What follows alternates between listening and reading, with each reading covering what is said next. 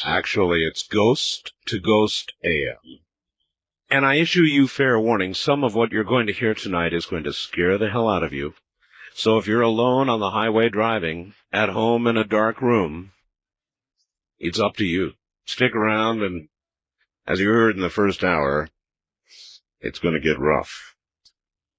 We'll get back to it in a moment. Here comes the first candidate. Okay, Art, it says, you asked for it. You have my permission to post the attached photo on your website as long as you don't release my address or phone number. I'm a student of religious demonology and help the local clergy when dealing with cases of possession. To keep my skills sharp, I spend a fair amount of time in cemeteries, interacting with and photographing spirits. And here's a favorite from my collection. I was walking in a cemetery last night when I sensed a spirit telepathically beckoning me to follow it. I did so. And I was led through the cemetery to a freshly dug grave. Freshly dug. I took a picture and turned to leave when the spirit told me it wasn't ready.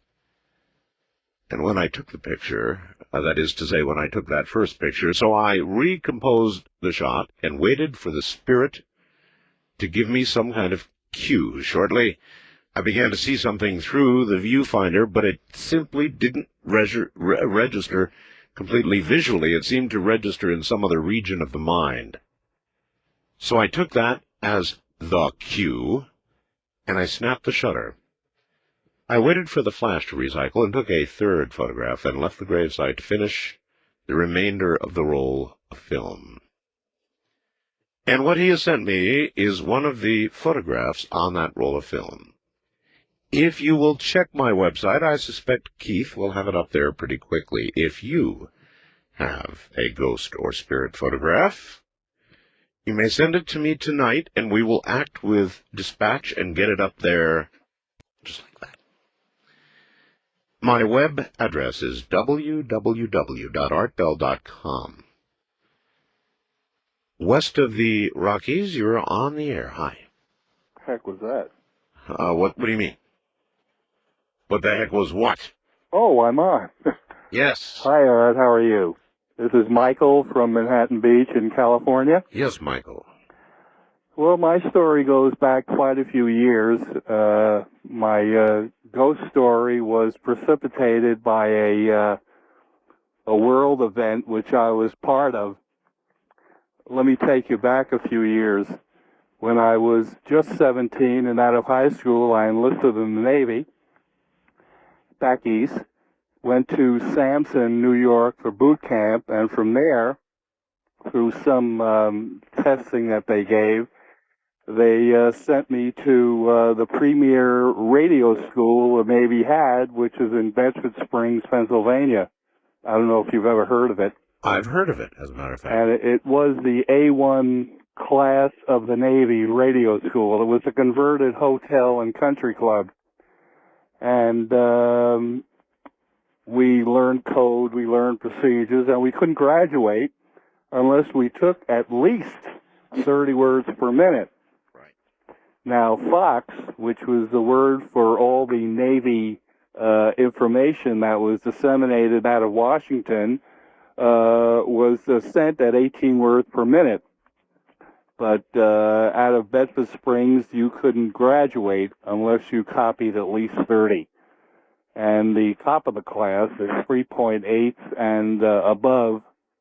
Fortunately, I was one of those, received the Radium third class rating upon graduation. That's pretty good. I can't do 30. I can do on a good day 20, but not 30. Oh, 30. We used to do 30 was the beginning. Used to copy at least 40, 50. Yeah, I know there are certain crazed people who can do that. Anyway, from there at that time in 1944, there were no more fleet assignments and submarine assignments. Everybody was assigned to the amphibious grouping.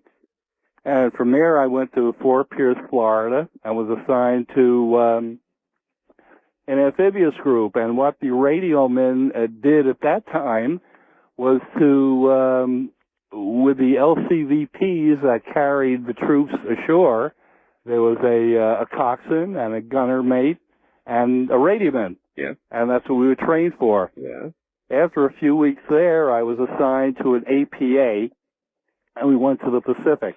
Right. Carrying on a bit, my ghost story was precipitated from a day that I'll never forget. Probably not a week or a day goes by that I don't think about it. April the 1st, Easter Sunday, was the day we invaded and landed on Okinawa. And we were assigned to carry the troops in waves, as you know. I'm sure he's familiar with it. Yes. To shore, Yes. which we did. And it was kind of scary, but we did our job, and our ship, our APA, carried a second wave across. And by the time we were finished that day, we got back to the ship and hoisted the LCVPs aboard the ship, and we finally hit the sack about close to midnight. This is where my ghost story begins. About 3 o'clock in the morning, we were all tired as hell, and I think when my head hit the pillow, I fell asleep immediately. Mm-hmm. And about 3 o'clock in the morning, I know it was around 3 o'clock because I looked at my watch when it happened. Nothing startled me. There was no noise. I just woke up, sat up in my bunk, and there was I forgot to preface something. One thing I hated about the outfit is I couldn't handle the smell of the diesel exhaust. Kind of nauseated me. Yes. I never got seasick, but I just couldn't handle that odor. Well, anyway, when I woke up that morning about 3 o'clock, I woke up to this sweet perfume smell, Mm-hmm. and I what the hell is going on here? One of these guys must have taken a bottle of perfume and dropped it or some damn thing. But then I realized, God, that smell is familiar. You remember how your old aunt or your grandmother used to splash that body powder over them, the bathing powder after they took a shower, and I they do. smelled so sweet and Yes. and flowery? Yes. Well, that's the smell that I had, and I had my favorite. It was my favorite aunt smell. My Aunt Melanie back east, God bless her. I could never forget that smell, and that's what I was smelling. The odor of the diesel fuel was gone, And the here sweet was her odor was prominent. Yes. And after smelling it well and realized what was happening, I looked at my watch. It was around 3 o'clock, and I fell back to sleep. Mm-hmm. And that was the end of the incident. And about 2 weeks later, I got a letter from my mother, who told me that my Aunt Melanie had died on Easter Sunday in the afternoon. April the 1st. And it was devastating to me, but I thought about it quite a bit. And then a couple of weeks later, I realized, Yes. what the heck is going on here? She said she died Easter Sunday in the afternoon. Yes. And I contacted my mother, wrote her, and asked her exactly what time she passed away. And when you did the time conversion. It was exactly at that moment that I woke up, when I smelled the powder, the sweet floral scent of the powder that my Aunt Melanie used to put on her body. I appreciate the call, sir. Thank you. Thank you. And what he just told you is very, very common. And it implies that when one passes to the other side, there is at the very least a period of time when you get to visit with or be near those you love. It's been in just about every movie I can think of that has dealt with ghosts and death. And I guess most recently, the movie with Robin Williams, What Dreams May Come. You don't go immediately. You get to console, or you get to feel, or you get to be with, or you get to leave a sense with those who you love. And I guess it doesn't matter where in the world they are, does it?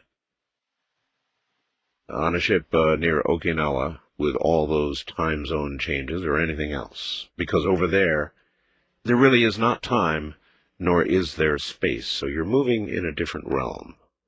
First time caller line, you're on the air. Hi. Yes. I just wanted to tell you I really enjoy your show. Thank you. And I'm going to tell you about our ghost story. Well, one night my son was in his room and he had a friend, and they called me in there. They were yelling. And I said, "What's the matter?" And I went in there, and there was this shadowy figure underneath the bed with the red eyes. And Red eyes? It scared the hell out of me. Under the bed with red eyes? Yes. And like shadowy. And I was so scared I called my husband in there, and he went in there, and he said, "What the hell was that?" And I said, "I really don't know." And then my son just informed me that he has seen this again. He was in his room one night, and the shadowy figure went by, and he's also seen it again at my mother's house. It was in the shadows, and he threw a rock at it. So I think we're going to be doing a lot of praying in the near future, because I have no idea what that thing is. I personally don't want to see it. He threw a rock at it? Yes, and he said it just kind of sat there, and that kind of stuff really scares me. Oof. Now, one could imagine almost anything, but one has got to admit that when it's red, glowing eyes, it's not a good message. No, I would immediately think the devil, and I'm a Christian and I believe in praying, because things like that you don't want hanging around you. Well, you sure as hell don't want them under your bed. I don't want them anywhere. I appreciate your call, sir. Wildcard line, you're on the air. Hello. Hello, Art. How are you this morning? Or should I say this evening? This is Patrick in Fairfield, California, an old Air Force brat myself. Yes, sir. Just want to first of all give you all my best wishes to you and your family. I hope that whole thing gets worked out too. Oh, it will. Yeah. I wanted to also tell everybody that we have a new Usenet group that's just been it's 2 weeks old, I think, called ALT Binaries Paranormal. So anybody with good ghost pictures, we've got lots of great orb pictures up there and stuff. And I've been collecting them over the years now. I've got some really incredible photographs on my side. It's an interesting phenomenon. I certainly can't say what the heck it is, but one wonders why so many times the camera catches what the eye does not. That's really strange. Anyway, do you have a story? Yes. I wanted to relate one of my many ghost stories that I share with my friends on alt folklore ghost stories. Another great group. It's about an experience I had while I was working towards my degree in parapsychology at the sleep lab at Sac State in Sacramento. Uh-huh. And we were doing an experiment this particular night. We were mapping the stages of sleep using Kirlian photography. Right. It was eventually written up in the Journal for the Psychophysiological Study of Sleep. So in other words, the Kirlian image changes with the state of sleep? Changes. Well, that's something. Not only through the REM period, but between REM and non-REM. Oh, that's fascinating. Yeah. It was the first time it was ever done. Unfortunately, it was a pilot program. We didn't have much funding, and what it required was that my assistant Mike stay inside the anechoic chamber with the sleeping subject. Right. And he had to advance the film manually in between exposures when I would cue him with a little light from the experimental room. Gotcha. And this particular night, it was about 4 o'clock in the morning, and I could actually hear two people snoring over the intercom. Mike had fallen asleep himself. Bad. I was wondering how the heck I was going to get him awake without waking up the other person. Yeah. But we'd already gotten some pretty good exposures that night. But all of a sudden, I hear this movement over the intercom, and Mike uttering this low curse. And I was thinking to myself, oh, geez, there goes the entire night. If he ends up waking up the person yes. prematurely. Sure, ruining the experiment. Exactly. And as it turned out, it was going to be ruined anyway, because he yelled out over the intercom my name, Pat, and he goes, "My God, you won't believe this. She's walked right through me." And I hear the heavy door of the chamber being opened, and Mike's footsteps coming around the corner to the experimental room. And he goes, look at that. And he's grabbing my arm with about 500 pounds of pressure. And there in the wall from the experimental room into the chamber comes this kind of misty-looking stuff. And by the time it was halfway through the wall, just past the EEG, the old Grass Model 6 EEG we were using, was kind of it solidified into the apparition of, I don't know, about a 65-year-old woman wearing a flower print dress, and she was just like floating with about ankle length down to the floor. You couldn't see her feet, and she just kind of floated through the very narrow, long experimental room. And I looked over at him, but both of our jaws were dropped, the hair on the back of our necks were just sticking up. I've got goosebumps. Yeah, like mine is now. Oh my God! I mean, it was an incredible sight, and so when she passed through the shelving on the left-hand side where we store all the EEG paper, just passed through as if it were nothing, and she never looked over at us or anything. But we immediately went around over to the left where there's another hallway. It was kind of a big U-shaped complex on the base floor of the psychology building, and we were expecting her to come through what would be one of the small little experimental rooms next to our experimental room, right, and then come out into the hallway. And she never did. So we went back around, and sure enough, there she goes, floating back into the sleep chamber, and then we indeed went over to the right-hand corridor where she came through the anechoic chamber and disappeared out the outside wall. Did the Kirlian photography that you were doing happen to catch any of this? Actually, unless there was an exposure being made during that moment, we wouldn't have known. Do you think, is it reasonable to ask you whether you think the kind of experimentation you were doing, monitoring sleep, Kirlian photography, something very unusual, might have, in effect, opened a door that allowed all of this to occur, or what's your sense of it? Well, she showed herself a second time, Art, but the experimental parameters during that time were a very traditional sleep type of experiment, wherein we were measuring the temporal regressive reference of dreams dependent upon the effect of alcohol and body temperature. Yeah, but it may be that the very study of that sort of unconscious absolutely. I would have to tend to agree with you on that, yeah. I appreciate the call. Hey, thank you, Art. Thank you. Bye-bye.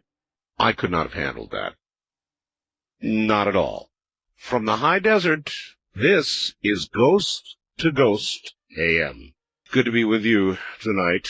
They've been good ones so far, haven't they? Listen, I was originally going to take the ghost photographs directly, but I'm too busy listening to you. And a couple of them didn't go through that I already sent to Keith, and I'm mortified about that. So, if you have a good ghost photograph, please send it right now to webmaster@artbell.com.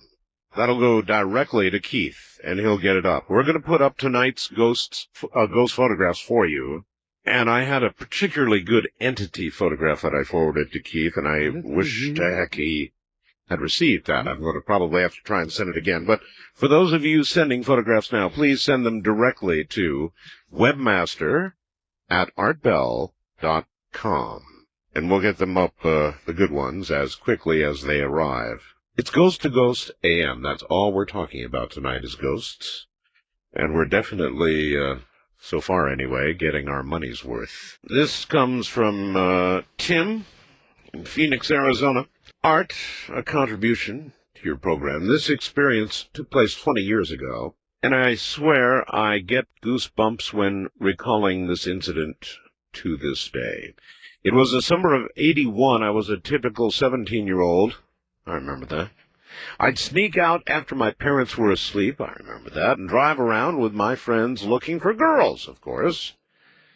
Not that we would have had the slightest idea what to do with them. A very slim chance that they would have given us a time of day, but I digress.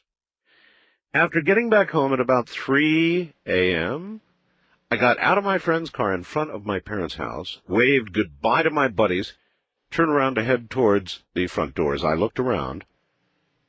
I was quite startled to see a man standing in the street between me and my parents' driveway.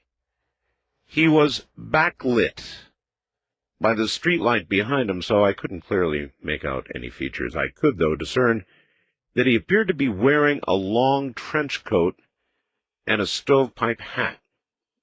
Additionally, he was standing next to an older-style bicycle. This is an extremely odd clothing choice, considering this took place in the summer heat of Phoenix. Now, bear in mind that we had just driven up the street directly over the spot where he was standing, and he was not there. I was scared because I assumed that anyone out this late, or early in the morning, as you look at it, was most likely up to no good one way or the other, hypocrisy noted, and quite frankly, I had a bad feeling. In an attempt to ascertain his intentions, I asked him, "Can I help you?" No answer. I repeated, "Can I help you?" No answer. He just stood there. Kind of cocked his head to one side, as if trying to figure out me as well. At this point, I'd had about enough, and I began to look around for something to defend myself with. Unfortunately, he stood directly in my path.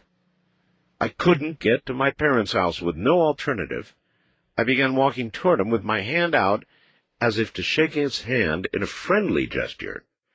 I got within a few feet of him before breaking into a full sprint, and I simply ran right past him. And I noted that as I did, it was very, very cold as I ran past. I didn't look back. Now, the next morning, my neighbor, who worked the graveyard shift, no pun intended, poked his head over the fence to ask me, "What was that all about in your driveway early this morning?" While I was somewhat relieved to discover that somebody could corroborate the experience, I was deeply troubled by what he said next. He said, "I know you're going to think I'm crazy, but after you took off running, that man got on his bike, pedaled a few yards, and simply vanished." Well, my neighbor has been known to take a drink every now and then. The possibility of his being sincere and sober resulted in many a sleepless night. Wildcard line, you're on the air. Hi. How you doing, Art? All right, sir.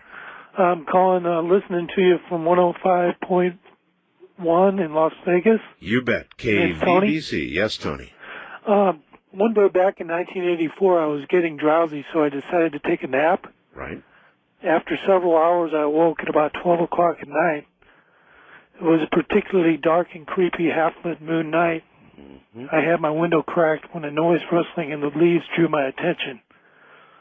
I proceeded to look out of my window for a few minutes and saw nothing in the mostly blackened outdoors. I decided to go back to sleep, but for some reason I couldn't, and that's when I heard the fluttering kind of sound. That's when I decided to go outside and see what it was. A fluttering kind of sound. You mean like a bird or something? Yes, but it was in the leaves. Okay. Carefully, that is, so I grabbed a butcher knife. Creeping down my stairs to the side door of our third-story house, I rounded the corner to the garage, expecting a prowler to pop out from one of the many oak trees. And having to use your butcher knife. That's right. I continued onward, and I saw, with the aid of a neighbor's dim patio light, a thin 5-foot-high body of some kind with a gigantic head scurry from behind one tree onto the next tree. It went behind this tree as well. Wait, let's slow this one up a little bit. A body with a gigantic head flitting between trees? Yeah, it was scurrying. Scurrying. It was kind of scurrying. All right. And it went from behind one tree onto the next tree, and it was behind this tree as well. Not getting a great look at it, I proceeded towards the tree with my butcher's knife.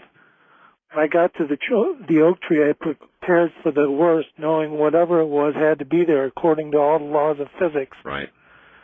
So I jumped past the tree, and there was nothing there. Whatever it was, it had disappeared. Needless to say, I got no sleep that night. What do you think it was? What do you think you had encountered? Possibly a demonic entity. When I was looking at it, it was backlit as well. But it looked like it was completely black, whatever it was.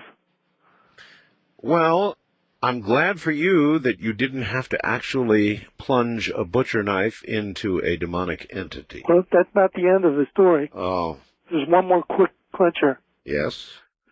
3 days later, I found a cat of mine that had been missing, Right. and it was completely degutted. It was degutted. Completely degutted. And it had a razor-sharp cut down right the center of it, and it had been completely degutted. You're sure that in some sort of psychotic, unaware, unconscious moment, you're sure you didn't degut your own cat, right? I'm absolutely sure of that. And you connect the two events. I kind of do and kind of don't, but you never know. You never know, and horrible as it was to have a degutted cat, better the little feline than yourself, eh? Exactly. Could have found you out there, degutted. You got it. Yeah. All right, sir, thank you very much. Thank you. East of the Rockies, you are on the air. Good morning. Hi, Art. Hi there, where are you? I'm in Baton Rouge, Louisiana. My name is Joe. Louisiana, as a general rule, is a very haunted place, and with many haunted cities, isn't it? Oh, yes, indeed. Mm-hmm. The Myrtles Plantation is a really one of the most haunted houses in America. And my wife and I wanted to vacation there one year, but we really didn't have the money. You wanted Anyway. you wanted to go on vacation there? Oh yeah, many people stay in the Myrtles Plantation overnight just to see if they can get a glimpse of a ghost. Why, just out of curiosity, why do you think somebody would pay good money to get the you-know-what scared out of them? Human nature. Yeah, it's some sort of comment on human nature, isn't it? Well, go ahead. All right. The house that my mother lives in was built in 1974, the year that I was born. And when I was a small child, see my sisters and my brother, they all told me this. When I was a small child, I had an imaginary friend that I called Sam, and I described him as a tall man wearing all black clothes with a black broad-brimmed hat and long black hair. May I stop you and ask a question? Sure. I've heard so many stories about children that had imaginary friends. I never had one, and I've always wanted to ask, your imaginary friend, Mm-hmm. could you see your friend? Was your friend an invisible friend, and you just had this mental image of your friend? Did your friend talk to you? What kind of relationship was it? Well, I was so young that I really don't remember. I was about 3 or 4, and I was telling my brother and sisters about this, and come to find out, a couple of years after that, after I hadn't talked to him or talked about him or anything, my sisters and my brother, my parents, and a couple of friends were sitting in the living room, and this man, just as I described, my imaginary friend, nobody saw him appear, but he started walking through the living room in front of everyone and started walking down the hall. Well, my dad gets up to go look, to see who's this man that's walking in the house, figuring it to be, a burglar or, someone that just was on drugs or something. When he got to the hall, the man wasn't there. Now, this happened 8 times in front of at least 3 people each time. And he's never done anything that harmed the family or anything.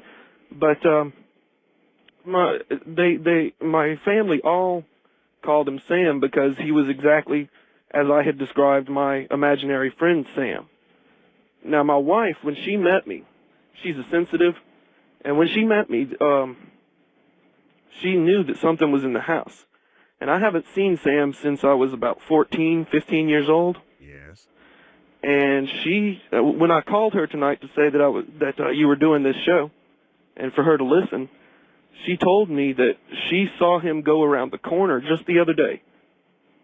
Just walking, like when you see someone go around the corner, just catch the edge of him. Of course. Out of the corner of your eye, sort of peripheral vision. And she walked around the corner and he wasn't there. And she didn't mention this to me until I talked to her tonight. And I wish she had, because I'd like to know what's going on. Well, who knows? Maybe the next time you see Sam, it's going to be time for you to go. Yeah, maybe. Also, my sister, one of my sisters, she says, she relates a story to me about waking up in the middle of the night and seeing, like, a Native American woman standing at the end of her bed that disappeared. And that happened to her, she told me, 3 or 4 times in that house. Well, when she moved to Germany, she was in the army, and she moved to Germany, was stationed in Stuttgart. She said that she saw the same Indian woman. And I talked to her about 6 months ago. And she told me that she has seen this Indian woman everywhere she's gone. Not good. So she thinks it's probably a guardian spirit. That may well be, and it may be that Sam is yours. Anyway, if you see Sam again, we're going to want to know about it. Alrighty. All right? Take care. I don't know about the black clothes. Meet Joe Black, huh? Strange. Perhaps there are entities that remain with us all our lives, guide us through, and then when the time comes, take us out. West of the Rockies, you're on the air. Hi. Yeah, hi, Art. How are you doing? Well, it's starting out a little strange tonight. Well, you asked for it. Yeah, you're right, I did. Well, anyway, I'm listening to you on 105.1 in Vegas. Yes, sir, KVBC. Well, this story, I'm originally from Hawaii, and there's a whole bunch of stars. As you well know, Hawaii's a hot spot for things like I this. do know that, yes. Yeah. And this happened while I was a teenager back in the early 70s, and we were visiting family from the island of Kauai, which happens to be the oldest island in the chain of islands out in Hawaii. Kauai, yeah. And one of the spookiest. Well, as a child growing up, I would hear tons of stories from families, about this sort of thing. And it'll always happen in the evenings, and we'll get scared. And the next day when daylight's out, we're not scared anymore. Well, a bunch of our cousins, my brother and cousins and one friend, there was 5 of us in the car, that evening, traveling, just cruising around the island. And back in the 70s, there weren't many street lights. There's not many still till today, but there's a lot more today. Right. And we decided to go out and have some fun because, we says, hey, let's go call the ghost. One of the things they tell us in Hawaii that you never do is whistle in the nighttime. It's Whistle? like calling the spirits. You never do that. So we said, So hey, that's what you were going to do. and that's exactly what we were going to do. Figures. And we said, hey, let's go down, and the place is called Spouting Horn. Spouting Horn. And it's like the blowhole where the waves would come in. It goes up underneath the lava rock, and it blows. Oh, yes. Okay. Yes, I've seen it. Okay. Oh, great. Okay. And anyway, it was there, and it was like a dead-end street. You go up, and then there's cane fields around there. And so we went to the very end, and we were out there whistling, calling the ghost. Say, oh, here, come here, ghost. Here, ghost. You mean, well, do the whistle. Yeah. Come on, ghost, Like you were calling a dog. Like a dog. Yeah. Because it said don't whistle, and we said, that's just going to happen. So we have this one cousin of ours. He's a little skinny guy, and he likes to scare people all the time, so we thought we'd play a joke on him. And we told him, now that night we didn't have much moonlight, but you could still see, silhouettes. So there was some moon, obviously. And we told him, he says, okay, there's that big old tree over there by the cane field. If you walk to there and come back to the car, we'll give you a quarter. And so he's thinking, well, I know what these guys are going to do, man. They're going to dig out on me. So he says, okay, I'll do that. So he says, okay, go. So he walked. He disappeared. We couldn't see him. So we all jumped in the car and we took off. We went down the street. We're laughing, we're going down the street. So I turn around to see, what he's doing, if I could see my cousin or what's going on. Maybe he's running down after us. Sure. And I see, like, he's crouching over, standing position, but he's crouching over.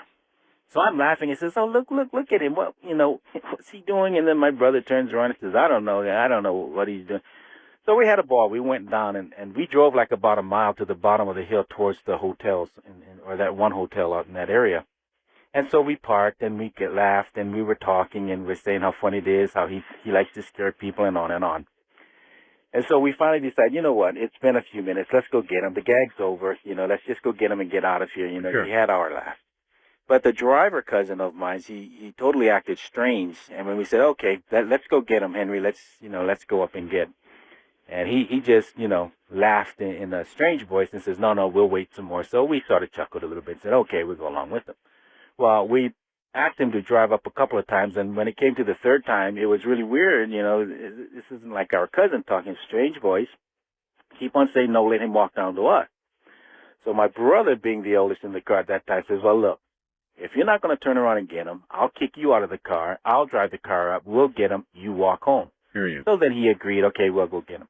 So we're going back up the road, and as we get closer to the end, we decide to turn the lights off to creep up on him. We shut the radio down, but we couldn't see him. So we sort of made the corner, and we were at the ledge, and the windows are down, of course, and we hear this Hawaiian chanting sort of music. Mm-hmm. No instruments to it. And I know you know the music I'm talking about. I of course I do. I've got about less than a minute. Okay. Well, anyway, we get there. We find him sitting on the end.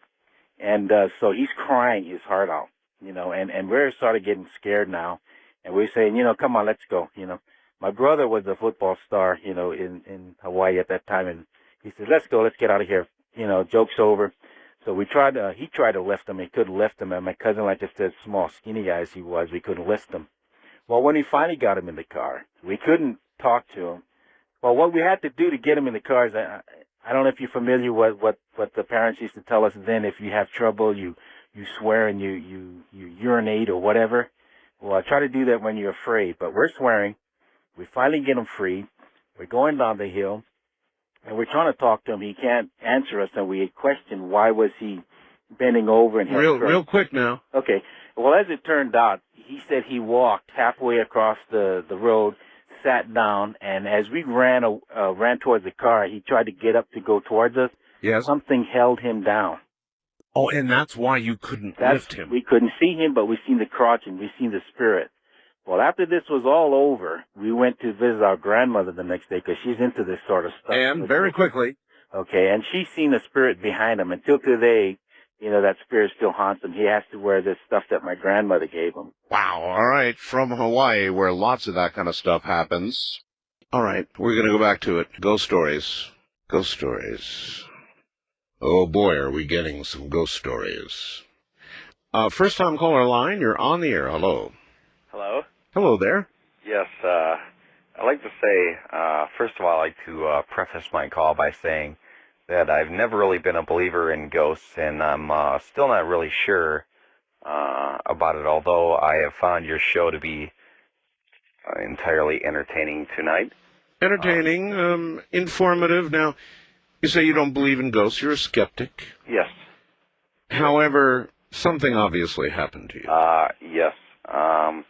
I am familiar with electronics, and an incident about 12 years ago. I'm 28 years of age, and when I was about, so old, still to have the mind open, I was sitting at my kitchen table, and back then you had the kids around the neighborhood, and we had quite a few kids in the neighborhood who would come around and ring the doorbell, myself included. No, I used to do that too. And run away, sure. Sometimes with a lit dog poop bag. Yeah. Sure. I've never pulled that stunt quite, but yes, it does work. I mean, the homeowner runs out, of course, and then stomps it out, and the result can be imagined. I imagine. I would imagine. Well, needless to say, there was a short in the doorbell. This had happened before, and there was a humming in the kitchen where the speaker was, and my father took apart the speaker part of the doorbell in the kitchen, and not only was the speaker off, but the wires were hanging down for my friend and I both to see. They were all hanging there. Gotcha. The hot lead, the cold lead. Right, sure. Yeah, and just the bare wires. Right, and they were all hanging there. Well, we used to joke about ghosts in the house, and there were, of course, your creaks and everything else, and the wind closing doors, and we just happened to be joking about ghosts that night, and and and that doorbell rang. The doorbell rang. The doorbell rang. With no wires attached. There were no wires attached. Are you sure you heard the doorbell? Am I sure I heard the doorbell? Yes. Mm-hmm. Yeah, I'm pretty damn sure I heard that doorbell. Okay. Because this is nothing like I've ever heard before. I mean, it was the doorbell, and we both looked at each other, and it was a hair-raising thing. Chills ran up and down my spine. Now, I've never believed in ghosts, and I really still don't. And I can't believe there was. So you do have an explanation then? No. No. I have no explanation. No explanation. But I still can't. I can't believe that. Another entity was responsible for it. Although, you would have to be ignorant to believe that there was not something else out there. Precisely, sir. I appreciate the call. Indeed, you would have to be ignorant to imagine that it's all over. There's nothing out there. Well, there is something out there. And if you listen, as you listen during the night, you will become convinced yourself if you have not by personal experience. Of course, all the questions are, what is it that's out there? And if it is us, where are we? Heaven, hell? Somewhere in between? Why have we not gone elsewhere? Why do we remain? Wildcard line, you're on the air. All right. Yes. This is Frank in Shreveport, Louisiana. Down in Louisiana again. Yes, sir. And I'm a long-time Civil War collector of relics, and have walked the battleground at Pleasant Hill for 25 years. And the doctor who owns the land, we built a kind of extensive museum by finding artifacts. And all this time, for the last 25 years, we began running into strange happenings on the battleground.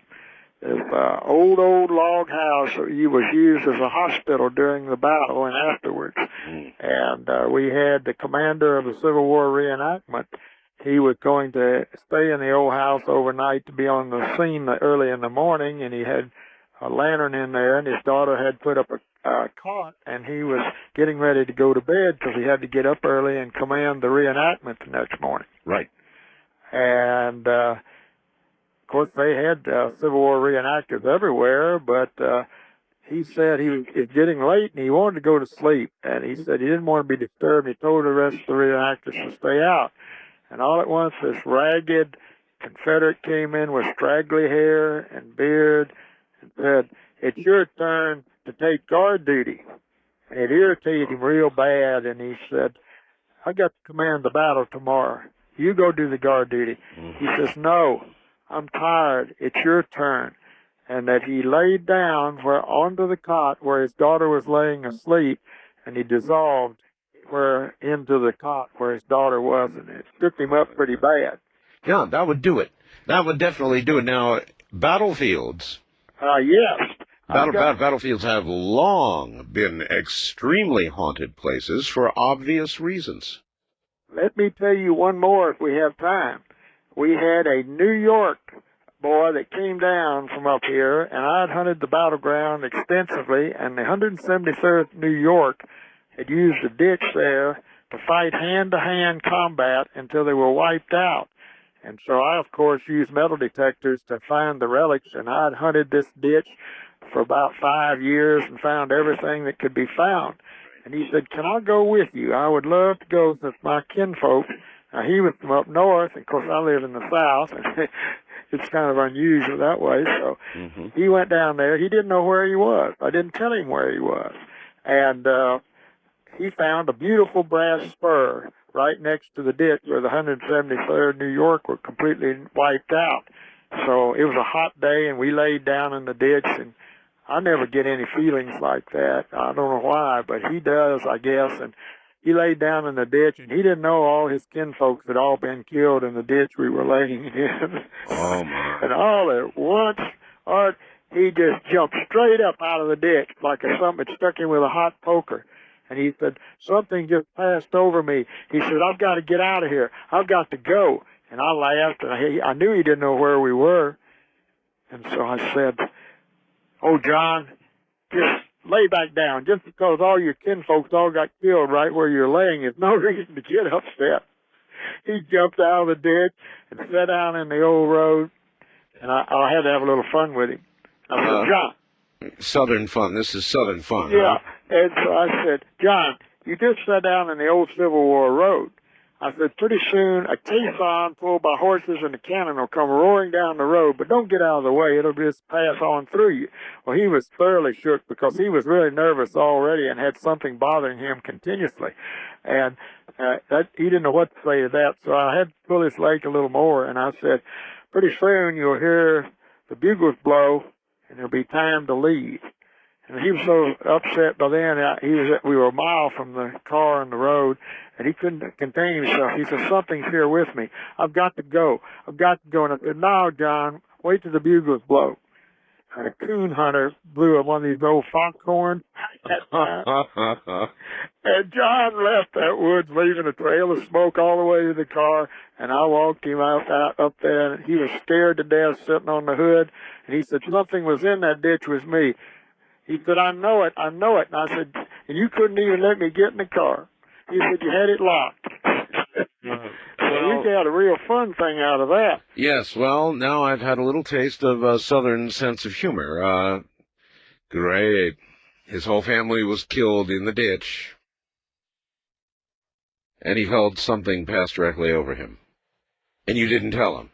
And you were having fun with him. Great sense of humor. Great. Maybe they just take those things for granted down there, huh? East of the Rockies, you're on the air. Hello. Hello there? Hello? Yes, hello. Oh, it's me. Only you'd know that for certain, but it sounds like you. Hi, Art. Hi. I have a ghost story. All right. Where are you? I'm in Texas, Austin. Texas. Austin, all right. Right now, but the resident ghost was living with me on Long Island. And my son was about 3 or so, and we had a pull-down attic door, and he wanted the Jeep I had hidden for him for Christmas. Yeah. Up there. And I said, how do you know what's up there? He said, well, Irving takes me up there. Irving. I said, who's Irving? He says, he visits me at night. And I said, well, how do you get up in the attic? Does he pull the door down? And he said, no, we float up through the ceiling. Through the ceiling? Through the ceiling. And in days to come, Irving had taken him to where Irving lives, which was a box of bones in the ground. A box of bones in the ground? In the ground. Through the ceiling to get to a box of bones in the ground? Yes. Okay. So,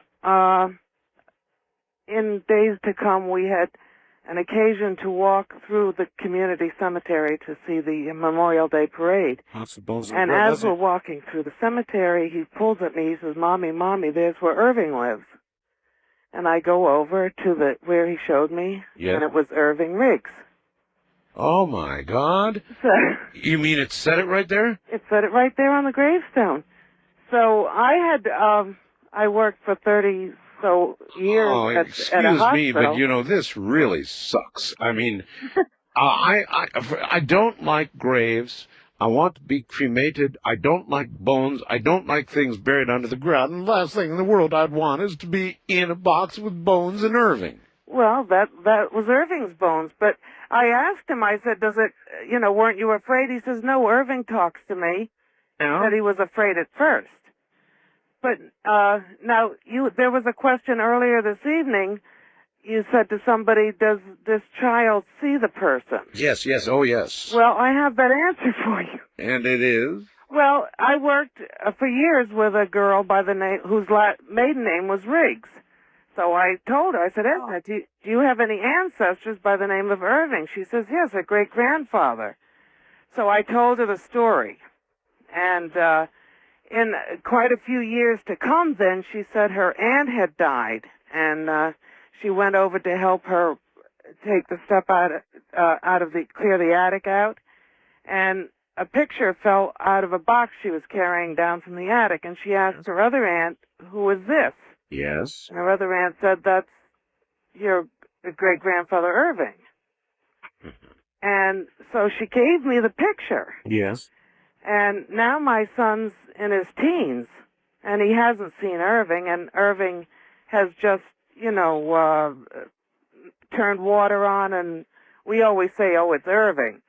Things are falling off the wall, there's footsteps, and so when I came home from work and I put the picture on the bulletin board by the phone, my son comes running in from work or something, and he grabs the phone to call his girlfriend, and he stops short. He hangs the phone up. He says, "Mommy, where did you get that picture? Who's that picture of?"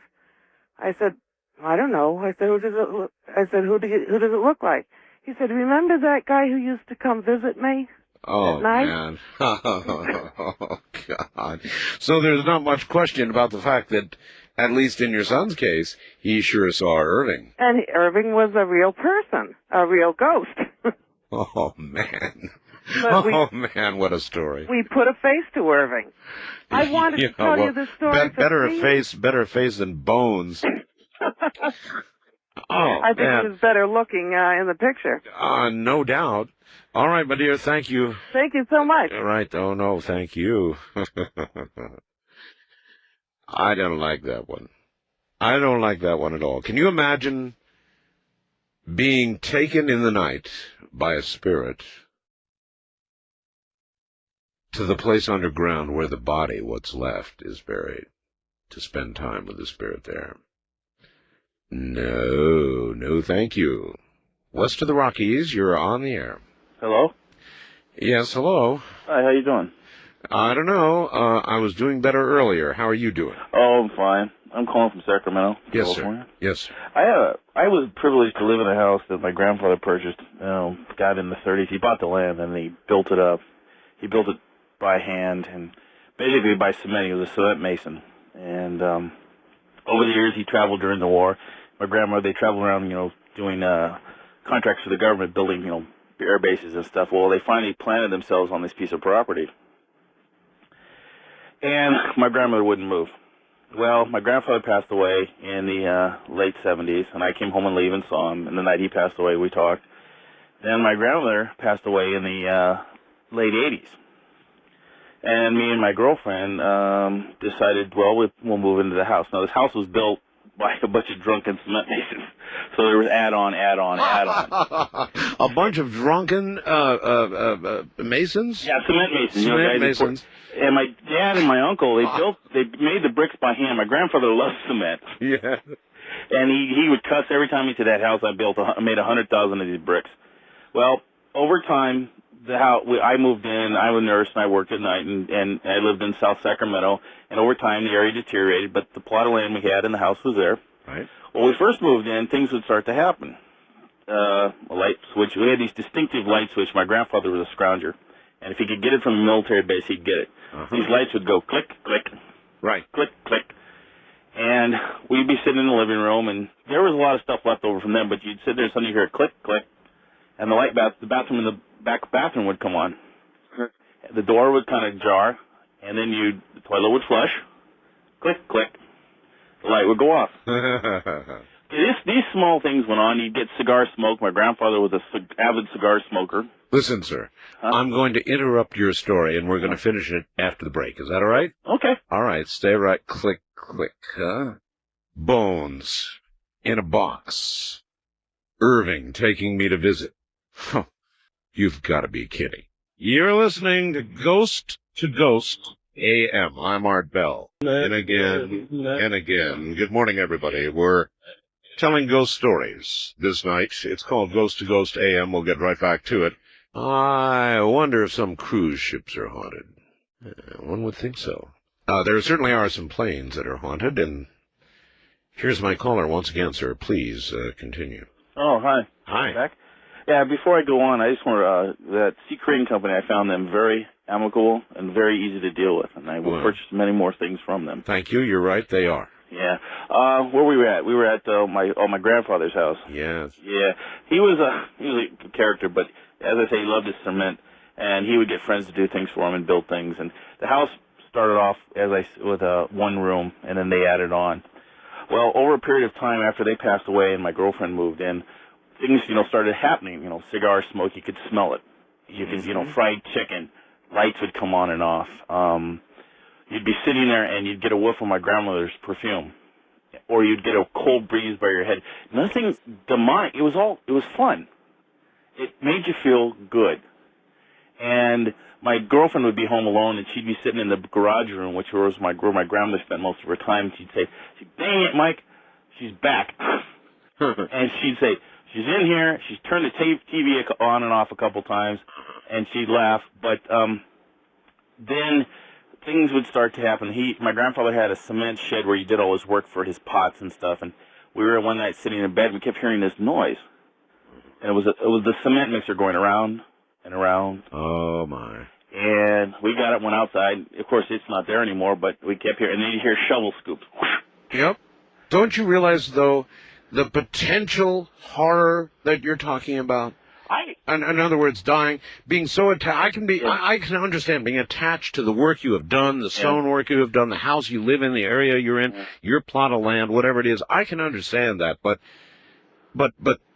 the hell of being forever more confined, unseen, to roam in these places, it's horrible to contemplate. Yeah, well, I understand that, and I felt for him, so we would talk to him. I'd be sitting there working, and I'd say, "How you doing?" And I worked in his office. I lived there. I was actually lucky to live there for about 3 years.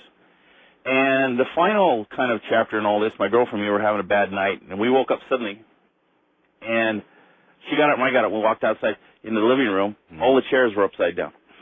It was upside down. Well, the property was being sold, so they, I think, were upset that they were losing their house, because this was a hub of our family. No, that's right. No. Years.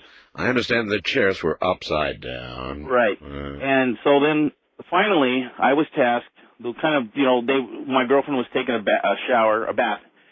She felt the door open, and then she felt her hand on her back. Well, that's it. She got up, went out, dried off, got up, and the light went on, toilet flushed. There it is again. I got tasked to cleaning out the pump house, we called it, and there was a lot of stuff in there, and we were selling the property, so we had to clean up what's left over. Right. And this is kind of emotional because I cleaned it all out, and I was my grandmother was a pack rat. Everything. Well, I got done, finished cleaning it out, and there was this shelf that had been cleaned off, but it had just been sitting there. Right. And I went out finally to get the last load, and I looked up, and there were these two cars. They were those little die-cast pot metal cars from the 40s. Right. And, whoa, that's interesting. They were just sitting there with a red one and a green one. And I looked at them and said, "Where'd these come from?" So I picked them up and I took them in to my girlfriend. I said, "What, you messing with me again?" Because we used to play tricks on each other. And she said, "No." And she kind of turned kind of white. She said, "Where'd you get those?" I said, "Out in the shed." And she says, "I thought I felt something out there." Well, the cars turned out to be my father's when he was a kid. And I guess my grandmother wanted to have them because we were throwing all this stuff away, and they turned them back up. My dad kind of got teary-eyed. He said, "I haven't seen these in 30 years. Oh. So, unfortunately, the property was sold, and things moved on. And I think they're still there. I don't think they're happy. I hope, there was a lot of other things that went on, but it wasn't an evil thing. It was very, very, very pleasant to be there. I understand. And I really enjoyed it. Well, I've enjoyed your story, and I'm going to amplify on it a little bit. Thank you very, very much. If you're very young, you won't comprehend what I'm about to say. But as you get older, a place that you have built yourself, a place that you have designed yourself, your own property, your own place, would and does carry such a very, very strong imprint on your mind that I can easily imagine that if there is some sort of existence, be it heaven or hellish after this life, you would not easily nor perhaps ever, in the real horror of thinking about it, detach yourself from this place that you were so connected to, that you so loved, that you knew every cranny and crook of that you loved. You know, your place, your home, that you remain there. But that's quite a prospect to consider, isn't it? First-time caller line, you're on the air. Good morning.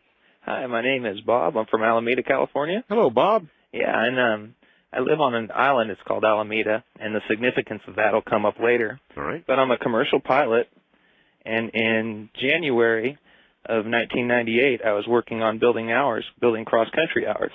Right. And so I flew up. Do you fly big jets? No, I fly the small little airplanes. I'm still building up hours, going to do my certified flight instructor rating. Gotcha. But off of that, we'll go up to, I was going to fly up to Ukiah, and I flew up there and visited with my friends, and it got kind of late. So I started to fly back, and it was about 11:30 at night. And as I left the airport area, it was about 3,000 feet, and all of a sudden it got really, really cold in the cockpit. And I was like, man, this is real cold. In the cockpit? Yeah, in the cockpit of this little 172 Cessna. Mm. And so I reached up and closed the vents, and I pulled on the heater, and it just stayed really cold. And I didn't think much of it, and I listened to a station called 960. It's an old 40 station. And I had that going on, and they were playing the old music. And all of a sudden, over my headsets, I hear, "Check your six, boy." And I was all by myself in the cockpit, and the communications radio, I didn't even have that on. Yes. So I turned around and looked behind me, check your six, look at your 6 o'clock position. Right. I turned around, and all of a sudden, there's just this kind of glowing green light, and it's getting closer and closer. And I was like, yeah. I was like, oh, my God. Oh, God. Yeah, so what was the voice like? It just sounded like some old 40s voice, you know. Check your six. Yeah, check your six, boy, is what he said. Yeah. And I turned around, and this light was getting closer, and so I go to turn and push forward, and the yoke wasn't moving. And these little planes aren't equipped with autopilots. And this thing was not, you know, not pitching down and not turning or anything. You couldn't change anything. I couldn't move after that. And all of a sudden the lights dimmed in the cockpit, and I'm getting real scared. I hear you. Yes. And so then I kind of get fixated on this thing coming up behind me, and as it gets closer, it had probably another, you know, I'd say 60 or 70 knots on me, and it was creeping up, and it went around on my right side and came up to about my 3 o'clock position. Yes. And I'm looking at it, and it's a huge flying boat with one of the old Pan Am type clippers had pulled up alongside me. You've got to be kidding. Oh, God, I'm not. I wish I was, because it's really scared the heck out of me. You swear as a pilot to be, this is true? I can't lie. All right, go ahead. I don't tell people about this because they'll think I'm crazy, but I figured I'll go ahead and call. Anyway, this thing pulls up beside me, and it's starting to creep in, and you know, I'm really frantically trying to get this stick to move, and I just look over, and all of a sudden I just see this face in the cockpit window, and this thing's huge, you know, 4 big radial engines. Yeah. And the guy kind of gives me a wave, and then he turns off and pulls away, and then all of a sudden it just kind of vanished, you know, and then I could start to hear things again, and I could hear the radio again. So I made it back to Oakland Airport, where I'm based out of. Yes. And I landed there, and my mom had bought me this book a couple weeks earlier, and it was called, see, I got it right here. It's Pacific Pioneers Pan American Story. And I just was curious, and I was looking through it, and there's one thing called, it's a M130 Philippine Clipper. It's a Martin flying boat, and it had crashed on it was January 21st, 1943. It crashed up in the Ukiah area. And I was like, wow, that's really amazing. Maybe that was the same one I saw. And then, you know, I didn't think much of it after that. And I was riding my bike up at the old Naval Air Station in Alameda, and it turned out that Alameda was the base for the Pan American Company for their Pacific flights. Yes, sir. Yeah, I could not believe it, but yeah, it happened. So you had a midair encounter with a ghost plane. Yeah, and ATC, I queried them on my way in. I said, "Do you have you seen any planes around me on your radar?" And they said no. And I didn't really want to press the thing, I was kind of worried I might have a phone number to call when I got back from the Yeah, definitely you wouldn't want to tell that story. No. So I kind of say, keep it under your hat and all your millions of listeners, too. We'll do that, sir. Yeah, thanks a lot. Thank you. But what does that tell us? What hints do we derive from that story with respect to things that are gone, dead, gone? Was it the plane itself that was in some slip of time or dimension suddenly there again? Or the occupants of that plane that had crashed? Woof, what a story. Check your 6 o'clock, boy. Wildcard line, you're on the air. Hi. Hey, this is Steven, Fort Walton Beach. Hello there, You're on Steve. Talk Radio 1260 AM. Yes, sir. A station I played a very instrumental role in getting you on. Well, a gold star for you. You can just give me $1 million out of that $60 million you're going to get from them bozos. In my dreams. That's not going to happen. We're doing that for reasons other than money. Money's never going to be there, but I hear you. But there's anyway. Yeah, my thing that happened, it's not a very long story, but it freaks me out. It freaks me out every night I go to bed. And it's where I'd be sleeping, and I keep my room pretty dark. And then I just felt there was another presence in the room when I'm sleeping. It's dark, but you can still see silhouettes. But anyway, I'd be laying there, and with my eyes closed, I wouldn't be moving. And I'd just thinking to myself, now if I get up really quick and look really fast, if I'm going to see anything, just because I felt something else in there. Uh-huh. And I did. I got up really fast. In other words, you felt the presence of something, and you were intent on surprising it. Right. Exactly. Uh-huh. Because I always had a feeling there was something there. I'm not crazy or nothing, but... So you jumped up? I jumped up, looked up really quick, and most of the time there would be nothing there, but this time, back to the red eyes, 2 of them looking right at me. Red eyes. Yeah. For about 2 seconds maybe, and then they were gone. Oh, God. So what that really means is that probably most times that you felt a presence that way, when you didn't jump up and look, you now know what was there. Yeah. Red eyes. It's only happened to me twice. It would only take once for me. Yeah. Red eyes are not good. That's what I'm thinking. Red eyes are definitely not good. I mean, when you think of angels and or heaven or God or the Creator or whatever, exactly, you don't think of glowing red eyes. Red eyes are not associated with that side of stuff. No. That close thing the Amityville Horror? Yes. There's them 2 red eyes? Yes. Yeah. That's what I seen. Like that. Just exactly like that. I appreciate your call, sir. Thank you. Red eyes are bad. Very bad. It does not take a brain scientist to know that red eyes are not good. That red eyes are not your guardian angel. And now, it's got to make you wonder, doesn't it? How many times have you felt a presence near you? Not a strong feeling, but just a feeling that you were being watched. Next time that happens, why don't you try what that man just did? And sit up real quick and see if you can catch a glimpse of red eyes. If you want to. East of the Rockies, you're on the air. Yeah, Art. Yes, hello. Oh, hey, Art. It's nice to talk to you. My name's Rod, and I'm calling from Hayworth, Illinois.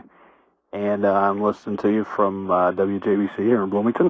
Yes, sir. And I have a story that's kind of ironic, what this guy was just saying right ahead of me. The red eyes, you mean? Yeah. But the story I have is a friend of mine was telling me this just a few years ago, and I guess it probably happened within the last 10 years or so. And it happened in a little small town just south of from where I'm calling right now.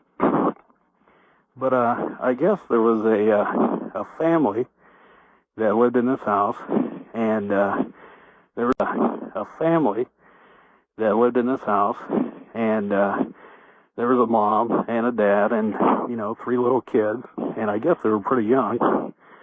From from what I hear.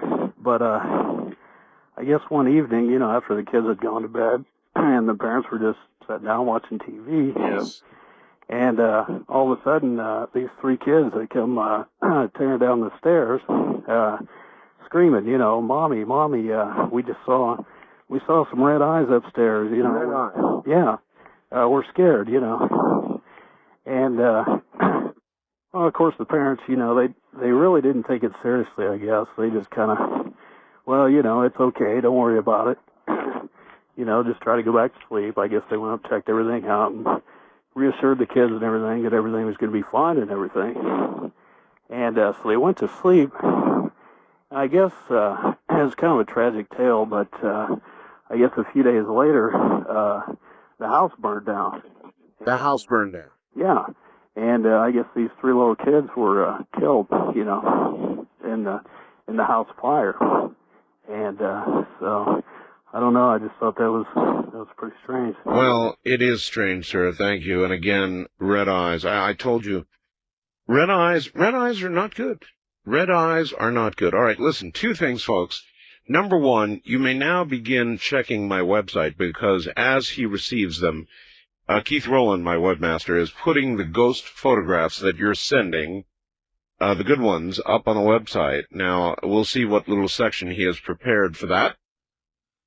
But no doubt you'll find a link on the front page. If you have a ghost photograph, a spirit photograph, or a demon photograph, this is the night we are not only collecting, but immediately posting them as we do Ghost to Ghost AM. Now, you may send them to webmaster@artbell.com. That's webmaster@artbell.com.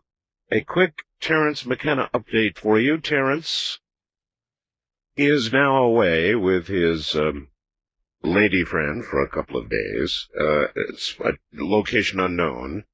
And I feel quite confident that next week we're going to talk a bit with Terrence McKenna. He has a rather grim prognosis with a malignant brain tumor in his frontal lobe area. But he believes he is not doomed. Those are his words. I spoke with him on the phone. He said, I don't feel doomed. He is a unique individual, and I imagine he has perhaps a different outlook on life right now, something I would love to explore with him on the air, and I think we will in this next week. At any rate, coming back soon with more Ghost to Ghost AM from the high desert. You are listening to Ghost AM. And oh, it's a good one. It's a really good one. Shortly, you might want to make your way up to my website at www.artbell.com and see the ghost photographs your fellow callers are sending in this morning as we speak. Keith is getting them up as quick as he can. Don't touch that dial. All right, as soon as we get the first ghost photographs up, and that will be within minutes, you will find them in the newest site editions. No doubt right above the article from Missoula. So, watch for it there. It will be appearing shortly as we get ghost photographs up. That's what we're talking about this morning. Ghosts. I don't exactly know what a ghost is, but you can begin to make some assumptions as you listen to these stories. On our international line, you are on the air. Where are you calling from, please? Hello? Oh, Mr. Bell? Yes. Yeah, this is Jesse. I'm calling from Japan. Oh, no kidding. Where in Japan? Okay, Fukuoka City, which is in Kyushu. Kyushu is, I guess, the southernmost island of Japan, the largest one outside of Okinawa. Indeed, I spent a decade on Okinawa.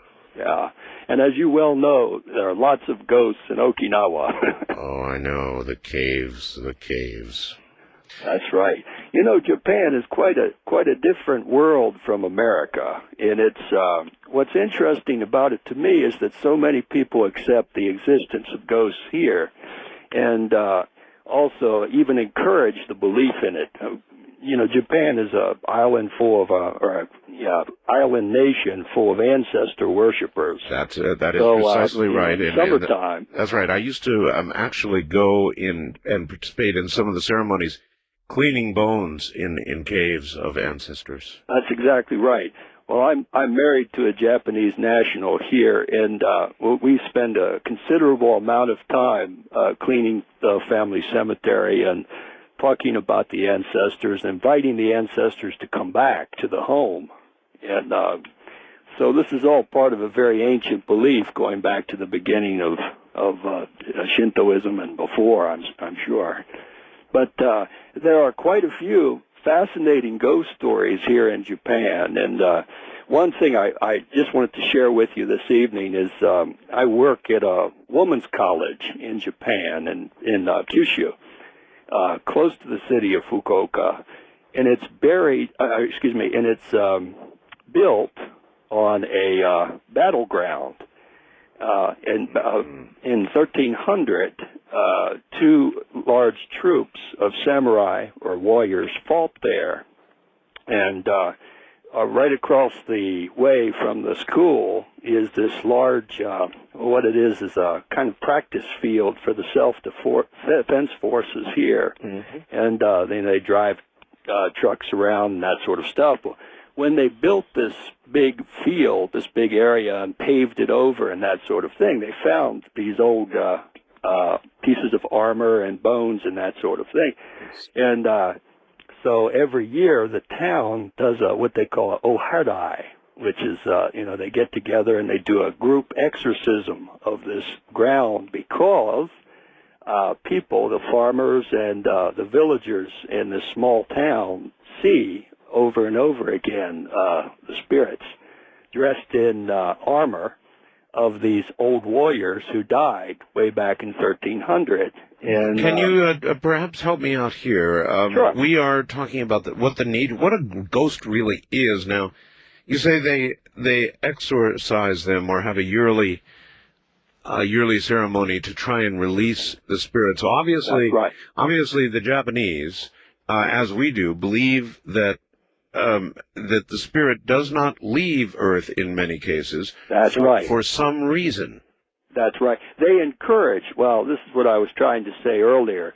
The Japanese encourage the ancestral spirits to stay. They don't send them on. They encourage them to stay and come back. And this is part and parcel of ancestor worship. When a person dies in Japan, they have a cycle. 7 days after the person's death, the family will get together and pray for their safe existence in the other world, and then another 48 days later, the same thing, all the way till 50 years after the death of the person.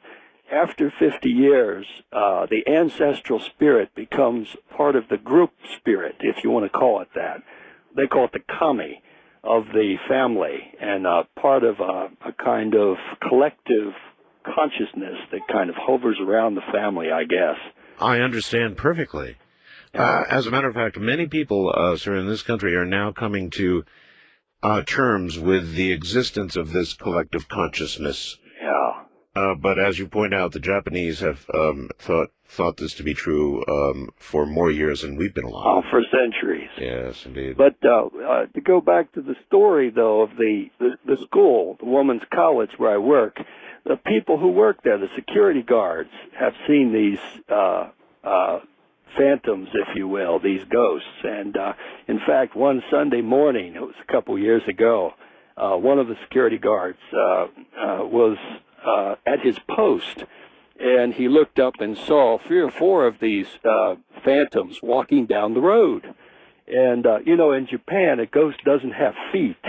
Yeah. And he described it to me as being, a classic Japanese ghost dressed in kabuto and armor and lacking feet, kind of walking together single file down this road. Oh, brother. All right. Well, listen, I really appreciate your call. And you're married to a Japanese national. What do you do there? Well, I'm a teacher. I teach American literature at the school. And I've been there now for about Well, this is the 8th year. 8th year. So you Yeah. should be in the process of turning native. Well, yes and no. Anyway, but one thing I did want to mention to you, Art, is that I've written a book. And this is not particularly, I'm collecting Japanese ghost stories now, but I've collected stories from my hometown in Westminster, Maryland, north central Maryland, and it's a collection of folklore and ghost stories from that area. I don't know, may I make a mention of that? Well, I'll tell you what. Why don't we do this? Yeah. You communicate with me privately. Send me a copy of the book, and we'll perhaps have you on as a guest, and then you can... Art, I'd be happy to do that. All right. I'll look forward to that. Thank you so much for your call. Thank you, sir, and I'm a great fan of your show. Thank you, and take care all the way from Japan. Anybody else around the world want to chime in this morning? Our international line... And who knows how really far this line could go, huh? What barriers this line may actually break through. That's the international line. So if you're anywhere outside the country, you really can get through to us toll-free. Did you know that? You can get through to us toll-free.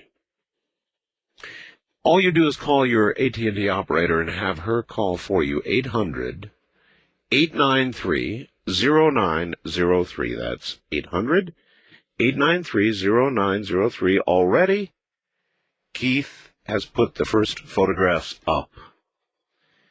And you're going to love this one, clearly taken in a cemetery with a freshly dug grave, and above it you will see, without question, an apparition. This is a copyrighted photograph entitled Sweet Chariot. And I don't know whether that's a sweet chariot or not, but it's one scary photograph taken in a graveyard. We've got that one up now, we've got another up, and we've got additional photographs going up as you send them in. So if you would like to, by all means, and here's another one, taken from the USS Arizona. And if you look very carefully into the water, you will see clearly, without question, an apparition in the water. Now, how's that for different? On my website right now at www.artbell.com, and if you have a good ghost photograph, send it now to Webmaster, that's Keith Rowland actually, Webmaster at artbell.com. That's Webmaster at artbell.com, and Keith will get it up for you. Keith keeps the same kind of hours that I do, and so it makes this kind of thing easy to do. Very interactive. West of the Rockies, you're on the air. Hello? Hello there. Hi. Hi, where are you? I'm over here in Milan, New Mexico at the Petro truck stop. My name's Wes, truck driver. You say in New Mexico? Yes, sir. Okay. I've been listening to your show going down the road. My hair's been standing straight up, goosebumps, the whole 9 yards. Oh, it's been quite a night. I got a ghost story for you. This I wouldn't have believed it, but this little girlfriend of mine was with me, seeing exactly the same thing I seen. This happened back in the late '70s down in Redondo Beach. Yes, sir. Out in California. I was up for the weekend. I was in the Navy, and we'd rode up to the store to get a case of beer, go over to a friend of mine's house, and do a little partying. It's just right about sundown. Just starting to get dark. We're going down the road on my bike, both of us totally straight and sober. Yes. And seen this thing and like a black kind of like cape run across the road in front of us, and really moving, faster than any person could run. It was, though, running like a human being would run. You could see the motion? No, not really. No. So more like a fast-moving, floating object. I would probably say that, yeah. All right. Anyways, it took off up in this grass field where the power lines run through, and I turned up in there and went to try to catch it. Well, I started catching up with it, and all of a sudden it spun around, and it looked like a skeleton. and it took off back the other way. So I got my bike turned around and chased it back across the field, across the street, up this little alley by this park, and it ducked around this corner of this building. May I ask a question? Yes, sir. Why would you chase a skeleton? I don't know. If I saw a skeleton, I'd be going the other way. But you chased the skeleton. I guess. Now, is that a rational thing to do? Well, at the time, I guess it must have been. I don't know. Either that or you weren't rational at that moment. Either way, go ahead. Well, anyways, it ducked around the corner of this building, and I got up there next to the corner of the building, and it took off back the other way. So in the process of getting my motorcycle turned around again, now there's two people standing there that weren't there before. Great. And well, the girl had long black hair. She had like on a white gown, and she had real white skin and wire-rimmed glasses. This guy that was standing next to her had on like a brown trench coat, like a really old-looking, old-timey suit, brown suit with a frilly shirt. Right. And kind of a, like a scissor-cut haircut. Yes, sir. He had a cane. And I stopped the bike, and this girl reached out and grabbed Roxanne's hands, my girlfriend's hands. Yes. And she squeezed them so hard it hurt her for a week. And 3 times she said, Mama told us not to come out tonight. 3 times she said that. Well, in the course of events, all going on, I'm asking him, what's this thing up here going, running? And the guy never said a word. He just stood there, looking at us. And we roared off to go try to catch this thing, and it just disappeared. Mama told us not to come out tonight, huh? Yes, she said that 3 times. What do you think you encountered? Well, I got to talking to this one guy that I knew that was kind of into crazy stuff like that, and he told me we encountered something with the supernatural. Crazy, I don't know about crazy. And not easily explained, perhaps, but I don't know about crazy. The one that still bothers me the most tonight is the box with the bones. As a child, going with your play friend to the box with the bones. Underground. First time caller line, you're on the air. Hello. Hi, Art. This is Pat in Minneapolis. Yes, hi, Pat. How you doing tonight? Well, that's an interesting question. Deserves more time than I have right now to answer it. What's on your mind? Well, I wanted to tell you the story of my encounter. All right. I work for a news station, and several years ago I was at a different station down in Florida. A radio station. Television. Television, okay. Television news. And one morning, very early, I had to go in, and I was supposed to meet someone to go out of town. Yes. So I walked into the building around 3 o'clock in the morning, and there was no one else in the building. And I started getting all my stuff together to head out, waiting for the other person to show up. Sure. Well, after being there a few minutes, I thought I heard someone else in the building. So I called out to see if it was my friend that I was supposed to meet. And there was no answer, so I thought, well, maybe I had heard something. Well, a few minutes later, I heard another noise. So again, I called out, and no response. Well, finally, again, a few more minutes, I definitely heard someone in the building. And proceeded to walk around to try and find out who it was. Walked into the next room, which was just off of the newsroom, and saw a girl there. Well, basically looked like she was there, but really strange looking. It didn't look like an actual person. No? Translucent, or in what way different than a real person? Basically, I guess translucent would be a good way of putting it. there but not solid. Gotcha. So I saw this person and I said hello and got no answer. And she looked at me and then turned and started to walk down the hall toward the studio. So I followed. Although looking back, why I didn't take off and go the other way, I don't know. Mm-hmm. Followed and walked into the studio. Well, when I walked into the studio, the lights were on. All the TV lights, or at least it looked like they were at first. Right.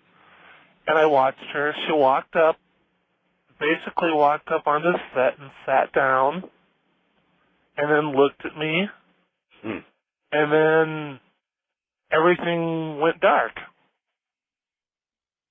And I kind of... Let me guess. She had been an anchor at some point at this station in the past.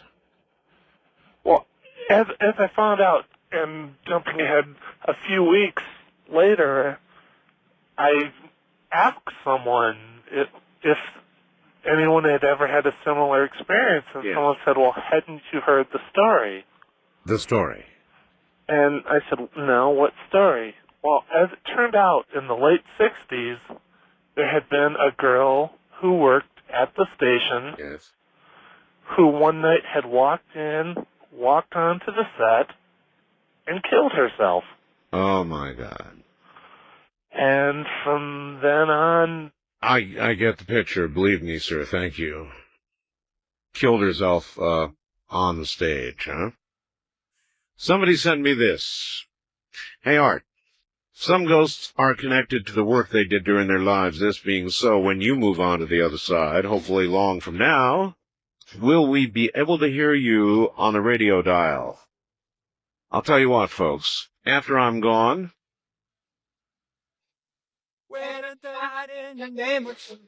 check it out.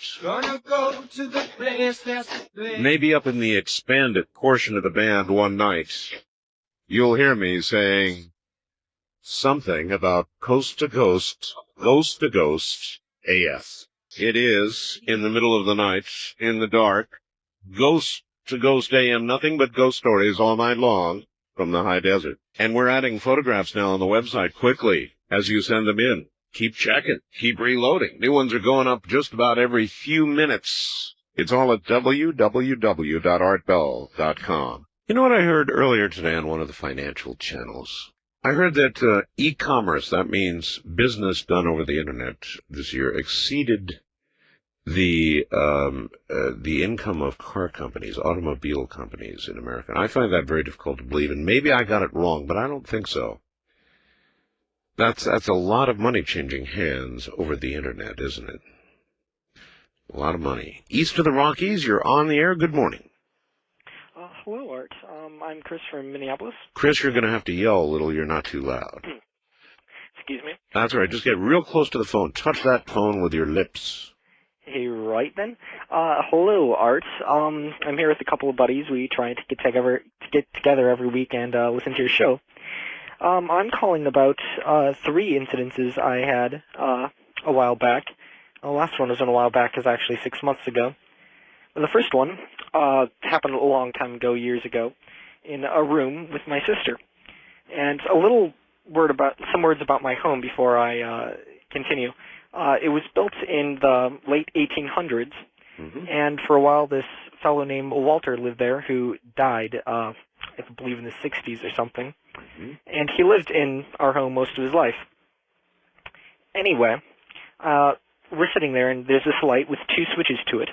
And we're both a good 10, 15 feet away from both switches. Sure. And the light suddenly turned on. The light switch was off. And so I went down and to investigate. And the switch was on its on position, so you had to turn it, it was on its off position, so you had to turn it on in order to turn off the switch, the light, because the other switch is switched. I understand. A 2-switch deal, yeah. Yeah, so the switch physically moved to turn on the light, which was kind of spooky because the switch would have to move up to turn on the light and not move down.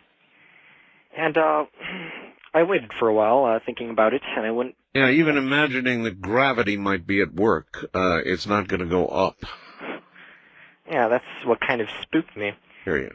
And this happened again a while later, just a few minutes, and I kind of left the room there, but my sister witnessed that too. It was pretty spooky. The next thing is, in our basement, I only have two other things to say here. The third one's related to the lights. In our basement, we have this exercise bike, which is not too far from the base of the stairs. Right. I went down... Pardon me? I said right. Oh, sorry. I went downstairs to get something, and I went back up and forgot I had to get something else. So I went back downstairs, and I wasn't quite in the basement. I could see the exercise bike through the little area above the stairs, and it was moving very slowly. It started moving faster and faster, and so I ran up. And you mean all by itself? All by itself. Great. Oh yes, bucket of fun. And that was really weird. Excuse me, my voice is a bit hoarse. The last thing I have here is I was in the room that this light switch thing happened just 6 months ago, and I was walking by, and I looked at the light switch not too far away from it, thinking about what happened, and I was looking at it for about 30-40 seconds, and it turned off. You watched it? Yes. As it turned off? Well, I didn't actually see it turn off, but I watched the light as the light turned off. It was too fast for me to actually see it move, but the light switch didn't move. Right. Well, that's all I have to say. Those are the three, all right. Well, the one thing that I would dredge from that and wonder about is why a spirit or why a ghost would need exercise. Now, the one thing you would think you would gain when you leave the physical and go to the other side is, we're done with this need for food stuff, right? And exercise. Why would a spirit need exercise? Physical exercise. Mental, maybe, but physical, why? So that worries me a little bit. Get over there. Hell, you probably have to take vitamins, the way it sounds. West of the Rockies, you're on the air. Hi, Art. This is Chris in Denver. Hi, Chris. And just wanted to relate a little story to you. You mean like things to do when you're dead in Denver? Yeah. Okay. Several years ago, I lived in a house with my parents in Kansas, and we lived in an old house. And one night I got up late, and I heard drumming in the house. Drumming? It was very strange. That's always good. I thought it was a next-door neighbor or something. Drumming. And I continued to hear this for the next several weeks. So finally, I got up and did a little research at the town records and the local library and things. And come to find out, when the church across next door and the house were built in the late 1800s, that they had been built on an Indian burial ground. An Indian place had been tore up to build these structures. And I was just as shocked as can be. And was there more or just drums? Well, that's all I ever saw. My sister claimed to see other things, but I'm not sure, can't confirm that. Be enough for me. Sure would be enough for me. Yeah, it was pretty frightening experience after I learned about this. But that's about all I have to say, so. Glad you called, sir. What? Glad you called, sir. Thank you. Yes, goodbye. Let me tell you a humorous little story. I'm going to have to motivate Ramona, who is in the next room. This is not exactly a drum story. As you know, we've done a lot of, and what I'm referring to, hon, if you're listening, and there is the, oh, she knows the sound effects.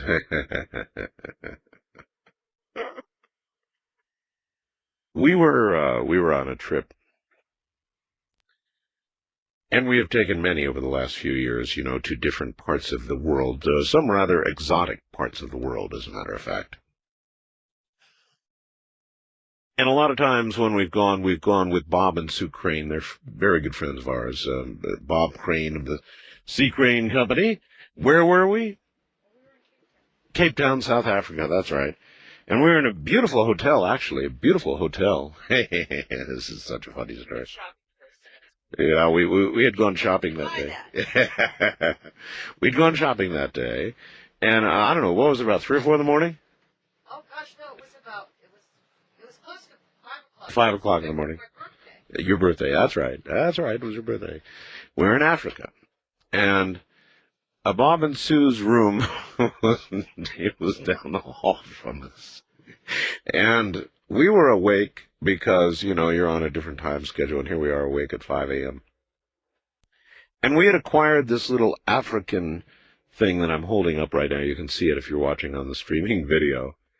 And so I sort of crawled down the hall and got right outside of Bob and Sue's room, knowing they were still asleep, and I let loose with this.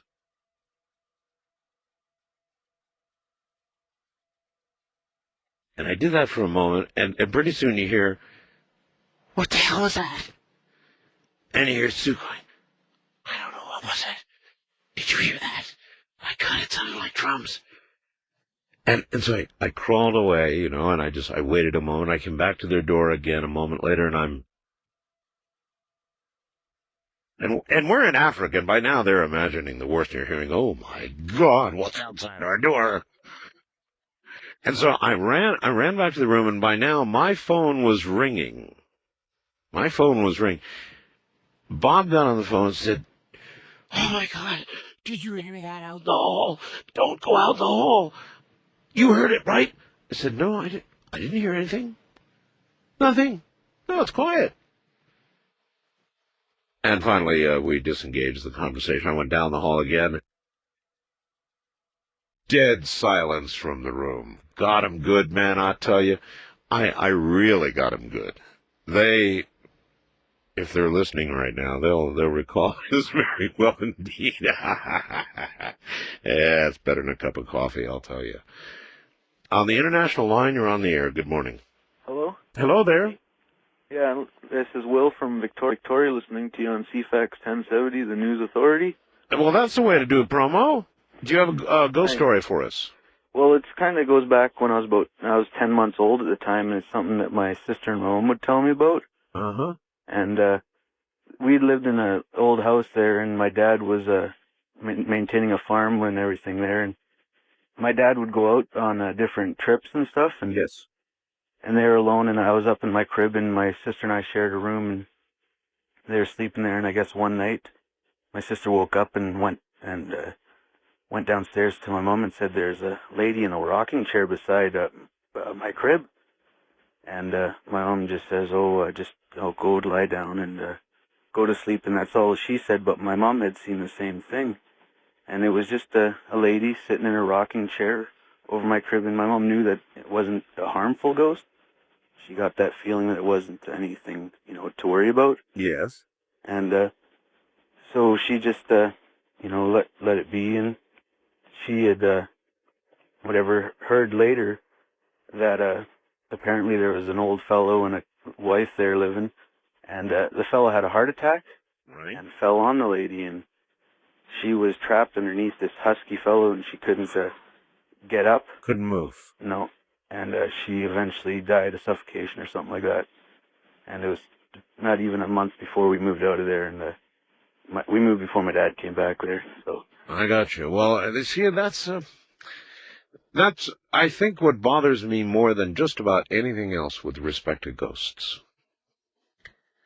is particularly when they die in a way just described. I mean, imagine somebody having a heart attack falling on you and smothering you as they die above you. Bad way to go, huh? Bad way to go. And to be earthbound for whatever period of time after that because of that. It really is discomforting when you consider what may lay over there on the other side. It may not be what we think it is, huh? First time caller line, you're on the air. Yes. Good morning. Good morning, sir. I'm sitting in the dark listening to that gentle baritone voice. I'm Don from Long Beach, California. Yes, Don. 1964, my wife-to-be at the time and her girlfriend and I were sitting having a little fun conversation, and a friend pulls out a Ouija board. Oh, here we go. Yes, here we go. And the friend knew very little. First time I'd ever met her, knew very little about, or actually knew nothing about our individual families and backgrounds. Mm-hmm. And I got on the board with her, and we brought up an entity, said it was from Texas.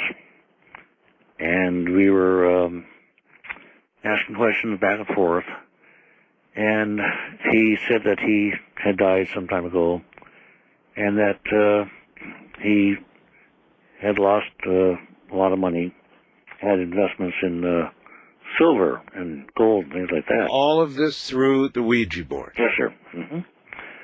And as it turned out... I really have to stop and ask. Yes. You know, as you're beginning to get a cogent conversation, a litany even, of this person's life coming from the Ouija board, how the hell could you sit there with your hand on that moving? At the time I was young. I was a lot younger than I am now. Young and dumb. Young and dumb. Okay. Yeah, and also curious.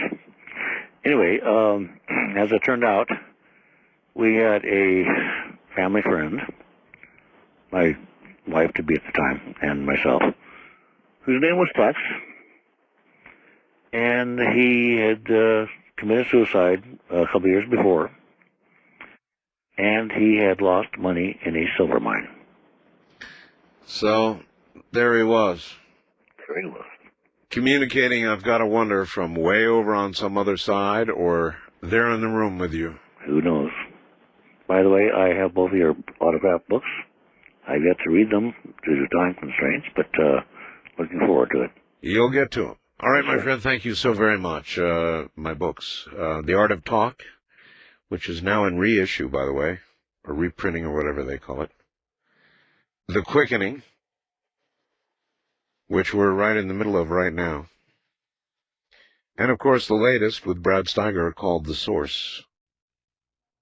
So actually there are 3. Wildcard line, you're on the air. Good morning. I was just going to say, may the force be with you.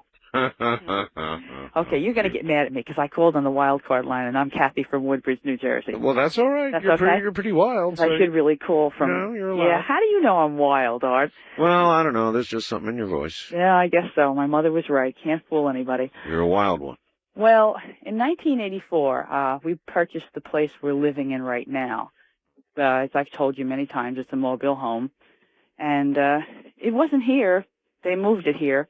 The previous place was taken away. Mm-hmm. And they had waited from anywhere from a month to 2 till the place was brought in. And then they said, give it time to settle. You know, no, you can't move into them right away. As they leave the wheels on these things where we live, we're not allowed to take them off. And we waited about 2.5 weeks. And as soon as I walked into the place, I got a really creepy feeling. It wasn't just that I didn't like it. I just didn't want to stay here. Sure. And I know the feeling. I even went through the thing, is there some way we could get out of the deal? But we had already sold our other place. So there was, I hate to move because I got moved around when I was a kid so much that I like the grass to grow under my feet. I know that feeling, You know that too. feeling. Yeah, you bet I Okay. do. Sure. So, October, and bad feelings, and my daughter was 11 at the time, and she literally did not want to sleep in the bedroom, and no matter what we did, forget about it. So every morning I'd see her on the sofa sleeping in the living room, and this went on for past Christmas time. Our bedroom was constantly freezing, no matter what we did. Right. And this was a bedroom that got the afternoon sun. Couldn't understand it. Till this day, it's cold. There was a black kitten that was on the porch, And no matter what we did, half grown, we could not get this cat to come in the house. Huh. The neighbors chilled at us. They did not warm up. They gave us looks. I don't know why. One neighbor told us different things about the block, but never told us who lived here before, nothing about them. So you go figure. I started to see a strange, tall person. And I mean person. I could describe this person in the dark. Never saw them in the light. At night, right before bedtime, and during bed, looking out towards the hall. They didn't have a beret on, did they? This person was over 6'5", like almost 7 foot tall. Okay. Then shortly afterwards, there was another person, a female, with the person. Okay. Yeah, well, that rules out Curtis. Art, this was all the time. This was way into the summertime. You could see them. You could look into the hallway as I'm doing now, which is dark, and you could see them looking at you, and you could smell the beginnings of when you light a cigarette. You know the smell? Do I know the Okay. smell? Yeah, just a little smell, yes. a good smell before you light. And we don't smoke, but I know what it smells like. I miss that smell. Right. And then you would smell alcohol, rubbing alcohol. That was in the house almost continuously, to the point where I asked them, what is going on? Is it formaldehyde or is it alcohol? What Yeah, is it? almost out of time here. Well, we found out that these people had committed suicide, both of them. Their little boy had been put into foster care, and it was only 3 months after I had moved in that they got rid of this place because it had the old place that it had bad ill feeling. Right. But there is a part two. I had a visitor. You had a visitor? I had a visitor. Well, I'm afraid we're going to have to hold that for another time because we are out of time for this hour. That's Kathy from Woodbridge, New Jersey. Well, at least it wasn't. I was afraid that story was going to Curtis somehow, but it didn't.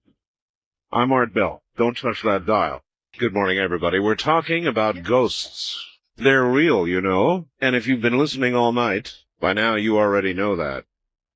There'll be more of it this hour from the high desert. Pretty good memories actually connected with this one, you know. Keith Rowland, my esteemed webmaster, informs me we now have Ghostorama up there for you. We have 9, count them folks, 9 brand new ghost photographs on my website right now. Ghost photographs that were sent in tonight. You'll see it right there on the newest, latest items. 9 brand new ghost photographs tonight alone. Where do you see them? www.artbell.com. And as you scroll down, you'll see the listing for the ghosts. 9 brand new photographs tonight. Good going, folks. First time caller line, you're on the air. Hi. Hi, Art. Hello. How are you? I'm fine. I'm Mark from Gig Harbor, Washington. Yes, sir. And before I relate my ghost story, I just want to tell you how much I enjoyed listening to your show. I listen to it every night, laying in bed and reading probably a Graham Hancock book or two. Well, it's a little different, all right. And I've been in broadcasting for many years myself, except I went the way of spot sales. Oh, you're a salesman, radio time salesman. Well, I started out at 6 o'clock in the morning reading the farm report when I was 17 years old, and went into the sales manager one day and said, I want to sell some spots after 9 o'clock. I've got a free day. In other words, I want to really make some money. Yeah. I noticed in the parking lot that the guys that had the nice cars were the ones who were selling the spots instead of the ones on the air. Yes, you're quite correct. You're quite correct. The people, you know, people think that you're an immediate sensation, you know, because you're syndicated now on almost 500 radio stations. But right. I'm an overnight sensation that's been at it for about 30 years. Yeah, God bless you, Art Bell. No, thank you. Anyway, my story is I was about 15 years old, and my mom and I had moved into this house, and this was back in the Cleveland area, Cleveland, Ohio area. Oh, yes. And it was a typical 2-story Victorian kind of house with, the front porch, and they're very set. Their houses are very close set together, and there was this one empty house that was next door and sat a little higher on the hill, And at the time, I guess she was 3 years old or so, sister, she was standing on the back porch, and she was looking up at this old house, this empty old house, and said, and said to my mom, see the man? See the man, he's drinking something in the window. And we later learned that a guy had died in that house, and he was alcoholic, and he used to walk up the stairs every night, and you could hear him fall into bed. And my little sister described that. But we were told in the house that we moved into that it too was haunted.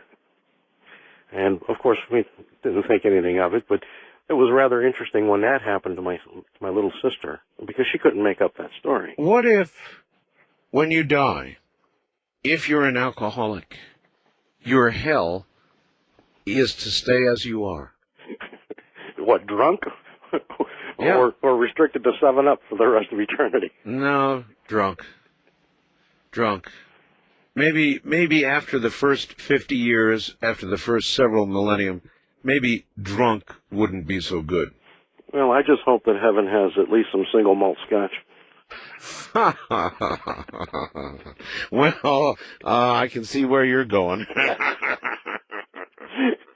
So anyway, in the house that Mom and I moved into, we were told, because the people that lived there were actually friends of the family, and we were told that the house was haunted, and we said, yeah, ha. And when you go in the house, it was a typical, like I said, old 2-story Victorian house, and there was as soon as you walk in the front parlor, there was an immediate set of stairs that went up to the second floor to the bedrooms. Yes.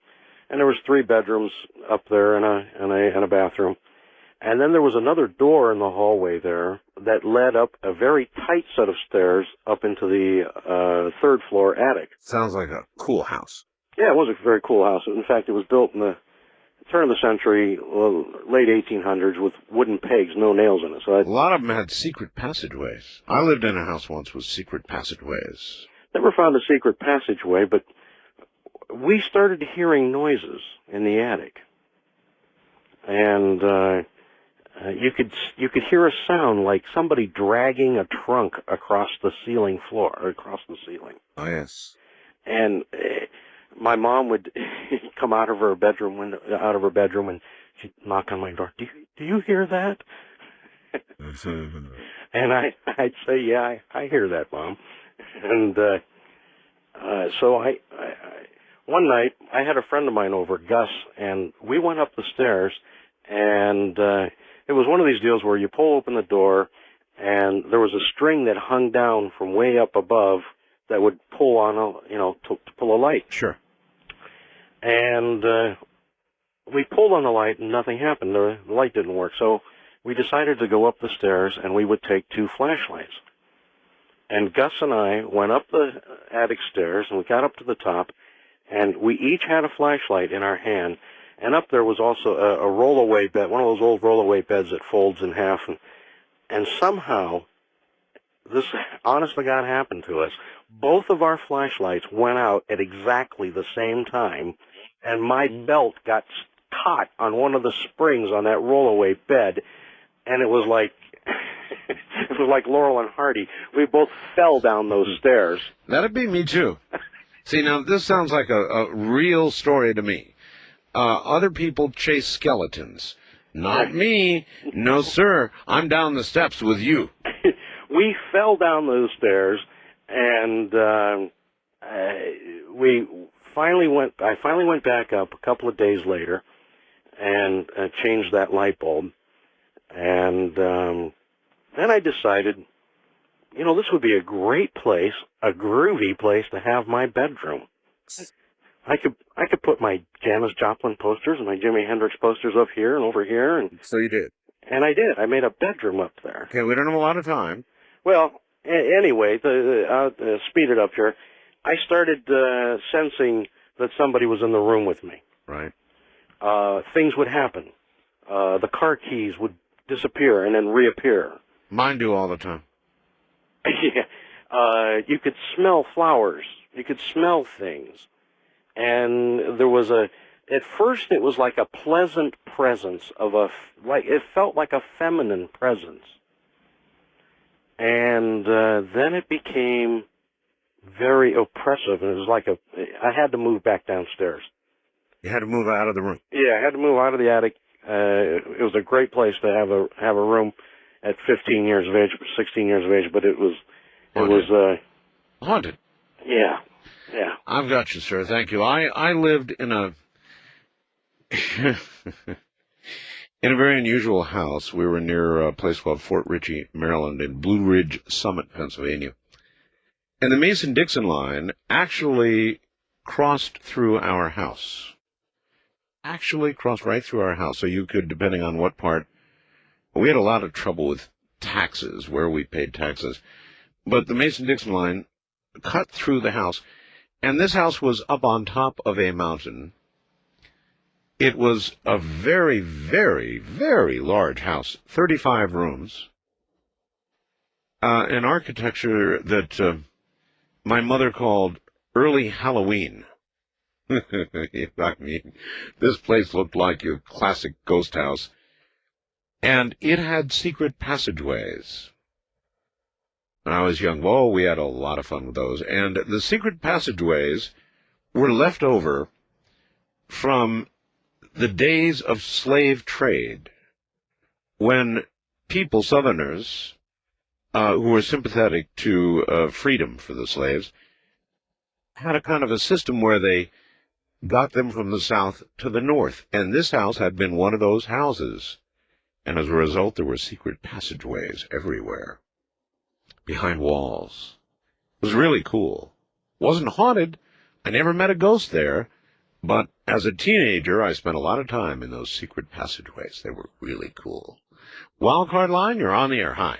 Hi, this is Brian in Philadelphia, listening to 1210 WPHT. What a monster radio station that is. Yeah, I just have trouble getting it where I'm at. Uh-huh.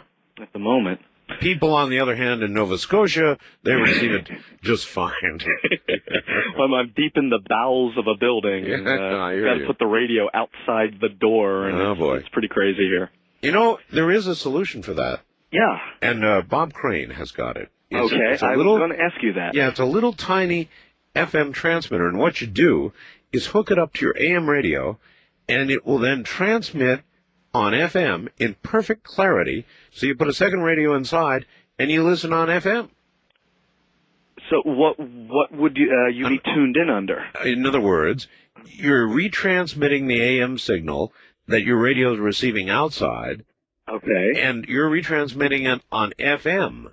So you just set it to a spot on the FM dial. You got actually a little transmitter. Oh, wow. And it's clear as a bell. No pun intended. No pun intended. Anyway. Yeah. I'm not sure what kind of story this is exactly, but I consider it a ghost story. All right. And I guess like most ghost stories, the real creepiness doesn't kick in till the punchline, and it scares the heebie-jeebies out of me. Go. This happened about 10 years ago. At 10 or 11, my grandmother died. I was never really particularly close to her. And about 3 days, I was having a lot of trouble reconciling with the grief. And about 3 days afterwards, I had this dream. And initially, if it wasn't for the punchline, I would just dismiss this as a dream. Sure.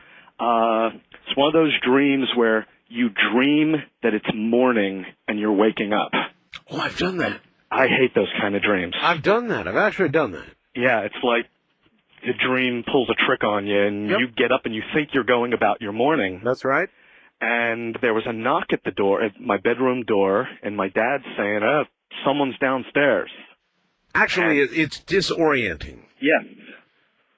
Yeah, well, it's disorienting when you actually wake up and it's still dark. Yeah, and so, yeah, that's right. And so at that moment, the knock comes. Yeah, knock, and it's my dad at the door, and he's getting ready to get in the shower, and he's like, there's someone downstairs. And I go downstairs, and there's a buddy of mine saying my grandmother had come to his house and asked to be driven here. And he came in, but my grandmother refused to come in. She was standing out at the door.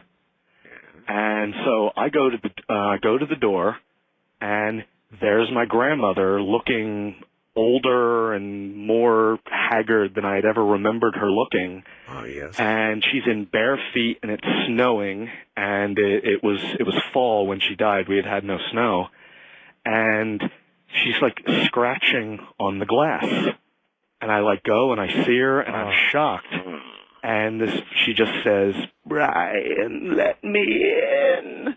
And I just got really, really spooked by that, and I'm, like, just standing there saying, "Come in yourself." And she's like, "No, let me in." And I refused to do that, and finally just went, "You are not my grandmother." And I closed the door on her, and she started scratching on the glass, going, "There is no heaven, there is no heaven." And it really, really spooked me out. And I went in, and my friend gave me some kind of comment about, "Man, you're really cold," or something like that. And I went upstairs, and at the top of the steps, there was my father in a dripping wet towel, because he'd gotten out of the shower, and he just said, "Who was that?" And it was his mother that had died, and I just broke down crying, and all of a sudden woke up. Oh, my And I woke up, and it was the middle of the night, and I'm just shaking in bed, and I'm like, oh, man, that was really, really scary. And it bothered me for a couple of days, and I finally decided to mention it to the family. Yeah. And when I mentioned it, my father got real, real quiet, and he said, 20 years before, when I was like 3, maybe 4 years old, we had this neighbor that lived next door she was this old woman who had never married, and she had gone a little loopy, and her relatives had carted her off to an institution. Yeah. And my father relayed, he had a dream one night that he heard a pounding on the door, and he got up out of bed, and he went to the upstairs window, and he leaned out, and there was old Miss Esther scratching on the glass, begging to be let in. Oh, God. And his only response to her was, "You are not Miss Esther." And he closed the window on her, and he went back to bed, and then, of course, woke up himself. A few days after that, he was at the supermarket, and he ran into Miss Esther's brother, who told her, "Oh, my sister just passed away this week." Oh, brother. I don't know what to make of that. I don't believe it was the actual spirit. Just out of curiosity, Yeah. had you let her in, what do you think would have happened? That is something that has just racked my brain for 10 years. Had either my father 30 years ago or myself 10 years ago actually said, "Yes, come in," just the consequences really, really freak me out. Or worse yet, have you done something sinfully wrong by not letting her in? Yeah, well, there was just this overwhelming feeling of that is something that is very wrong. It was just, there was an all-pervasive, like when I said to it, "You are not my grandmother," it was not out of fear, it was not out of like, "Oh, I don't want to deal with this." There was a sense of, this is something masquerading. I got you, and I can't handle it anymore. Good night. Okay, Art. Oh, man, scratching at the window. Let me in. Huh. From actually very serious cactus country out here, indeed. I don't think too many programs come from this part of the world, but we do. This is kind of interesting, from Charleston, South Carolina, which is a pretty spooky place, I'd like to say anyway. Hi, Art. My husband and I loved having this little black cat named Bucky in our lives for 15 years. She was correctly labeled as intuitive, intelligent, funny, and loving by many. She passed away last January. After her death, I instinctively told my husband that we would never find a soul as special as hers if we took in 100 cats. And that's when the felines began inundating us. Well, we took many pictures of the first group of 4 premature kittens that we bottle raised, and in the upper corner of one is a fuzzy, cloudy shape that is easily recognized as Bucky, sitting upright with her tail smugly wrapped around her body. We'll send you the picture today. We're now up to 11 new cats and kittens now. It Seems an appropriate, loving prank that she's been able to play on us after her departure from this life. Kathy and Michael in Charleston, South Carolina. Yeah, I buy that one all the way. Cats are as individual and full of soul as we are. And that may apply to other animals. I'm, as you know, a cat fancier, and so would they make themselves apparent after this life? Oh, yes, indeed. First-time caller line, you're on the air. Hello. Hello, Art. Yes. This is Sterling from Oregon. Yes, Sterling. Got a good one. This one happened, when I was about 14. We lived in a church. You lived in a church? Yeah. Okay. Well, it was we had moved to Alaska, to a town, and my dad was the caretaker of this really, really large church, and so we lived inside of it. Okay. And they had like in a little apartment. It was all attached to the side of it. Now, one would think a church would be a relatively safe place to live. Oh, yeah. You would, but no. No. It started like, I don't know, probably 4 months after we got there. You'd hear people like knock on the door. And so you go to the door and answer it, and there's nobody there. Nobody there. And they had the typical church doors where, you have the push bar and you have the little window that's probably a foot long and 6 inches wide. So you can look through, and so you shut the door and you turn around and boom, boom, boom, on the door again, and you spin back around. You're looking out through the door and there's nobody there. And so I'm like, okay. So I start, telling my parents, that really weird things are going on, and they're like, well, just keep it quiet. It's probably just kids playing jokes, and of course, all this. And so then I started going down one night when it got really bad. It started getting like worse towards the end of the summer, going into the winter. It started getting really, really bad. And I walked downstairs. My mom told me to go get my dad. So I was going downstairs one night, and I passed by the youth pastor's office, and I just glanced in. Well, here's this black ghost of a figure, and I said the only thing I can ever equate it out is, I don't know if you remember the old Equalizer, that show that used to be on TV. I do. The Equalizer. Remember how he stood in front of that car? Yeah. In front of that car in the beginning of the show? Yes, sir. Well, that's what this thing kind of looked like. This is in the counselor's office. Yeah, in the youth pastor's office. Pastors, yes, sir. And I would see just kind of this outline of this person, and you could tell it looked like a person, and you could see kind of, I don't know, it's really hard to describe, because you could tell it was a person. You could see his face, but yet it wasn't real distinct. And then he would just kind of be crouched down, and then he would just kind of shake his head like in a no, like no, yeah. And just kind of shake his head and look away, yeah. And then he would disappear, And I saw this guy like, oh man, dozens of times, and every single time after he would disappear, I would think, okay, next time I'm going to ask him where he comes from or why he's here or something, And then a few days later, I would see him, and you'd be standing there just going, say something stupid, and nothing would come out of your mouth, Yeah, you're in shock. Yeah, you're kind of like frozen, and my brain is thinking, ask him where he's from. Yes. And then your mouth is going, yeah, okay, and you can't talk. And it just got so outrageous. They had built me a room, because the house was only designed for just a family with no children. So they had built my room off one of the end of the classrooms upstairs. Right. And that's when all heck tore loose.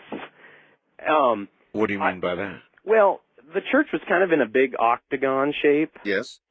And so because of fire code, they had to put a door from our apartment into my room, and then also a door on the opposite side, right, so people could pass through if there was a fire. Well, this door was right adjacent to a classroom, and I'd lay down, I don't know, 1 o'clock or so at night, you'd be sitting there listening to the radio or whatever, like this, and all of a sudden you'd hear just tables and chairs and stuff just being thrown all over the place. Sounded like somebody was demolitioning the room. You know, and so you'd go like this. I'd go over to the door, and I'd open up the door, and you'd look, and you think you're losing your mind. Yes. There's nothing out of place, nothing going on. You'd shut the door, and then you're standing 6 inches from the door, and the doorknob's rattling back and forth. The door's banging in the latch. Oh, kind of my. a loose fitting door, you know, and it's just going bang, bang, bang, bang, bang, bang, Oh, man. like this, and you're like, and so Wow. you grab the knob. I'm almost shaking telling you the story again, because it was such a thing when I, especially being that age, it was just quite a traumatic thing. But you'd grab it, swing it open, and there's just nothing there. Nothing there. You know, and it perpetually got worse and worse and worse. Finally, I just wouldn't sleep in that room anymore. I'd sleep over on the living room floor, and then they decided, because the living room was attached right to the kitchen, so then this thing or things or whatever decided that the kitchen door was the door to play with now, and they went to the kitchen door and rattled that all night long. How long did you have to put up with this? Oh my gosh. Well, till they moved me to Wisconsin. They sent me to go live with my uncle in Wisconsin. So I was, oh man, it was, let's see, we moved there July of '83, and I left, September of '84, so a little over a year. I got you. All right, well, that's horrible. Horrible. The only thing that could be worse would be the special effects you see in horror movies where a wood door bows inward. But I mean, to sit there shaking with the knob going back and forth, and then to grab it and open it and have nothing be there. I couldn't go through that. Well, once again, you as an audience have outdone yourself, and we have selected 9 brand new ghost photographs sent tonight, this very night, to Keith Rowland, my webmaster.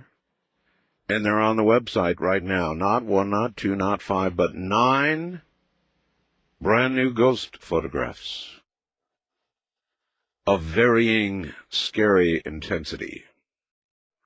So you're welcome to go look. They're on the website right now. www.artbell.com. If you don't get in tonight, then get in tomorrow. Wildcard line, you're on Ghost to Ghost AM with Art Bell. Hi. Good morning, Art. This is Craig from Northern California, listening to you on KSRO 1350. Craig, welcome. Speak good and loud for me. Okay. You and your callers have scared me pretty good tonight. I was driving down the 101 freeway. I don't know if you're aware of Northern California freeways. I know about 101. I even know about 1, that twisty little thing that goes through the fog. Yeah, I was coming back from Eureka here back to Santa Rosa from a business trip, and it's pretty dark out there on the 101, and your callers are talking about red eyes. That's right. All these things, and it started burying me deeper and deeper in my seat as I'm driving down the road.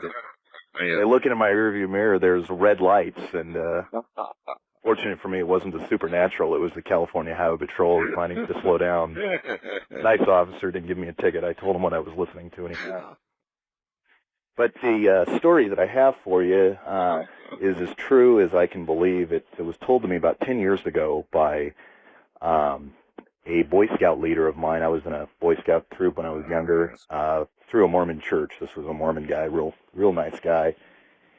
And he took us up to Philmont, New Mexico, on a trek, about an 80-mile trek into the mountains. And we were up above the tree line about 12,000 feet in the air. Mm-hmm. And one night we were telling stories. This is about the 4th or 5th night into the trip, and we were all pretty worn out. And he was telling me he's a Hawaiian guy. His name is Alton, and he come over to the United States when he was a teenager. And well, anyway, he was telling me this story. Him and a friend, when he was younger, about 14 or 15 or 16, I guess he had just gotten his driver's license, took a couple of girls out on a date, and they decided to scare him. They were going to give him a good scare, so they took him to a cemetery in Hawaii. And if you know anything about Hawaiian cemeteries, are very sacred places, and people leave food for the deceased, and you don't touch the food, you don't walk on the graves. That's right. Several other things, and so they left the car. They pulled up to the cemetery and left the car, and ran around the other side of the cemetery, and we're going to sneak up on the girls in the back of, I guess it was like a 5140, was telling me, a huge car. And as they came up behind it, they thought the girls were laughing in the back seat. They were, the car was kind of rocking back and forth, and as they got closer, they could tell they weren't laughing, that they were actually screaming.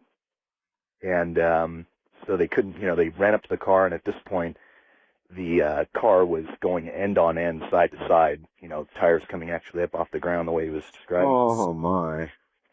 They finally get the car door open. They couldn't open the door. I mean, they tried for minutes, and finally the car stopped shaking. They opened the door, and their girlfriends were frantic, talking about red eyes. There was red eyes just all in the windows, and they were just totally frantic. They got in the car, and they drove home immediately. Well, when they got home, my friend Alden felt some pain underneath his sock, and he pulled back his sock, and there was a bite mark on his ankle. A bite mark? A bite mark, and he thought, oh, I must have tripped, I must have hit something. And the next morning, he lived with his father and his grandfather, and his grandfather was an old Hawaiian, kind of like a medicine man, a very wise old man. He was telling his grandpa what had happened. He was laughing about it, and his grandpa said, that's bad stuff. Yes, it is.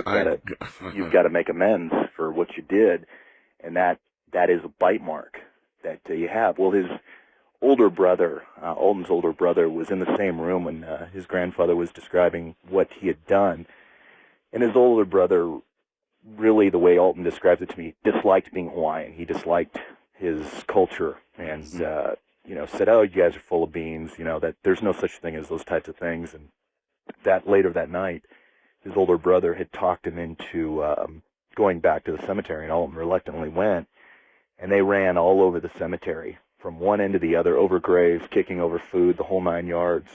And when they got back, his brother had a lot of pain, like Alton had felt, and they woke up their mom, and Mom came in the room, and he took down his pants, and they counted over 200 bites all over his body. In fact, he had to go to the hospital to have some of these sewn up. And you're sure of this? Yes, I kind of have some proof of it. The doctor at this particular hospital, the way Alton describes it to me, was a white man from continental United States, and he was about ready to call the police. He said, look, obviously there's abuse going on in the house. I don't believe your, put on story of ghosts biting you and such. So he, in fact, called the local police chief, who came out. He was a Hawaiian himself, and he knew exactly what that was from. And, no charges were pressed, but Alton was also bitten again in the hip, and where he needed to have several stitches, and to this day he still has that bite mark in both his ankle, very deep, and she showed them both to me, and I mean they are bite marks, they are teeth marks. You can see the indentations of the individual teeth, and in fact he says he doesn't have too much contact with his brother to this day. But he told me that, in fact, when he talks to his brother still talks about, he doesn't wear he doesn't wear shorts because he's embarrassed of the scars all over his legs that he received from that. But I tell you, even going back in your story to coming up on a car, literally shaking with its tires coming off the ground on each side, and girls inside screaming. Right. Could I go up to that car? Could I open that door? I don't. I think, tough luck, girls. I'm out of there. I think I would agree with you. I mean, he wasn't aware of the folklore until, after, he had talked to his grandfather. I guess, I went to Hawaii when I was about 10 or 11, and my family and I had toured some cemeteries, and I remember specifically the guide saying, stay on the path, never touch the food. And it was the funniest thing I've ever seen. People put McDonald's bags with, quarter pounder with cheese next to the gravesites because they believe that the deceased still eat and need food and water and drink, and they need company and conversation. Well, I can understand that. A good quarter pounder every now and then, here or there, would certainly make sense. Do you have any idea, just out of curiosity, why so many stories like this come from the islands? Why there are so many Hawaiian stories? Well, you're talking about a culture of, several hundred, if not thousands of years. I mean, we are all mutts from other nations where they had their culture and we were displaced when we came here on boats. Those people have several hundred, like I said, if not thousands of years of written culture and ideals and stories where we really don't. I mean, we're basically the newest country in the world. We're, not even 300 years old, so we haven't really had the time to put together our stories and our folklore and such. Well, that's true. And it's a good point, and I certainly appreciate your call, sir. Thank you. Thank you, Mr. Bell. And the vision of that car rocking back and forth to the degree that its tires are coming off the road, the surface, with two girls screaming inside, that'll be with me for a while. And this whole thing about red eyes, glowing red eyes, it comes up again and again and again when we do nights like we have done tonight. So tonight, when you get home, or if you're on the road, I'd keep an extra eye out for those red eyes. That's never good. Red eyes are never good. Well, listen, folks, I'm sorry to say that's it for tonight. Don't forget we've got 9 new ghost photographs from just tonight on the website, www.artbell.com. Now, tomorrow night, you're going to definitely want to listen, because a good friend of mine, Mike Murphy, who has done the same kind of material that I've been doing for years on KCMO in Kansas City, is going to be filling in. I think you'll find it a fascinating experience. He's going to have Mark Davenport here, and it's going to be a good night. That's Mike Murphy tomorrow night on Coast. I'm Art Bell for now. Night all. From the high desert and the great American Southwest, I bid you all good evening, good morning, good afternoon, wherever you may be in the world's time zones, more than 24 actually. We cover them all one way or the other. It's a lot of coverage, isn't it, folks? Adding to that tonight with WNLS in Tallahassee, Florida. 1270 on the dial, 5,000 watts round the clock. They call themselves News Radio 1270 WFLA. It actually is in Tampa. The GM at WNLS, Judy Bailey, and the PD, J.L. Dunbar. My recommendation? Good luck. It's like tonight, for example, we're going to be leading the next hour with EVP. Now, there's nothing freakier than EVP. That's electronic voice phenomena, and my guests, Brendan Cook and Barbara Macbeth, they're really interesting. You've got to give it to them on a number of scores. Number one, they don't sell anything. They don't write any books. They've expended thousands of their own hours and dollars on what they do. And then what they do is take tape recorders with never recorded on tapes out into graveyards and haunted locations. And they record the voices of, and now here I'll split it off a bit and I'll say, on the one hand, ghosts, departed souls, dead people. Now, I understand there's a large Christian contingent which would view it as something else just as chilling, though. Demons. Many Christians would view these not as ghosts because they view the dead as dead, but rather as as demons. But either way you look at it, whichever they are real, startling, scary, will make you contemplate the nature of the world, and that's coming up next hour. It's really freaky stuff, folks. As Americans celebrate the 4th of July tomorrow, U.S. combat jets, you will be happy to know, will be patrolling the skies over New York, Washington, and other cities. Because U.S. intelligence is picking up more talk about an attack on or about July 4th. But there's still nothing specific or cooperative. Under the command of the Homeland Security Director, Tom Ridge, the White House Coordination Center has established lines of communication to be in instant contact tomorrow with each of more than 2,000 Independence Day celebrations. Now, I want to say this one last time because it's my last chance to say this. Some people will be headed towards small towns. Might I make a selfish suggestion? Our little town, relatively, certainly, of Pahrump, Nevada. I mean, relatively, we are a small town, right? Growing, albeit, but small. We are going to have, they say, the largest fireworks demonstration in the state of Nevada.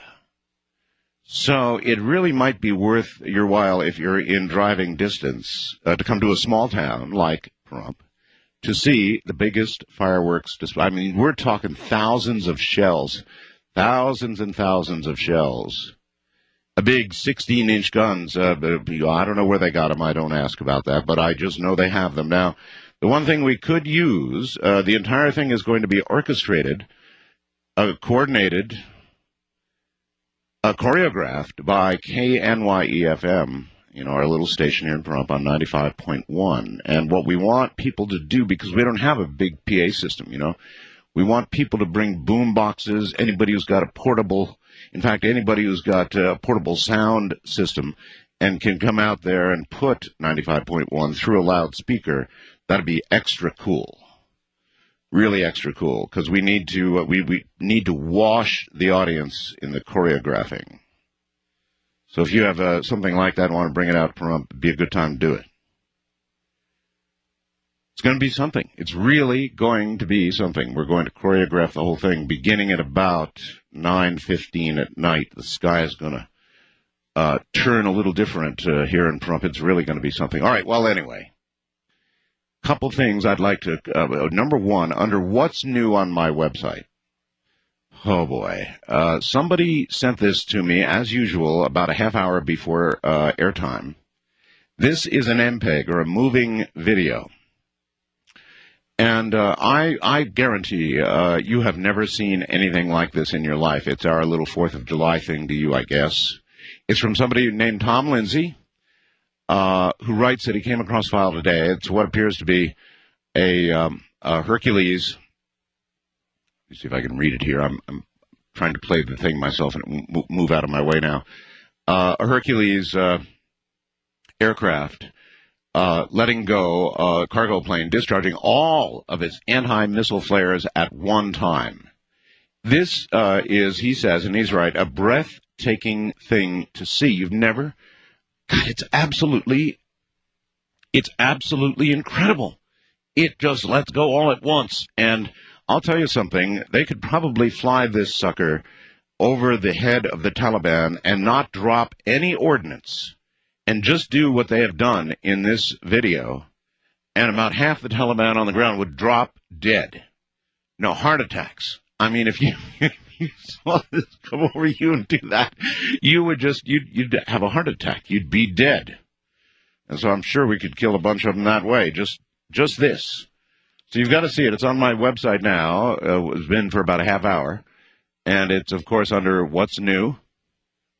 Just place your cursor over What's New. Now let's see what else is going on in the world. The Security Council today extended the UN peacekeeping mission to Bosnia till July 15th, averting threatened shutdown by the U.S. over its demand for immunity for American peacekeepers from the new War Crimes Tribunal. Fawcett, as you know, landed actually on a remote ranch in the Australian outback, finally ending his record-breaking flight around the world. The American adventurer's Spirit of Freedom balloon made a July 4th touchdown on Durham Station Cattle Ranch, about 870 miles northwest of Sydney. I don't think that's what he intended at all, is it?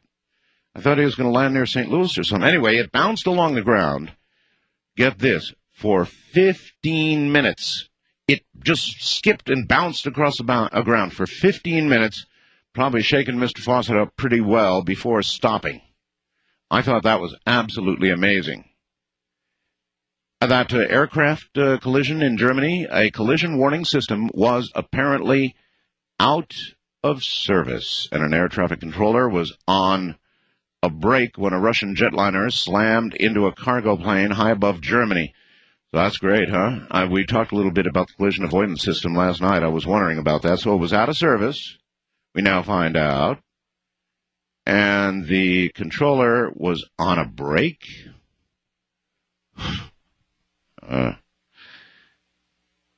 The U.S. air assault on an Afghan village that residents say killed 44 civilians was part of a larger week-long operation targeting Taliban fighters. Some of the hundreds of U.S. coalition and Afghan troops in the area had fought gun battles with enemy forces in the days and weeks before the raid on Monday. And finally, in world news, this is sort of interesting. As a Texas oil man, President Bush engaged in some of the same kinds of business practices he's now promising to clean up in response to a wave of corporate scandals.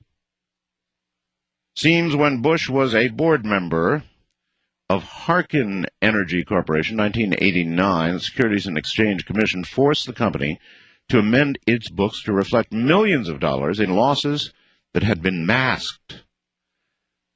An ISO at that time, Bush, who was on the company's audit committee, was the subject of an insider stock trading investigation by the SEC. The White House did acknowledge that Bush had failed to promptly disclose the 89 sale of his hardened stock as required by federal law. Wow.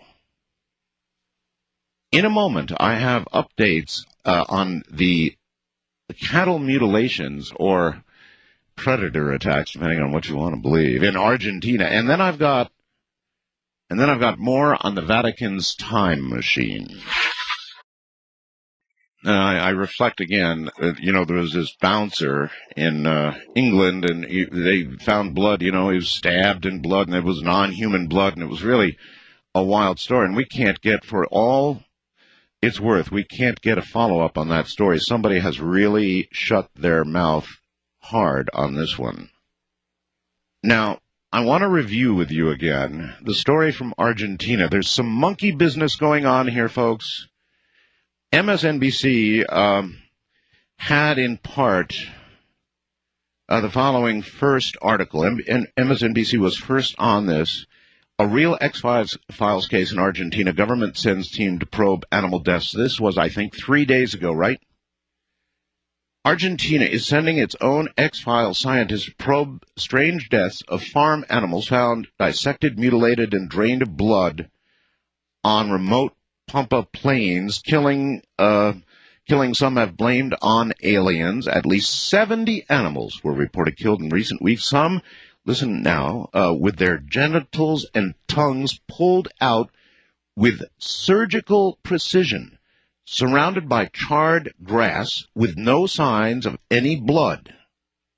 One horse's hoof had a circle drawn into it. Now, that was the June 19th MSNBC story. Then, following that, we get a story saying that the whole thing is nothing at all. It is just nothing but predators.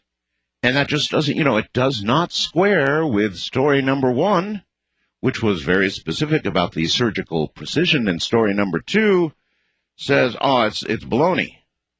And now, today, story number three. From Ananova, cow mutilation mystery deepens with 3 more deaths. The mystery surrounding cow mutilations in Argentina has now taken a new twist with the discovery of 3 more bodies.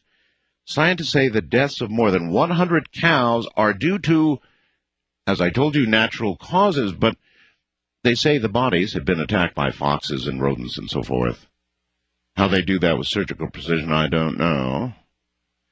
The locals, of course, speculating aliens or vampires. Now, 3 more dead have been found with unusual insects inside of them. That's examining the carcasses. In Alto Bello told El Liberal newspaper that it was abnormal to find the insects inside the dead bodies, though they would not say what kind of insects they were. So here's a story that it's almost like Roswell, isn't it? In 1947, Major Marcel, who would know a flying saucer from a weather balloon, reports a flying saucer has crashed. Then the story gets bigger, and then it gets killed, and then it's a weather balloon. He's holding up little pieces of a Tinker Toy weather balloon. This story is kind of tracking in a similar way, I thought, in Argentina. You know, first you get 100 cows cut with surgical precision, and then you get a story about rodents, and then you start getting stories about more cows. Now, that sounds just like the way the Roswell story went to me. Now, the other you know what? Friday, I might do something on time travel in open lines. I mean, I am so totally fascinated with time travel right now. Last night, I read you the story about the Vatican. I'll read it from Wireless Flash again right now, and I've got more. First, the Vatican was accused of hiding the records of priests who've abused kids. Now it's being accused of hiding a time machine. The machine in question is called a chronovisor. It was built in the 1950s by a Benedictine monk named Father Pellegrino Ernetti.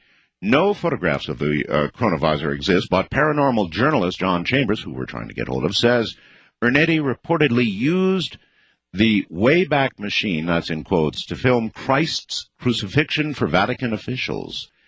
Ernetti died in 1994 without revealing the secret of the chronovisor, but Chambers says evidence is now mounting that the Catholic Church is hiding a working model from the rest of the world, supposedly to keep it from getting into evil hands. Sounds crazy, maybe, but there may be something to it. Chambers says a Jesuit priest named Father Francis Brunet believes that the chronovisor must exist because, in the priest's words, quote, Ernetti wouldn't lie about such things, end quote. Now, tonight, comes a little more on the chronovisor.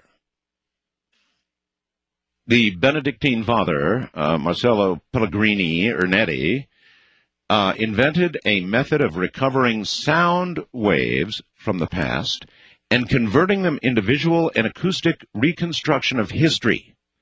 Father Ernetti, a professor at a conservatory and an Italian conservatory of religious instruction for men, accomplished his research in collaboration with 12 physicists who remain anonymous. In 1956, Father Ernetti began to investigate the possibility of reviewing the past with a television-like device.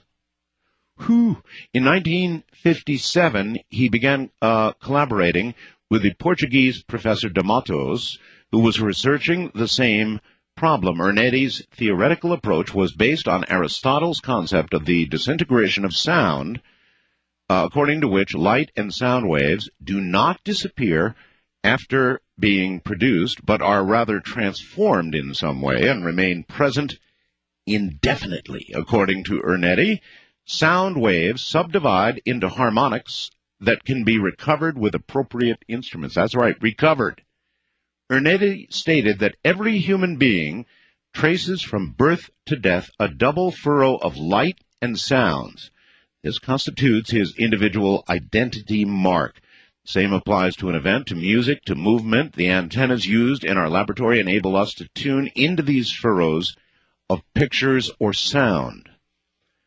Ernetti recovered photographs of such events as the crucifixion of Christ and reconstructed acoustic events such as the Quinticinus tragedy and the original Latin from a performance in 169 BC. Get this, he also claimed to have recovered the original text of the Ten Commandments given to Moses.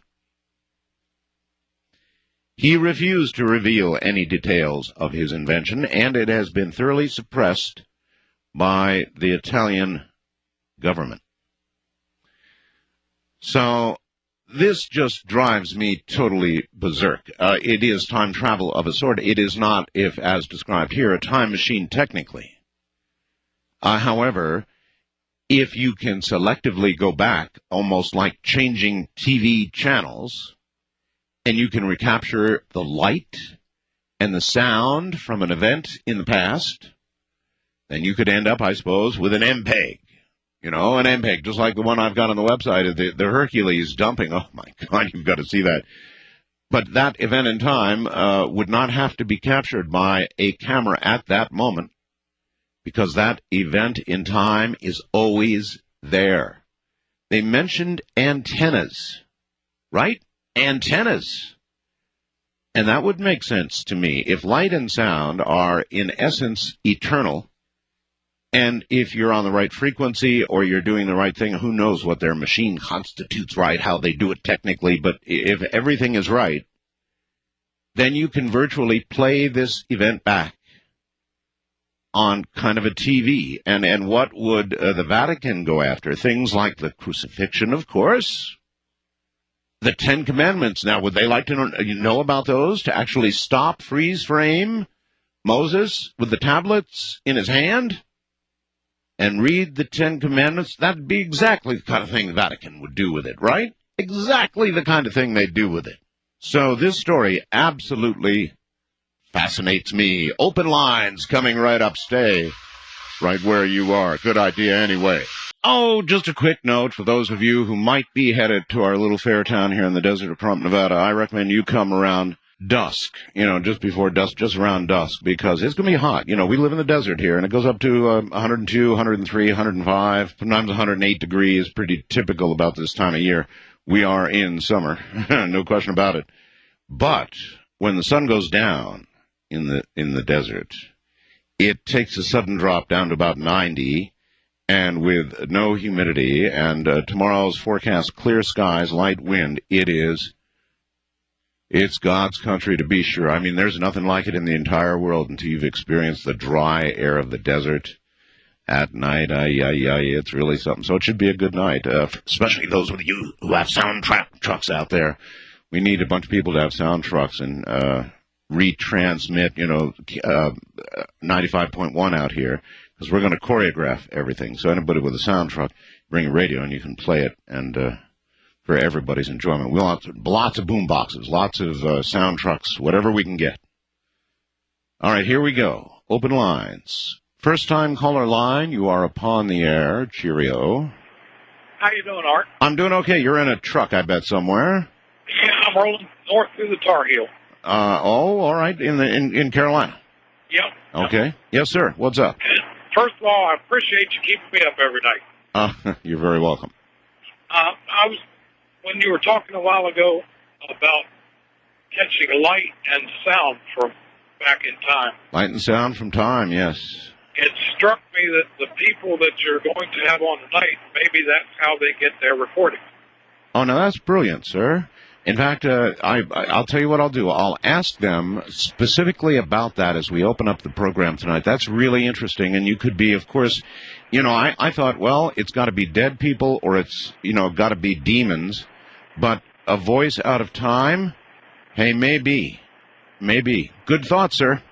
All right, thanks. All right, take care. A pretty good thought.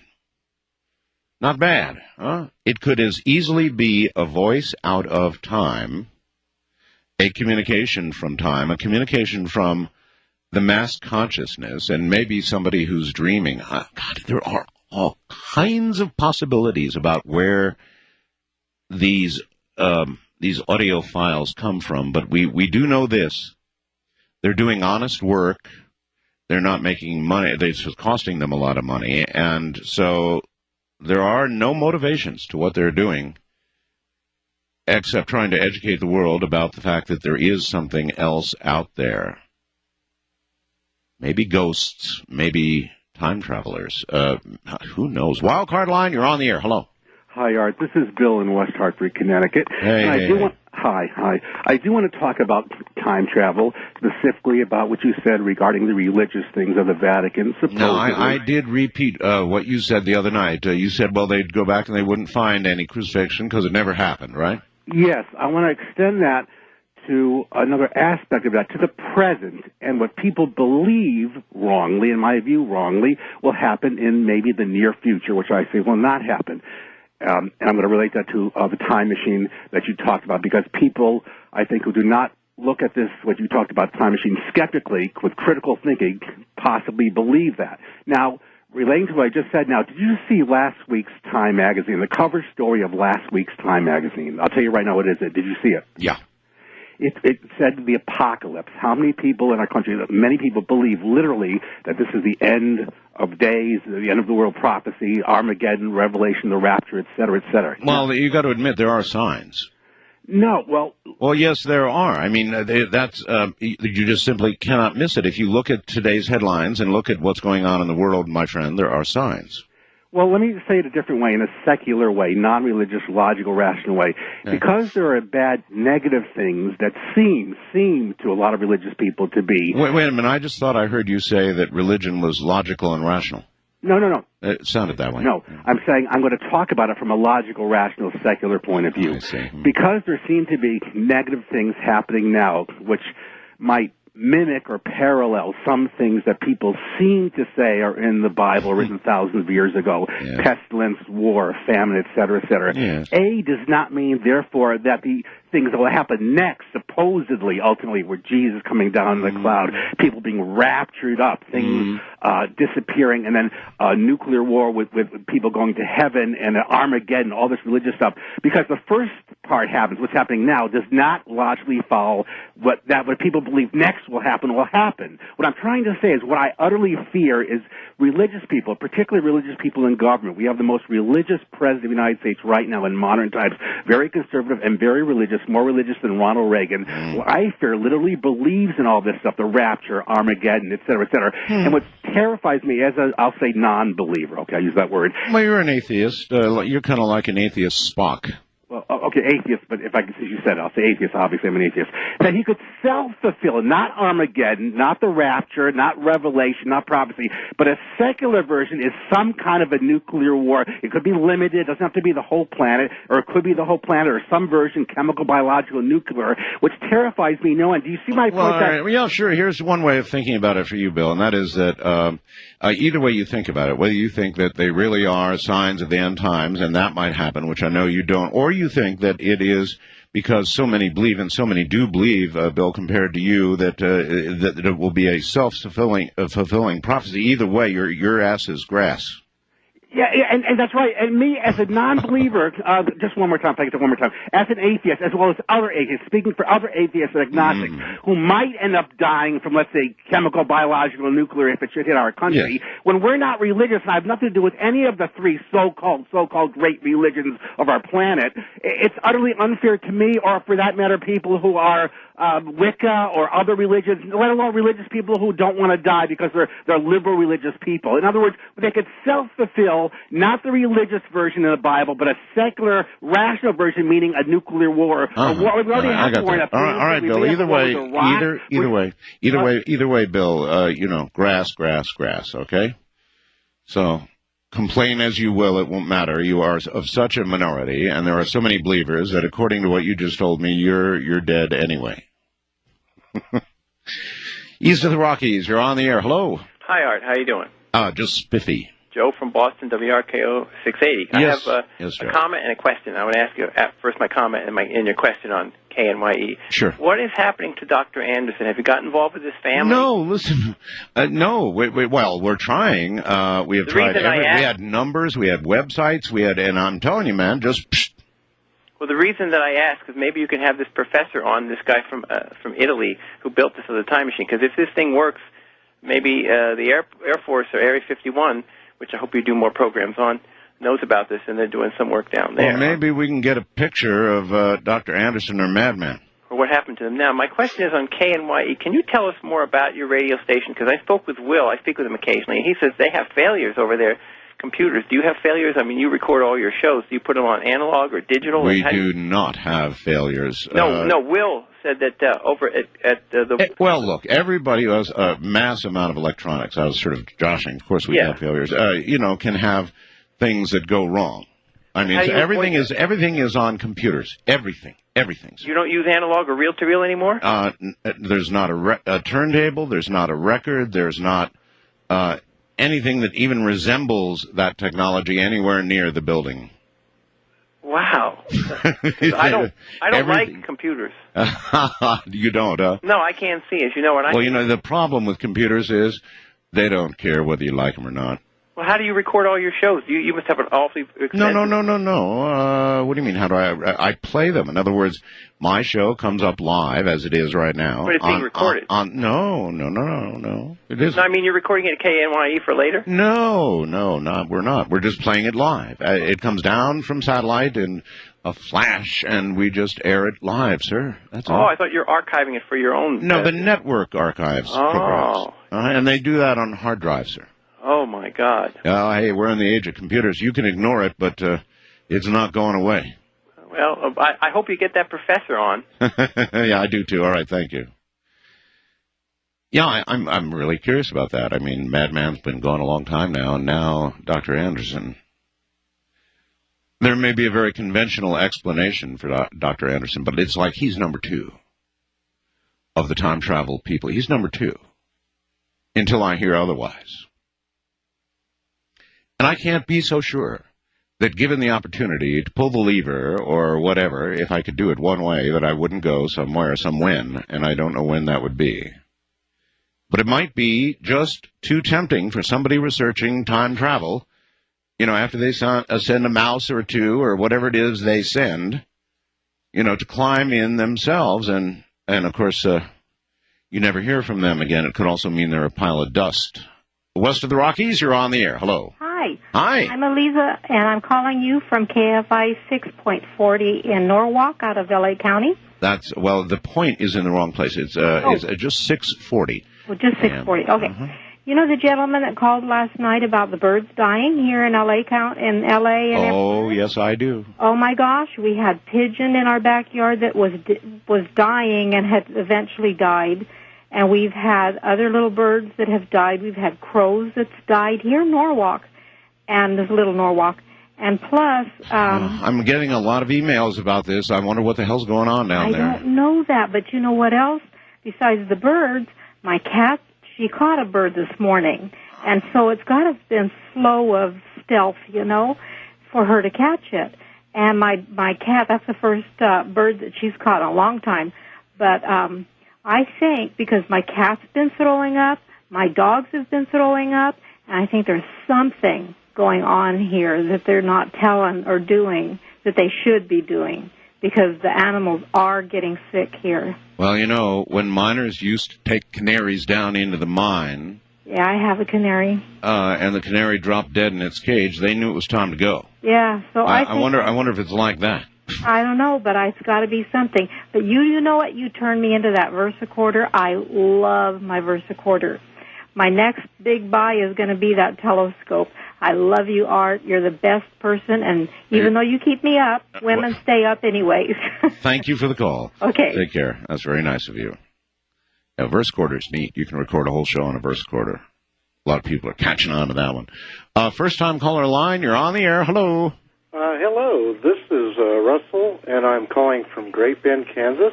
Great Bend, Kansas. Yes, sir. And that's KVGB. And that is 1590. That's the way to do it. Uh-huh. And I'd like to say a patriotic poem for tonight's show. No, we don't allow poems on the air, sir. Okay. I appreciate it. If you want to give us the thought, though, that's fine. Sure. I'd just like to say that I'm very proud of the men and women that are in the armed services right now that fight for our country. And we should remember them on this date because this is a very important day. Well, it is, and they are the ladies and gentlemen who keep it free. Again, I refer you to this Hercules, Parent Hercules aircraft, the MPEG of it on my website. Oh, my God. I'm going to say this one more time. You could fly this over the Taliban at a relatively low altitude, have it let loose with all of its flares, the way it does in this photograph. You've never seen anything like it. And half the people on the ground would have a heart attack right on the spot. You wouldn't hit them with a bullet. They'd just fall over dead from fright. It's an incredible little video under What's New. Wildcard line, you're on the air. Hello. Yes. Hi, Art. It's Laura from Miami. Hello, Laura. Yeah, hi. I just wanted to let you know that here in Miami, we have Saddam Hussein's stepson down here. He's being held. Really? Right. It was Oh, what was it? Oh, he was going to try to attend a flight school down here in Florida. I wonder if we're asking him questions. We probably are. I think they said he's being held in the Chrome Detention Center down here. Huh. Well, yes, you can imagine, gee whiz, we'd have lots of questions. Oh, yeah. Big time. So, an interesting thing has happened in Miami, and I didn't think it possible, and I thought since you're calling, I thought I'd say it. I'm so proud of it. In the last survey we did, they do these Arbitron surveys, right? Mm-hmm. And as you well know, a lot of Miami is non-English speaking. Right. And a couple of years ago, I told the manager of the Miami station down there, WIOD, I thought it would be impossible ultimately to ever become number one just because it's so divided from a language point of view. And so I thought it would be absolutely impossible, an English talk show. Mm-hmm. And guess what? Number one in Miami. There you go. Last survey. You're the best, okay? Everybody knows it, okay? Thank you very much. Okay. Hey, love you. Take care. That is true. And it was so amazing that I got an email from the manager of WIOD, and I framed it. I've got it on the wall. It's one of my proud accomplishments in an area where you never in all your life thought that you could, outrank everybody else in the middle of the night. It happened in Miami. Blew me away, I've got to admit. East of the Rockies, you're on the air. Hello. Yeah, Art. Love your show. You keep me up all night. Where are you? Kansas, a little town in Kansas, Pittsburgh. Middle America. Yes, middle name humidity. I hate it. Yeah, I understand. Anyway, what I was wondering, have you heard anything about the transportation of the nuclear waste? I'm really concerned about it. Yeah, it's going to come to a highway near you real soon. Oh, no. Oh, yes. I had a map up on the website that would show you, you'd put in your zip code, and it would show you how close the nuclear waste was going to get to your house, what highway. I don't have a computer. You don't have a computer? I know. My daughter is giving me static about that. She's older, and I need to learn. Computers today are not so hard to learn. I'm scared. They used to be. I know, a lot of fear associated with it, and there was even for me when I began long ago, but very quickly you will learn. You don't have to be a technician. You just have to learn a few easy little things, and you're in a whole new world. Not to change the subject, but what can I do? I've called, our congressman. I'm really concerned about this on the nuclear thing. Well, that's what you can do. That's all you can do. The American public has got to come to grips with the fact that while it's going to be stored in my backyard here in Yucca Mountain, seismically active Yucca Mountain, I might add, that's not the dangerous part, really. Really, it isn't. The dangerous part of this whole operation is the transportation of this poison that's got to be maintained for hundreds of thousands of years safely. But, getting it from point A to point B is like, you remember the 1,000 points of light? Yes. Well, it's like thousands of points of terrorist target possibilities. Well, we're right on the Missouri line. We live close to Joplin, Missouri. And do you know what highway they said, or? No, I'm sorry, but almost everybody has a major highway within radiation distance of them. It's amazing. We'll try and get that website back up, all right? Thank you so much. You take care. And the American public has to understand that's the dangerous part of this. Moving it successfully, avoiding terrorists who are bound to use it as a target. The inevitability of accidents, all of that is the dangerous part of this. If they just conclude that who cares about, Screw Nevada was the bill, the official name of the bill, actually not official, but same effect, and think, well, who cares about Nevada? It's not. It's the transportation of this stuff, folks. You better check it out. It's coming to a road and highway near you soon. I'm Art Bell, and this is Coast. Okay, Brennan Cook and Barbara Macbeth, who are representing the society, are two of five members that are the GIS. The society is nonprofit, and the GIS members have spent thousands of dollars and hours dedicated to researching what they consider to be ghost phenomena. They realize that EVP is one of the most controversial aspects of ghost research, and that there are many speculations and theories about the spectral voices that have been recorded on audio and videotape. The GIS members believe the voices they have recorded are the voices of the dead.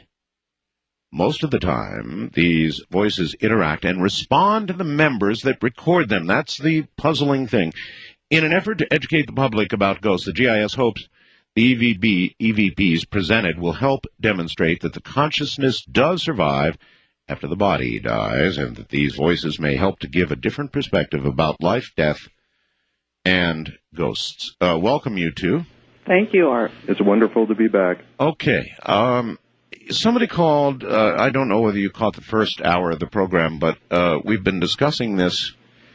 What's a time machine or a time viewing machine the Vatican may or may not have? There's some serious stories out there, and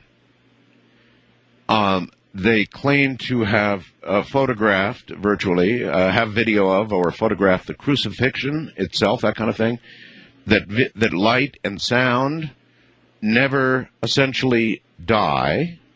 They just keep radiating, and they're around, and your desk remembers what happened to it from the time it became a desk or when it was a tree or whatever. You get the idea. Mm-hmm. That everything remains around, so to speak. And he suggested that perhaps what you get on your tapes might be some remnant of something once said in time past, and that it could be just sort of that it seems as though it's being responsive to you, that it's not an actual disembodied consciousness speaking to you from the other side. What do you think? Well, that theory may work, aside from the fact, as we mentioned on every show we've done with you, that these voices interact with us, and in some cases give us contemporary information. Yeah. I mean, things that show there's a consciousness behind it. They're aware of themselves and they're aware of us. Yeah, that's problematic to the theory, all right, but what other alternatives? That's just one. The fundamentalist Christians are going to say, oh, sure, it's demonic tricksters. Everybody knows that. Anybody knows it who reads the Bible. When you're dead, you're dead. And if you're getting voices, if you're getting contact, if you're being haunted by a demonic entity. And if it's your great-grandmother Gertie, it's not really, it's a trickster. You know about that, of course. Yes, well, the most of the hauntings that we have investigated are not evil entities. On some occasions, they have been known to be helpful, and they don't display wickedness or evilness like what many people think hauntings are. Well, I've heard you say many times in the past that you believe that people who die and then are ghosts or spirits exhibit the same kind of tendencies they did in life. You know, if you're a happy-go-lucky person, then you're a happy-go-lucky prankster kind of ghost, I guess. Right. And if you're a nasty, miserable, rotten human being, then you're going to be a nasty, miserable, rotten ghost. Yes, I believe that myself. So, in other words, you encounter all kinds of personalities on the other side, just like you do here. Oh, yeah. That's correct, and I think the voices that we have played in the past demonstrate that the personalities come through very strong in their voices. And really, the majority of people you meet in life are very nice and loving and caring.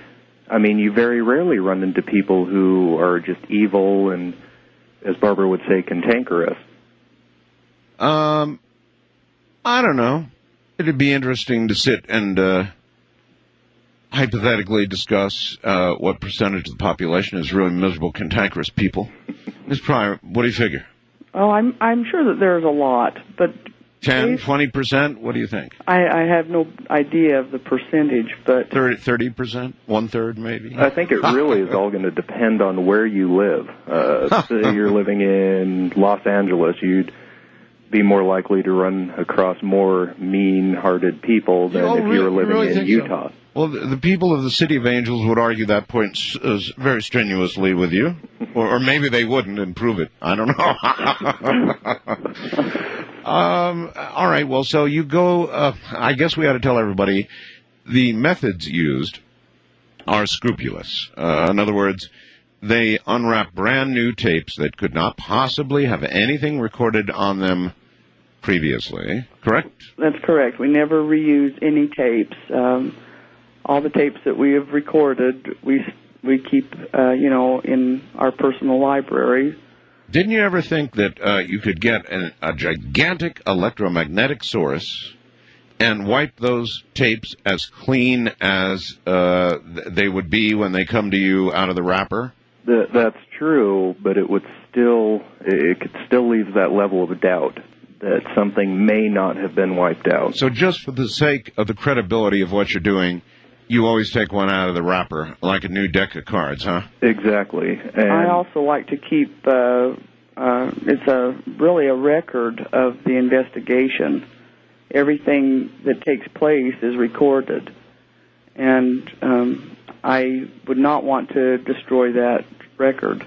How many of you are in the GIS group now? 5. 5. And you have held it to 5. Now, I would imagine, as public as you have been on this program, and you've been a repeat guest or guests, that you had a gazillion volunteers and people wanting to join, and yet you have held the group to 5. How come? The main reason is we work so well together. We're really almost like a family. We see each other every day. We're constantly talking about ghosts because it's something that fascinates us. And to add somebody else, a new element, you run into a problem of not knowing anything about them and having to learn everything about them, and then there's just not that comfortable atmosphere. That's a good point. It's hard enough to get a group of 5 people who generally agree and get along well. That's hard enough. But we don't always agree, but we get along very well. Well, no, that's really critical. I mean, generally you get the larger group of people together, and then you're going to get politics within the group, and you're going to get a lot of disagreements and anger and people upset with each other and that sort of thing. So probably good that you hold it to 5. Yes, and we work very well together. There's a real trust level that's among the 5, and I think that trust is a very important element. Where are the main areas of disagreement among the 5 of you? The main level of disagreement is just figuring out what the voices are saying, and I mean it's nothing that we really, get in arguments over. We just end up playing voices hundreds of times just to kind of narrow it down to what everybody can agree on.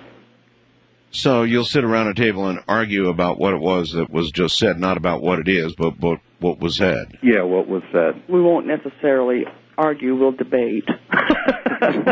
Have you figured out that how hard it is, that it must be incredibly hard for a spirit to get something through to our dimension, for lack of a better word, on tape? Is that really take a great deal of energy or whatever from the other side to do that? From everything that we've experienced, it seems like it is hard, and it takes a great deal of effort for them to do that and to affect our audio tapes. And the reason I say that is a lot of the voices are very quiet and soft-spoken. I mean, the voices that we present on your show are obviously the best of the recordings that we get. Yes. But the majority are very soft, and it seems like they have to expel a lot of energy just to affect our tapes. Mm-hmm. Some of them are really troubling. I agree with Barbara that the voice of children, which seems so common in what you do, that's incredibly troubling. I mean, children die, so then does all this mean, when we hear the voice of a child, that if you die as a child, you are a child forever after? If you're an adult, you're an adult forever after. If you're a decrepit old person, you're a decrepit old person forever after? I mean... Well, it's theory. There's no sure answer on many of the questions that we get. But if the answer to that question is yes, then the old die early and leave a pretty body thing sounds good, huh?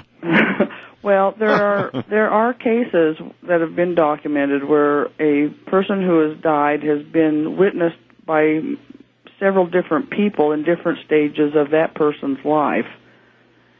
And I don't know if a ghost can appear in a way that they want you to see them.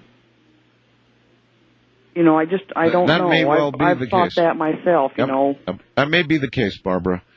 So, I mean, this is no matter what it is you believe about these, whether you think they're ghosts of dead people, or you think they're demonic spirits trying to fool us, or time travelers, it wouldn't matter. To hear these things is so freaky. Now, maybe you guys have been doing it for a long time and it doesn't quite freak you out the same way, or does it still? No, it doesn't. And I think to the majority of people it's more of a shock because the majority of people have been taught that this doesn't exist. I mean, since they were children, they've been taught that this doesn't exist. It's like the Sandman and the Boogeyman. It isn't out there. And then for us to come along and play these recordings on your show, it can bother people. It is out there. That's the trouble. It is out there. Whatever in the heck it is out there. It's real. Now, yes, we have people contact us. They went out and tried it, and they're shocked that they've gotten, recorded a voice at the location that they went. Mm-hmm. I've been receiving some emails from people who say, look, I took a digital recorder out, and I've got EVP, and I've got really high-quality EVP, so don't even bother asking that question tonight. So I won't. I'm getting emails from people who say that the digital recorders, the mini CDs, those kinds of things, they're all recording EVPs out there. And we've had people tell us, we know that EVP can be recorded on the digital recorder. We haven't ourselves had luck with them too much, and so we prefer, our preference is the magnetic tape. But people really do need to know this. They really can do this themselves. All it requires is a cassette recorder, probably a good one if you can get it, and blank tapes, and you can go to... Now, look, do you really recommend for somebody out there who's going to try what, after hearing this tonight, they're going to try it. Now, would you recommend they go to graveyards? Would you recommend they go to places that have a reputation for being haunted? What? Any place that is associated with death. Now, people can go to cemeteries in the day. They don't have to go at nighttime. You haven't noted... recorded voices at all hours of the day and night. It does not seem to matter. With equal frequency? Yes. Yeah, I guess if you've got a ghost, it's going to be there day and night, huh? Yes. The reason that we go out at night most of the time is for our infrared equipment, and because it is more quiet. Plus, you probably have day jobs, huh? Yes. Most of us do. There's one that works nights, but it's more quiet. The hubbub of the day is gone, and it's more quiet at that time, and so there's less interruption, and we're able to use our infrared equipment in the dark better. It doesn't work during the day, but just to strictly record for EVP, you can do that any hour of the day. You don't have to wait for the sun to go down and go into a graveyard. You can take a stroll at noon. Mm-hmm. The implication being then, graveyards are good because the spirits of the dead hang around their old bodies, yes? That's true, and I also believe that the emotional feeling in graveyards is such that it can draw ghosts to it or keep them there. Curious about something. I'm very curious about something. Brendan, when you die, what are your instructions? You're going to be buried or cremated? I'm looking at cremation. Barbara? Oh, I want to be buried. Buried, huh? Yeah. You see, because it just sounds like such a lonely little trek to be making around your own gravesite. Well, if I am able to stay as a ghost, which I would like to do for a while. You really do want to? Oh, yeah, I think it would be kind of... a kick? It'd be kind of interesting to see that experience, to experience that. But I would like to be able to, if I'm able to.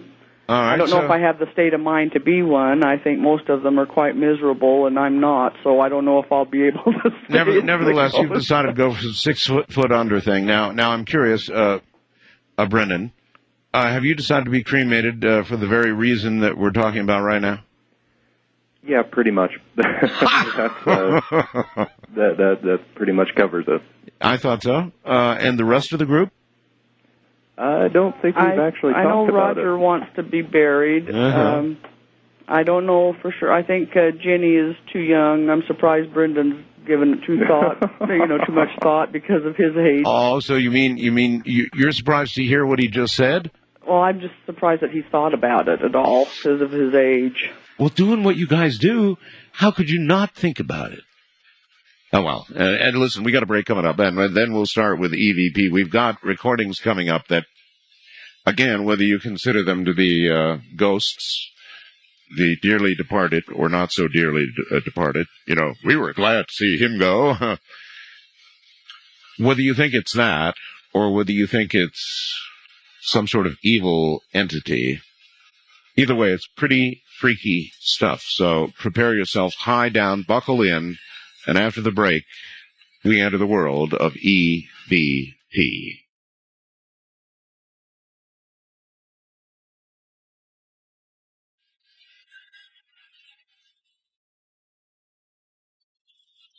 Literally into the night now we go with Brendan Cook and Barbara Macbeth of GIS. All right, you two, here we go.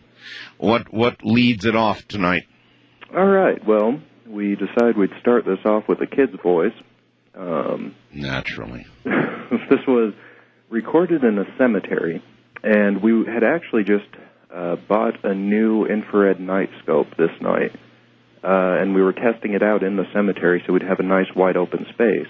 Well, I love those things. I've got some third-gen stuff, and I love it. It's more fun. What do you guys think? You like it? Oh, yeah, definitely. We've gotten 2 of them now. Oh, really? And this one, the one we were testing that night was actually a nice little, it was a Russian military scope. Most of them are, yeah. It was great. But in this clip, you'll hear Barbara say, come and see Brendan if it makes a difference with the infrared. And a couple of seconds after she says that, you'll hear a child say, and it sounds like the child says a perfect circle. A perfect circle. I wonder. Okay, well let's listen. Here it is, folks. Come and see Brendan if it makes a difference with the infrared.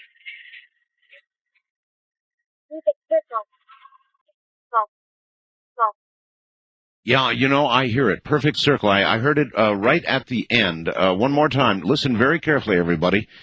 Somehow my brain didn't hear it until the very last play. It's replayed 3 times. The EVP itself, in this case, obviously a child's voice, is replayed 3 times after the original sentence in response. So listen very, very carefully. It does say perfect circle, I think. Come and see Brendan if it makes a difference with the infrared. That sounds like it's a circle to me. It's a circle, it sounds like.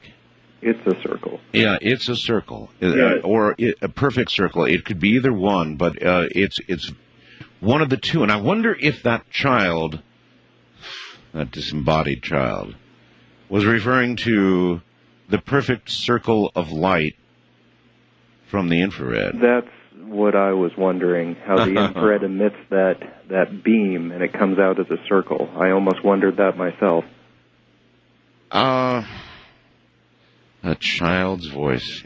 You get these emails from people who say, you've probably seen them, they're just sort of spam emails, and they say, I've resigned as an adult, I'm going back to being an 8-year-old, I wonder if some adults who die, even seniors, are able to do the cocoon thing on the other side, and if they want to, become children again.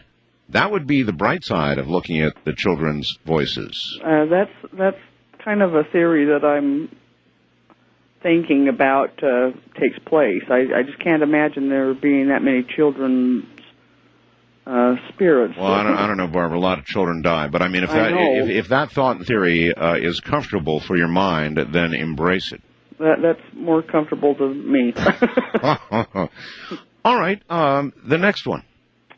This was recorded by Jenny, and you will hear Jenny say, we had a person there accompanying us on this investigation.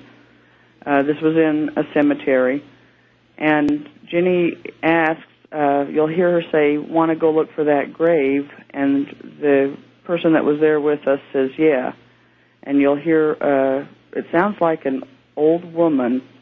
It says, so do I. Oh, by an old woman yet, huh? All right, here we go. Do you want to go look for that grave? Yeah. Oh, God, that does sound like a decrepit old voice. I'm doing these twice. They're doing them 3 times, and I'm doing them twice just because I want to hear myself listen. Do you want to go look for that grave? Yeah. That's really creepy. That's really creepy.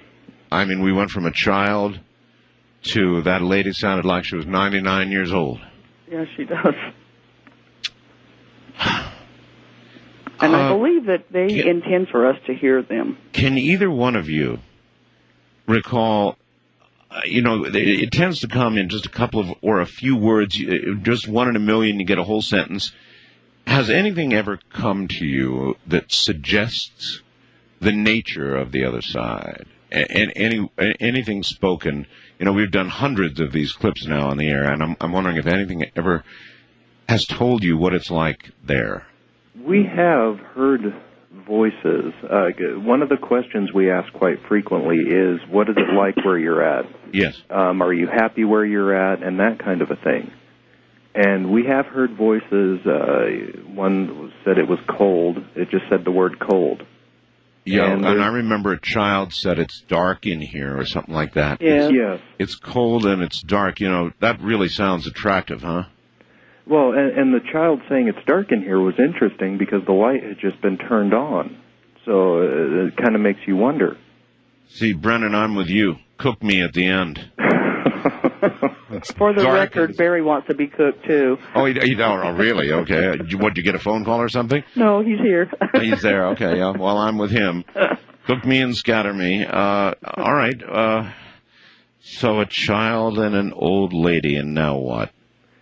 All right. Well, this one was also recorded by JS member Jenny. And in this clip, you hear her say, let me live in there. It's warm in there. And directly after that, you hear a voice.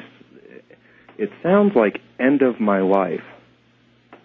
Now, it's Jenny saying, let me live in here? Yeah, Jenny says, let me live in there. It's warm in there. It's warm. Okay. She was referring to a mosquito that had just flown into one of the members' ears. Oh, that's interesting side note. Referring to a mosquito that flew into an ear. All right, here we go. So let me live in there. It's warm in there. End of my life. Ooh. End of my life. End of my life. Oh, without question, end of my life is what I'm hearing. Oh, that's weird. Let's one more time. So let me live in there. It's warm in there. End of my life. End of my life. End of my life. End of my life, clear as can be. And Art, one thing to notice, did you happen to notice the weird cadence of the voice itself? Yes, I did. It had a very weird speech. End of my life. Something that I suppose a ghost, something that would remain here, would have time to consider the end of my life. End of my life. Yeah, really, that's really, but that's very non-responsive, isn't it, to the comment that was made? Right. It really has nothing to do with what was said there. Now, what percentage would you say of your EVPs are, in fact, obviously responsive to something you've said or one of your members has said, versus those EVPs that you have no connection for? I just guessing. We haven't really looked at it and done a percentage of them, but I would say, just off the top of my head, probably 60 to 70% are interacting with us. We'll talk about what we're doing or what we're saying, and Boy, that's a high percentage. Yes, it is. In fact, the next voice is a really good example of that. Mm-hmm. Okay, then next it shall be number 4. At this time when Jenny recorded this voice, it was in the middle of winter. It was probably below freezing, and we were sitting in our chairs out in the middle of a cemetery, and I had gotten a blanket out of the car, and me and Jenny were sitting side by side covered up with the blanket. And you will hear Jenny ask me, "Did you just pull down the blanket?" And I'll answer her, "No." You'll hear it sounds like a child that says, "I did." I did. And as in, I did pull down the blanket. Yes, and then she'll say, "Did you feel like a tug?" And I say, "No."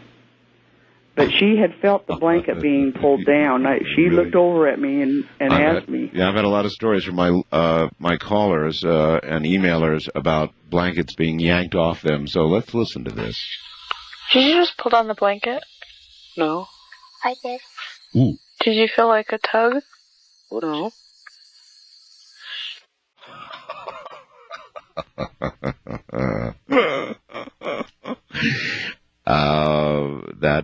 That sounds very directly responsive, and it does sound like a child, and that's totally freaky. Here we go. Did you just pull down the blanket? No. I did. Did you feel like a tug? No. How do you guys handle that? I couldn't handle that. I mean, you were in a graveyard? Yes, we were. And you were lying down and had a blanket? We were sitting in we bring our chairs, and I see. And we're sitting in our chairs, and it had gotten so cold sitting there that I got a wool blanket out of the car and covered up. I'm going to ask this again. I know I've asked before, but I just can't resist. You know, you guys are holding doors open here. I mean, I've fooled around with a million different things on my program, and what I've concluded, one of the things I've concluded, is that when you talk about the kinds of things we're talking about tonight, you open certain doors. I don't think there's any question about it. I mean, even the discussion, the fact that your mind is thinking about this kind of thing, opens a door for you. And aren't you all worried that occasionally something's going to come through that you're not going to like? No. I've been involved with this for years. I've never had an occasion where something has threatened or harmed me. I've had things happen to get my attention. I believe that it's to get my attention, but nothing has ever hurt me. By the way, Michael in Villa Park, Illinois, is suggesting, with regard to the mosquito that was in the air, he says, maybe it was the mosquito that said, "End of my life," when it flew into the person's ear.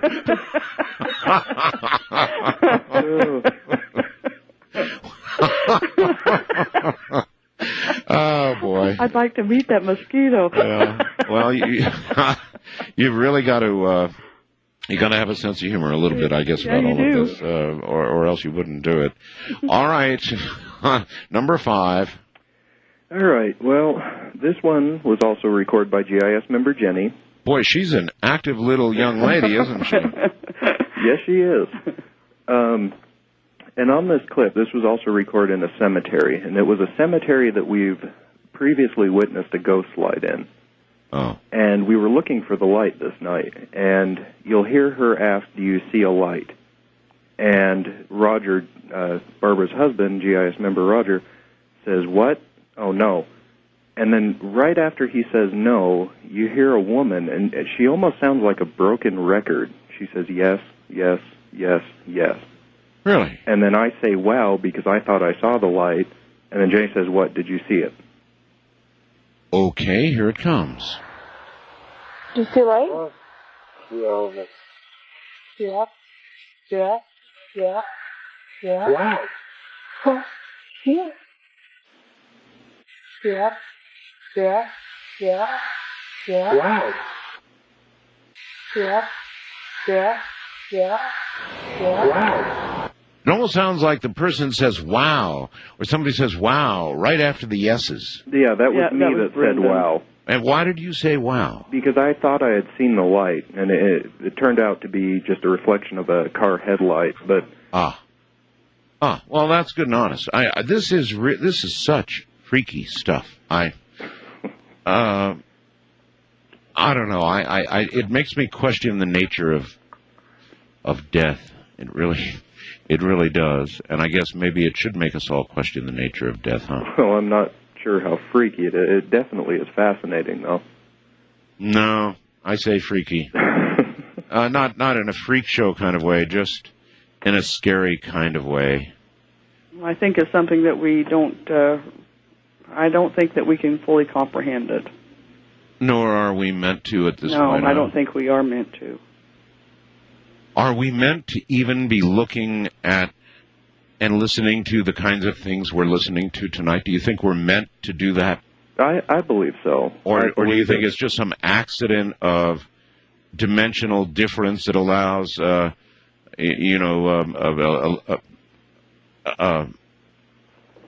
some sort of voice to be imprinted in an electronic way that really is just an accident, and otherwise we're not supposed to be exposed to what we're hearing here?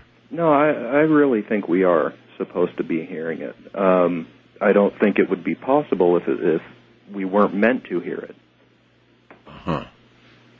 Let's do one more. This was recorded by Roger, and we had arrived at a mausoleum. We were standing outside. It was in February. It was freezing cold. It's probably 11 o'clock at night. It was around 11 o'clock, and we were waiting for the caretaker to come and unlock the door and let us in. And you will hear Roger say, "We welcome anyone here to talk with us. We're back." Well, in between those two sentences, you will hear kids screaming. There was no kids at that time of Kids night. screaming? It sounds like, you know how children sound when they're screaming, playing, running away, or so, running Yes. and screaming and playing. That's what it sounds like. All right, let's take a listen. Here we go. Welcome anyone here to talk with us. We're back. Oh, boy, that does sound like kids screaming, doesn't it? Particularly in context with, almost more when it's in context with what's being said than when you hear it individually. Let's hear it again. Welcome anyone here to talk with us. We're back. That sounds like several children, doesn't Yes, it? and we've had a lot of, we've recorded a lot of children in that area, and there have been reports of children in that area of the grounds of that mausoleum and cemetery. Well, again, though, that leans us toward the idea that die as a child, remain as a child. It tips it back in that direction. Yes, it does. And I don't know. I don't know if that's my idea of the way it ought to be. Of course, who am I? It is. I guess it's going to be whatever it's going to be, and I'm not going to have a thing to say about it. Or maybe I will. Maybe everybody gets what they think they're going to get over on the other side. I don't know. I don't know. It's all theory. There's no known things about this phenomena. You would rather not hear children, right, Barbara? Yes, I would prefer not to hear children. And yet, sometimes I wonder if it's a young, or sometimes women's voices will sound childlike. And, that's true. And there is that possibility that it's just a female voice that sounds like a little child. But there are some words that are pronounced that they just sound like children. Maybe, but I've heard some EVPs that are unmistakably, unquestionably children. Yes, I'm afraid so. All right, you two, hold it right there. The Ghost Investigators Society, an electronic voice phenomena. From where? And from what time? I don't know. We don't know. But either way, it's pretty weird. Okay, I'll tell you what I'm going to do, because obviously I'm reading commercials live and I have no time to do anything else. I just caught this email that came rolling in just during the last break, and I read the email, which I'll read to you here shortly. First, I'm going to forward this to Keith Rowland, and we're going to get it up on the website right away. I don't see any reason why we can't. This is about something that happened in Montana, and so let's send it to Keith right now. This is a beauty of live radio. You can do this kind of thing, and there it goes, winging its way to Keith. All right, Keith, when you get this, regarding the situation in Montana, would you please post these photographs as well as the email? I don't see any instructions saying we can't here. He even gives us his email address. Oh, my God. We get the weirdest stuff. Anyway, that's on the way to Keith right now, so I'll read you the email here at the bottom of the hour. Right now, we're going to return to the GIS, folks. And we're going to return to, well, whatever it is that we're hearing, quite apparently, from the other side. Welcome back, you two. Thank you, Art. Okay. We have lots of work to do tonight in terms of getting all this on the air properly. So what's coming next? All right. Well, this voice was recorded by Barbara. And it was actually, we were contacted by a lady who had heard us on your show a few times. Oh. And she was contacting us regarding her parents' house, which obviously was haunted. She said that her children that would stay there had seen things, shadows, things like that. Right. Doors opening and weird noises. I mean, it was literally your typical haunting. We were just packing up our stuff, and we were kind of getting everything ready to go, when this voice comes in that either says, have them come back or have Brendan come back. Any real thoughts on which it meant? No, not really. All right. Let's see if, wait a minute here. Let me get the right CD in here, or that's not going to work at all. When we're doing these kinds of shows, I've got to end up shuffling CDs back and forth, folks, so sorry about that. Okay, here it comes now. All right, now see, I'm not as sure of that one. I'm not as sure. You're saying it says, have them come back? Probably. Is that right? Yes.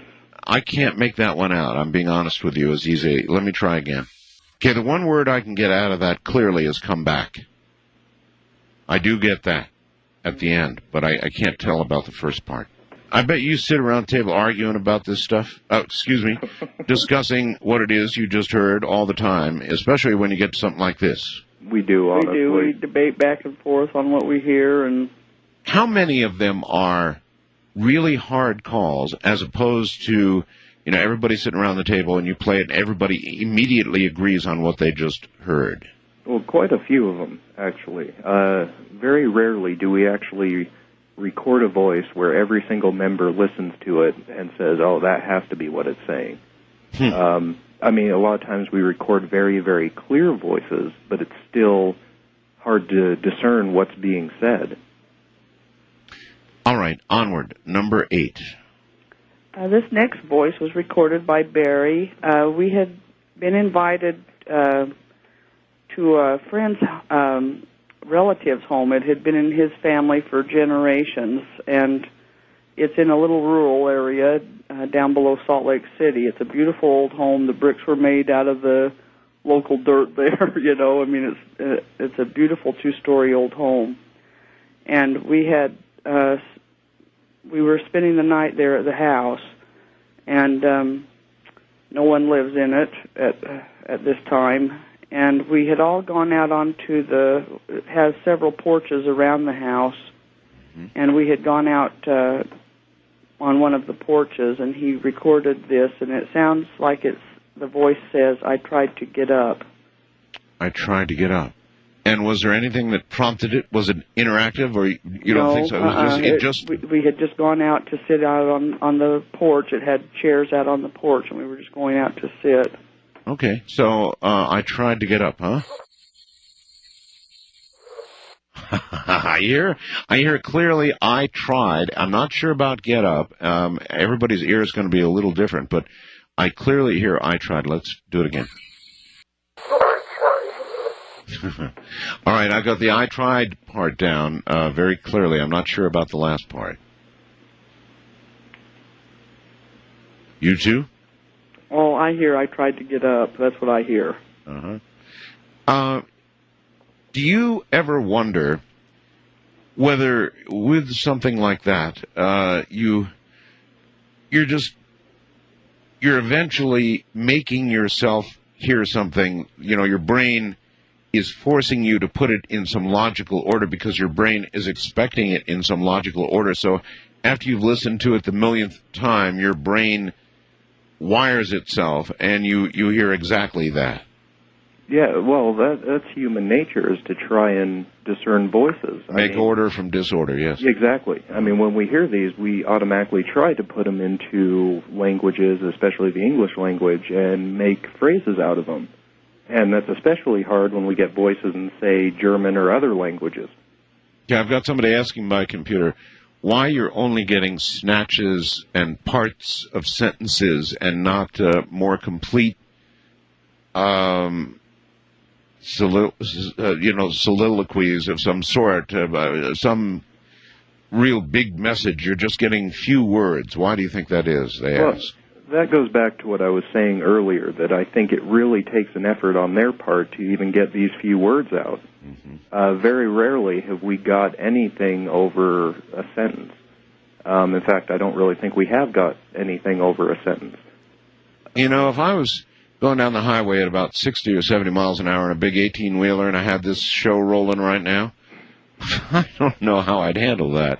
In the dark, on the road, in the middle of the night. All right, number 9.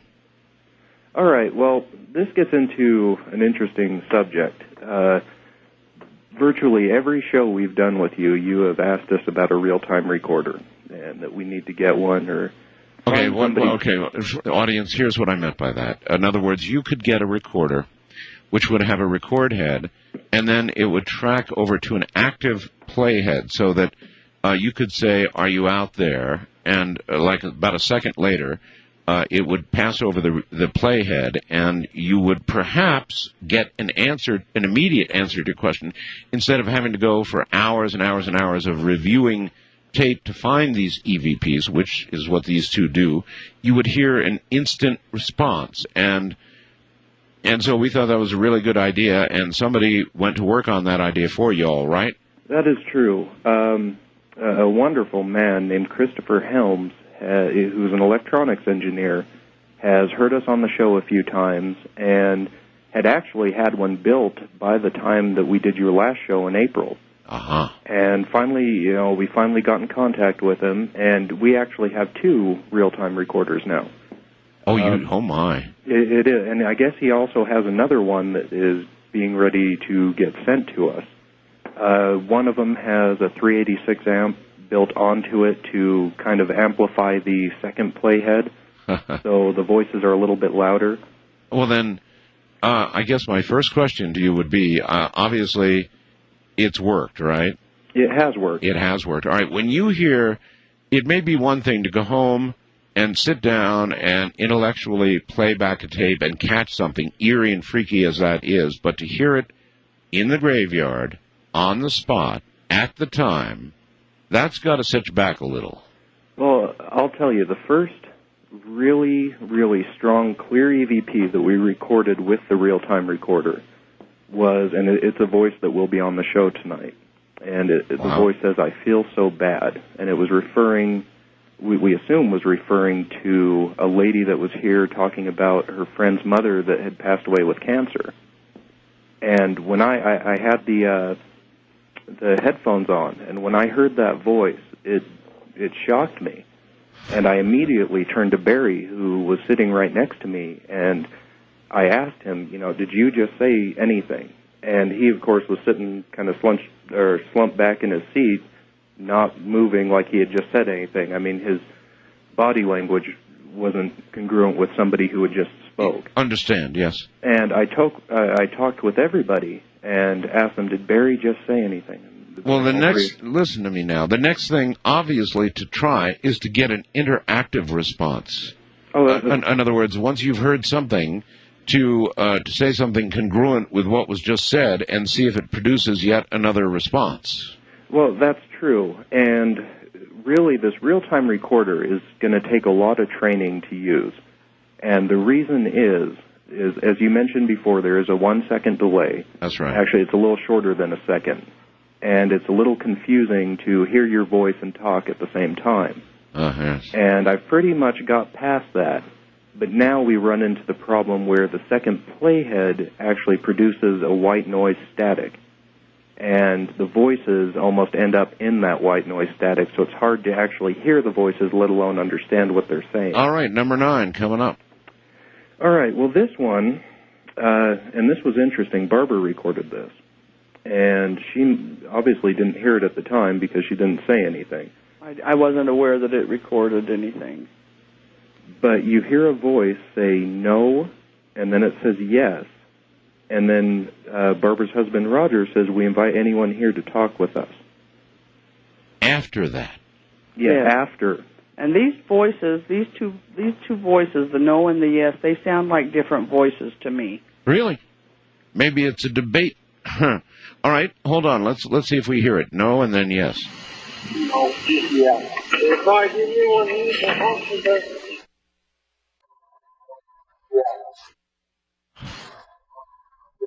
God, it sounds like a domestic squabble or something. Listen one more time. No, yeah.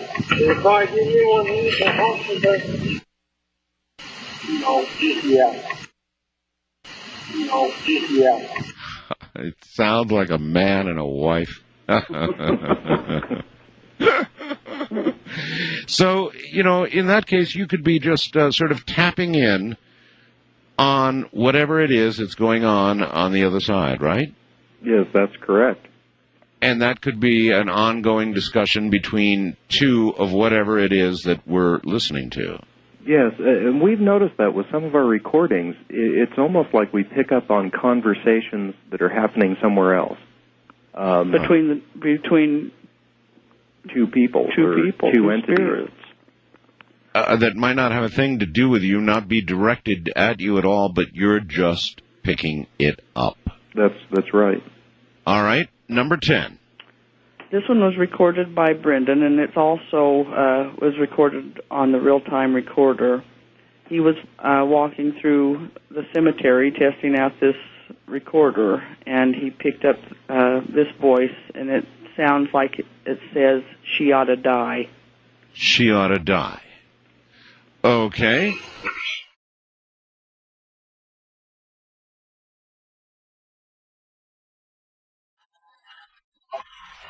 Yeah, I can buy that. It sure sounds like she ought to die. One more time.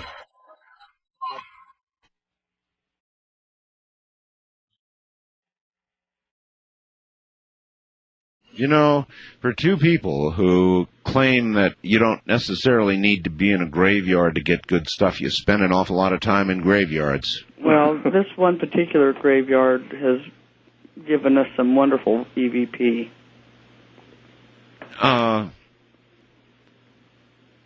What is the percentage of pickup you get in graveyards compared to some local fast food restaurant? Or, any place else?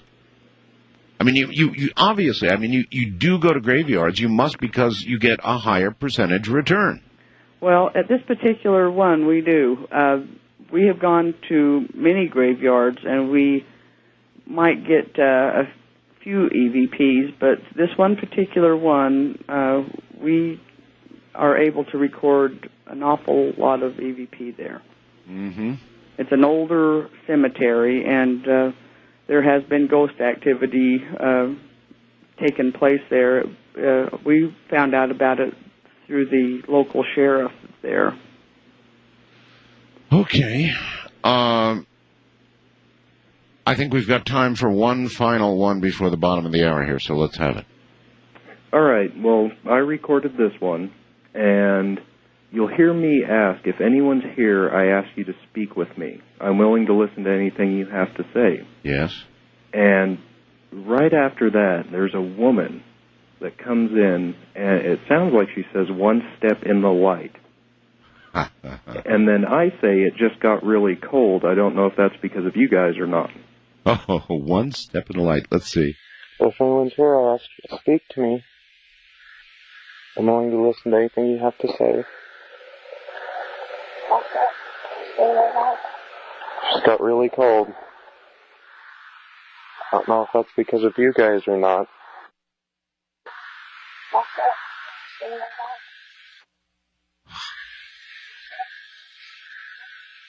Oh, man, is that freaky. That is so freaky. One more time. If anyone's here, I'll ask you to speak to me. I'm willing to listen to anything you have to say. Just got really cold. I don't know if that's because of you guys or not.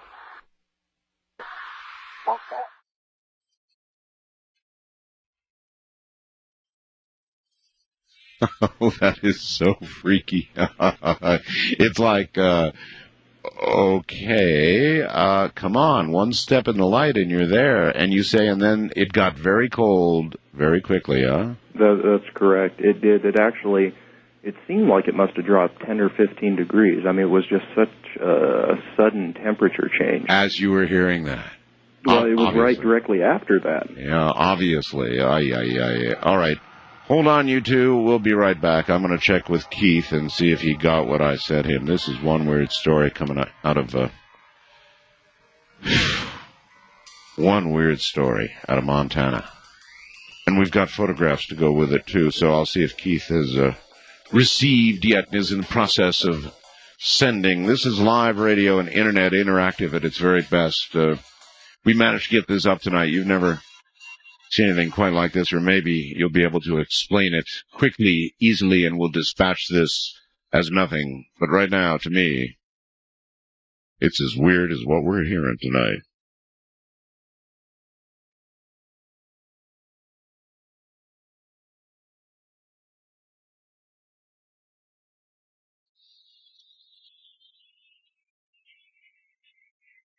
Even cyberspace is kind of weird sometimes, isn't it? I mean, I've sent this to Keith 10, 12 times, and it disappears in the ether. Flat disappears. Really weird stuff. All right, now back to my guests, and back to more EVP. We've got a little more to go before we can get to phone calls, because we've got a pretty good list tonight. So number 17, I guess, is what's coming up next. All right, this one, Art, was recorded in the warden's house of the prison. And, oh, really? The warden's house? The warden's house. It's just kind of kitty corner to the prison itself. Has been standing, well, virtually as long as the prison has. I think about 10 years after the prison was built was when the warden's house was built. Right. In this clip, you're going to hear GIS member Roger say, "Can you give us a name?" And they waits for a second, then says, "Kids." And after that, you hear a woman say, "Hazel." Hazel. And you're sure that's an EVP voice, right? Oh, yes. Yes. All right, here we go. Can you give us a name? Yes?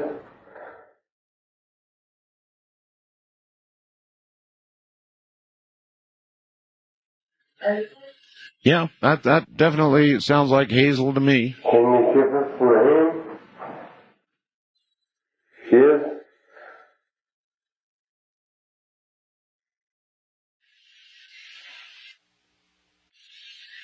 Huh.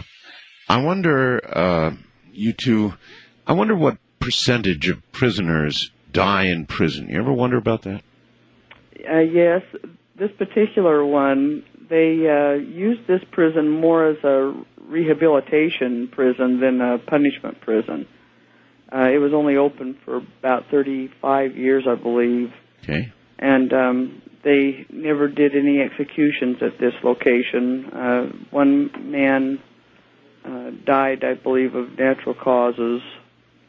And, you know, when we were talking earlier about the how dismal they sound, one thing to keep in mind, the places that we go are not very happy places.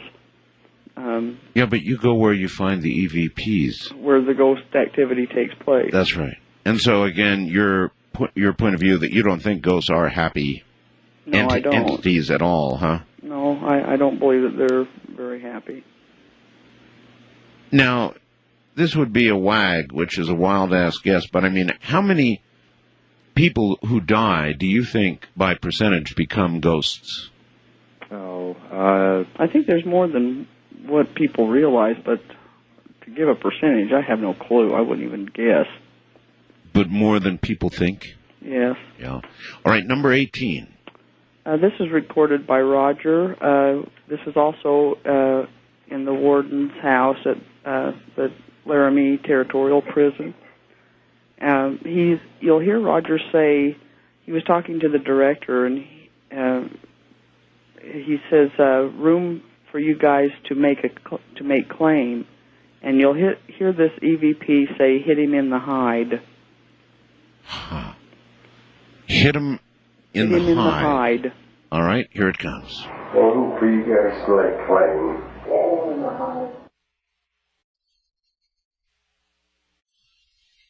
That sounds like a kid's voice. Yeah. It does.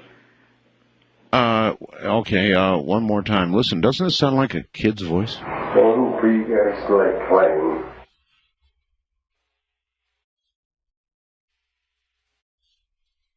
You know, these absolutely are voices. I don't know what else to say. They can't be anything else.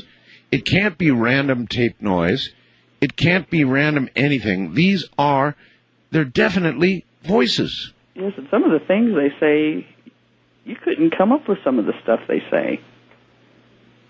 Oh, you wouldn't? Yeah, that's true. What safety measures do you all take to be sure that it wasn't one of your other members who, inadvertently said something or, that is one of you? I mean, do you have two recorders running at once sometimes? We have 5. 5 recorders? Now, that's interesting. How frequently does an EVP show up on 1 or 2 or 3 or 4 or 5 recorders? Quite a lot of the time, the EVPs do record on all recorders. There are times, as we mentioned, that they don't show up on a lot of them. They'll show up on one recorder, and then the other 4 won't have the same voice. Boy, is that weird. It is. It's almost a phenomena inside of phenomena. Yeah. It might indicate the electromagnetic phenomena. It can be very narrow, very small, that the window can be very narrow and very small, or it can be large enough to hit all 5 recorders that are with you at the time. That's interesting. That's true. Have you ever taken with you magnetometers, other instruments that would indicate some sort of paranormal energy? Well, we do. We take EMF detectors, thermal scanners, the infrared cameras, things like that. And how frequently can you correlate an EVP with something else? Well, I'll put it this way, not as much as we'd like, because we'd like to see the correlation just to say that's how it's happening. Gotcha. Maybe 30% of the time we might see a spike in the EMF detector when an EVP appears on the tape. Okay. Also, Roger wears a regular compass. We went and bought a compass in a sports store that hikers use to put on their watch bands. Oh, how interesting. And theory being, I bet, that a lot of electromagnetic activity in the compass spins off north. And it does. And it does? Mm-hmm. All righty. Number 19. All right. Well, this is a really interesting voice, Art. In this clip, this was recorded in the prison yard itself. And I should probably note here that there was a leper that did die in the prison yard. A leper? A leper. And they kind of segregated him from the rest of the prisoners. But in this clip, you hear Barbara say, "Hello, is anyone here?" Uh-huh. And this man's voice comes in and says, "They've hurt me." Really? All right. You see, I don't listen to any of these beforehand. I have a list, but I don't listen to any of these because I want to hear them the same time as you all do. Hello? Is anyone here?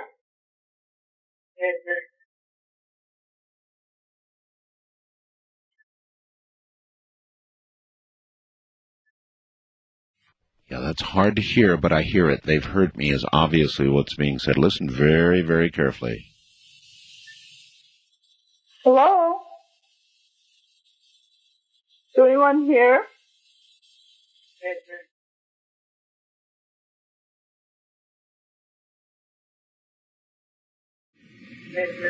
They've heard me. That's what I hear. But boy, you've really got to dig for that one, huh? Yeah, it's buried in the static, and I'm kind of afraid I amplified it too much on the last two loops. It just amplified the static with it. Yep.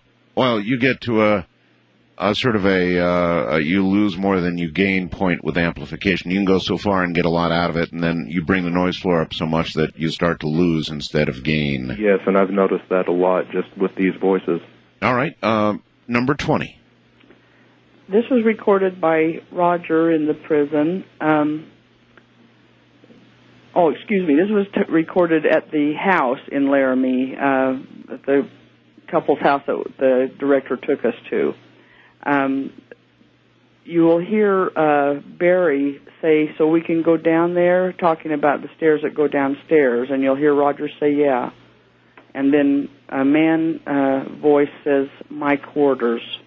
My quarters, as in my place, right? Mm-hmm. Okay. So we can go down there? Yeah.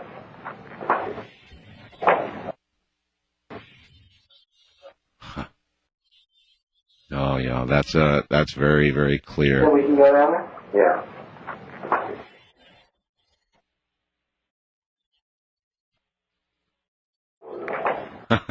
My quarters. No question about that. As in my place. Wow.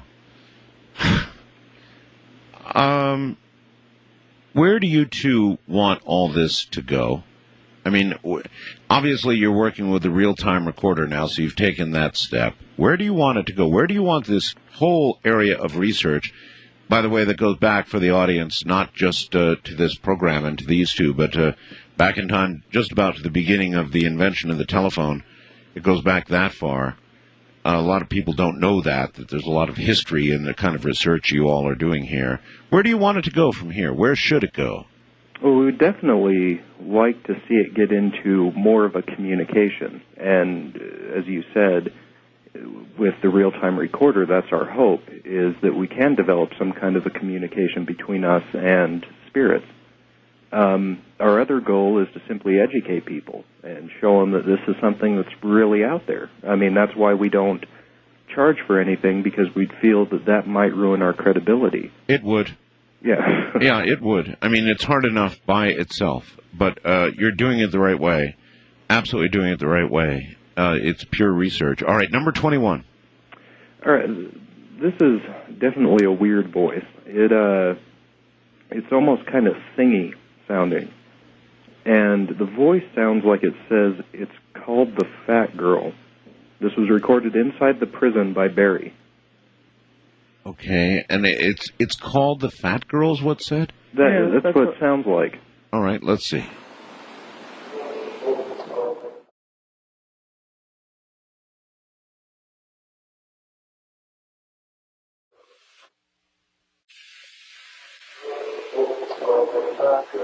All right, now I'm not as sure about the first part as I listen. I can absolutely hear Fat Girl at the end. That's all, though. Listen again.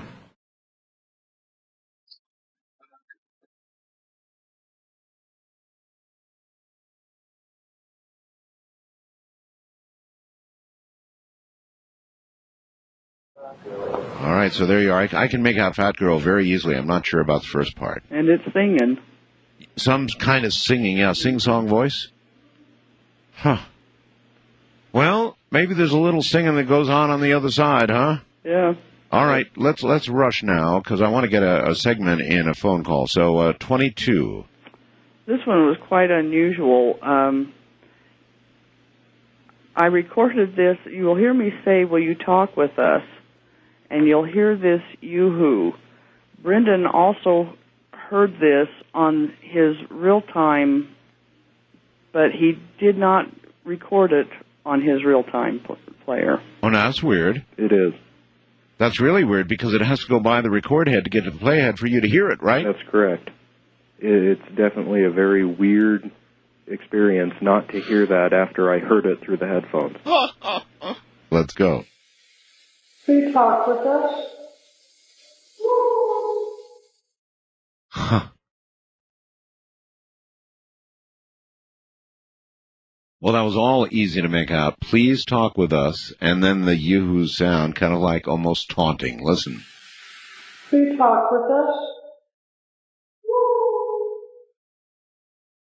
Well, I'll tell you, of all the weird businesses in the world to be in, you two really can pick them. And actually, it's not a business, but I mean areas of research. This is weird stuff. This goes back how many years, this research? Well, ever since Marconi and Edison. Both of them were working on ways to contact the dead, and kind of early examples of EVP were started by them. All right, number 23. All right, this was also recorded at the prison, and you'll hear Jennifer, who is the prison director. And by the way, I'd like to thank Jennifer and the rest of the staff for allowing us to stay the night in the prison. But in this clip, you hear her say, "Yeah, that's a chainsaw." And right after that, you hear a woman that just sounds demented almost say, "Yeah, that's me." Really? Chainsaw, huh? All right.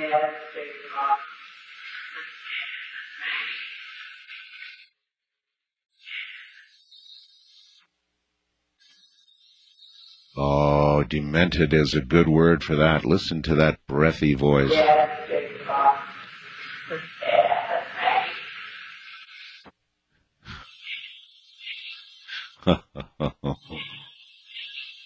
Yeah, I can just imagine being clipping along in an 18-wheeler in the middle of the night listening to this stuff. Yeah, that's me. All right, one more to do tonight, and it's number 24.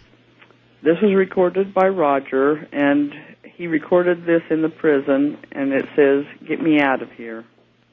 And there was no interactive aspect to it? No, there was no talking at the time. Now, here's what you would expect to hear in a prison, something like, "Get me out of here." All right, let's see. God, I hear it all right. There's no question, "Get me out of here." Yeah, you'd expect to hear that in a prison, wouldn't you? One more time. Listen very carefully, folks.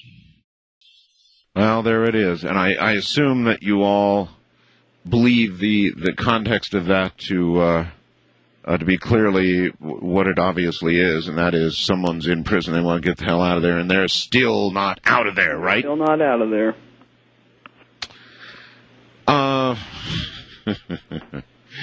So, you go to troubled places.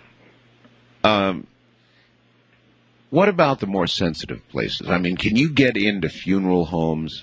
Yes, we have. Oh, you have? Yes. That would be one area I would think they would be disinclined to allow you, and the freshly dead and the... Yeah, and we were extremely surprised that we were allowed in, for one, let alone that there was actual bodies in the place when we were there. And did you get anything? Yeah, in fact, we played one of the voices on your show a few shows back that says, "So is the dead." So is the dead. All right, look, what I'm going to do is break here at the bottom of the hour, and when we come back, I'd like to allow the audience to ask you questions about all they've heard tonight, okay? Alrighty. All right, stand by, please. And that's exactly what's coming up. Your turn. If you have questions about this, if you heard all this and you don't have questions, then you better check yourself for a pulse, because you may be trying to reach us from the other side. Otherwise, I expect you have questions. Coming up next, I'm Art Bell from the High Desert.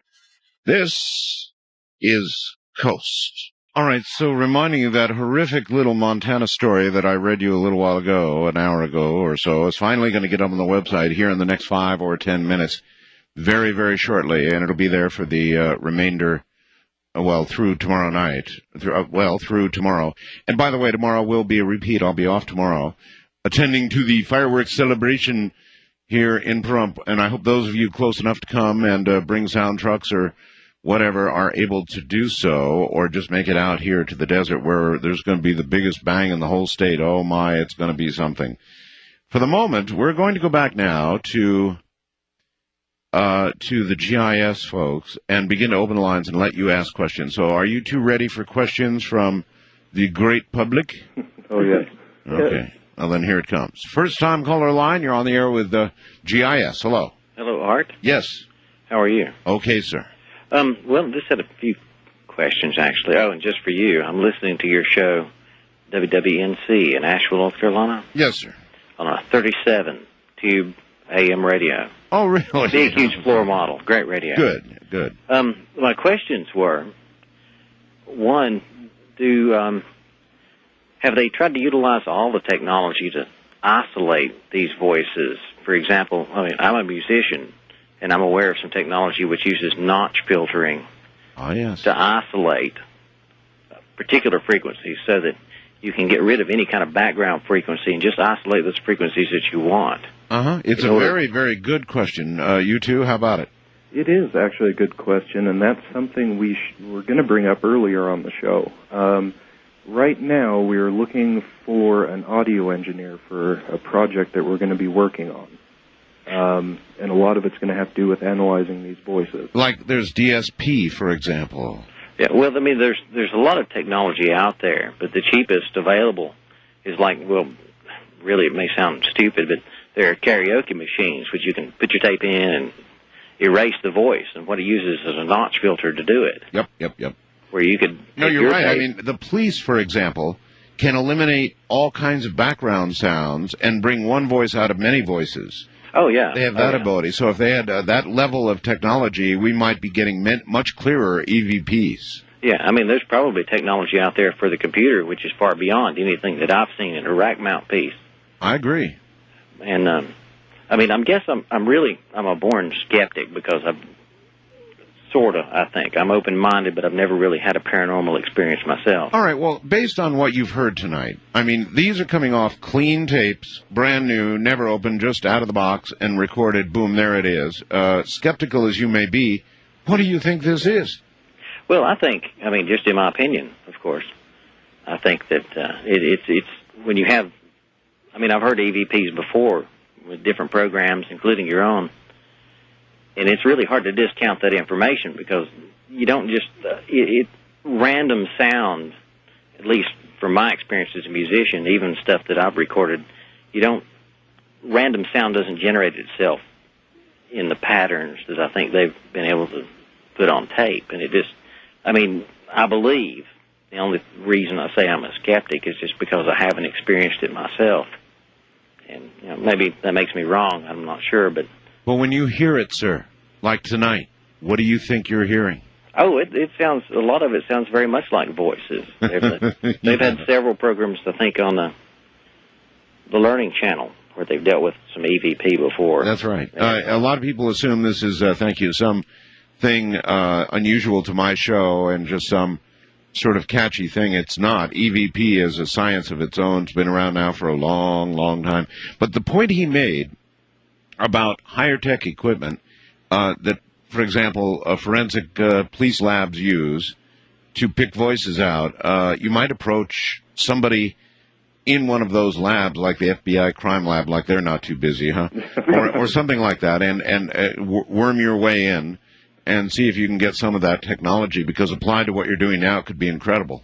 Well, we would ask anybody who does have access to that technology or a background in audio engineering to contact us. All right, how about how to contact you? How do they do it?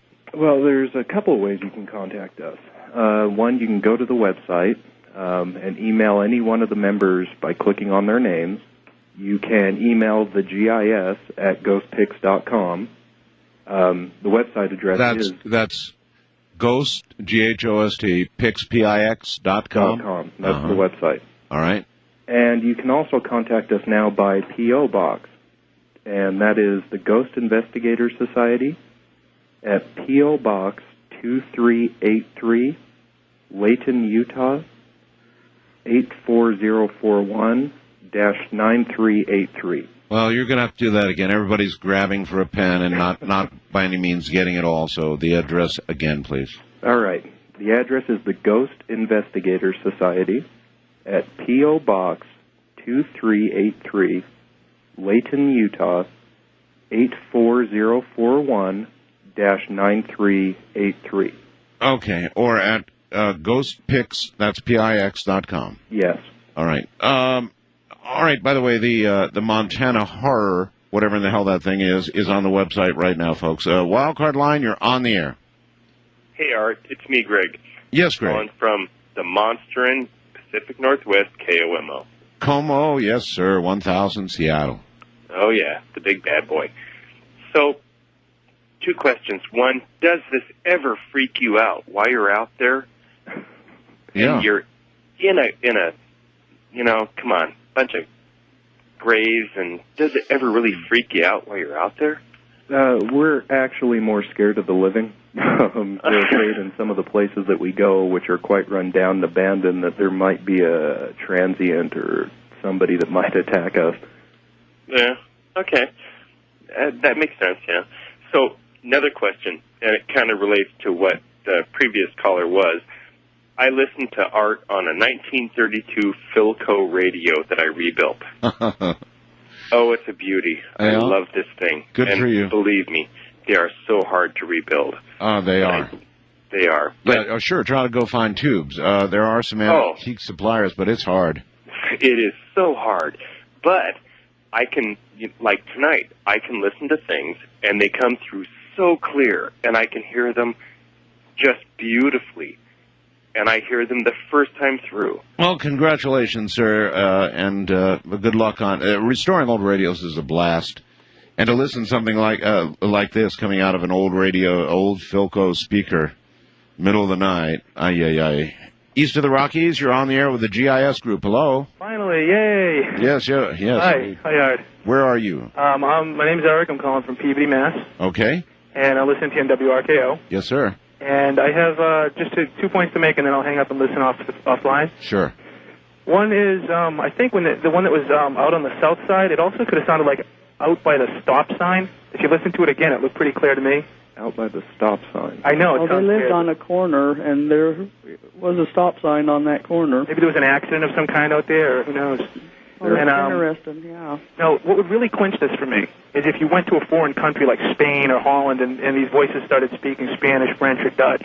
Now, it's really interesting that you bring that up. I was just sent an article today by a man named Joseph Bullman about a researcher in Italy that has been doing some wonderful EVP research. And all of his voices are in Italian. And as we've mentioned, we've been to cemeteries where there's quite a mixed population from people, or of people from other countries, and have recorded German and Spanish and things like that. And some are not sure what the language is, but we know it's not English. Right, and one last point. I wonder if it has to do with the researchers, like if they speak English, if the voices will manifest as English, or if maybe you send someone out who speaks Spanish or another language, if maybe they will hear somehow on the tape magically, I don't know, it'll appear in a different language. That is a really good. I don't think we've ever thought of that before. And I'll listen off the end now. Thank you. Well, all right. He's listening off air. Anything else you two want to add, or? Well, we don't know anybody right offhand that knows how to speak another language that would be willing to go out with us. So when you get there, you'll try it. Yes. All right. I think it'd be interesting to see what they would. A lot of people fast blasting me want to know why the sing-songy voice so many times. Do you have any thoughts on that? No, other than just maybe the attitude of that entity at the time, whatever mood they're in. And I can imagine a lot of the prisoners probably passed their time singing. Yeah, so can I, actually. West of the Rockies, you're on the air with the EVP Kings and Queens. Hello. No, push the button, Arthur. Now you're on the air. Sorry about that, caller. Hello, this is Anthony in Fairbanks. Fairbanks, Alaska, way Yes. up north. Yes. And I've got 2 questions. The first one, has any member of the GIS team ever gone to a pet cemetery and recorded animal sounds? Ah! We've gone to a pet cemetery, but we have not recorded animal sounds there. We have recorded animal sounds at other locations, but not at the pet cemetery. Okay, and then my other question, most people seem to think that from a ghost point of view on the other side, time would be different. So have you ever heard an EVP that refers to something that you're about to say on the tape? Yeah. Really? Actually, in fact, that example that we played tonight, the one where it says no, yes, and then Roger asked if anybody will speak with us. Uh-huh. I kind of wondered if that was them contemplating that question before it had been asked. We've had occurrences where it seems like they've answered a question. Sometimes there have been on occasions where they have said something, and then one of the members will repeat almost word for word what the EVP said. Boy, this is strange stuff. First-time caller line, you're on the air with the GIS group. Hello. Hello. Yes, sir. Yes. On recording number 16, I have a question also, but recording number 16, what I got when I listened to that was my friend is still outside. My friend is still outside. Now, that's interesting because the first time I heard that, I heard I'm still outside. Oh, okay, because I got my friend is still outside when I heard that over and over. Really? That's a very interesting one, number 16, isn't it? It is. Yes, it is. The reason is it's just so clear and loud. Okay. But then again, that goes back to what we were saying, that even though they're loud, they're not so easy to discern what's being said. Yeah, let's all listen again. Number 16, and actually number 16, they think, and I thought too, was very clear, and I thought it said out by the south side. Listen. Out by the south side. And you still hear the same thing, caller? I still hear the same thing. My friend is still outside. I'm hearing out by the south side. I'm going to listen and try to hear my friend. Caller, I still have got same thing. Friend. Yeah, Okay. I don't either, but I appreciate the call. Thank you. Okay. Also, I do have a question. How would a person get into something like this? Very carefully. Very carefully. It's extremely easy. As I've mentioned, I started out as a skeptic.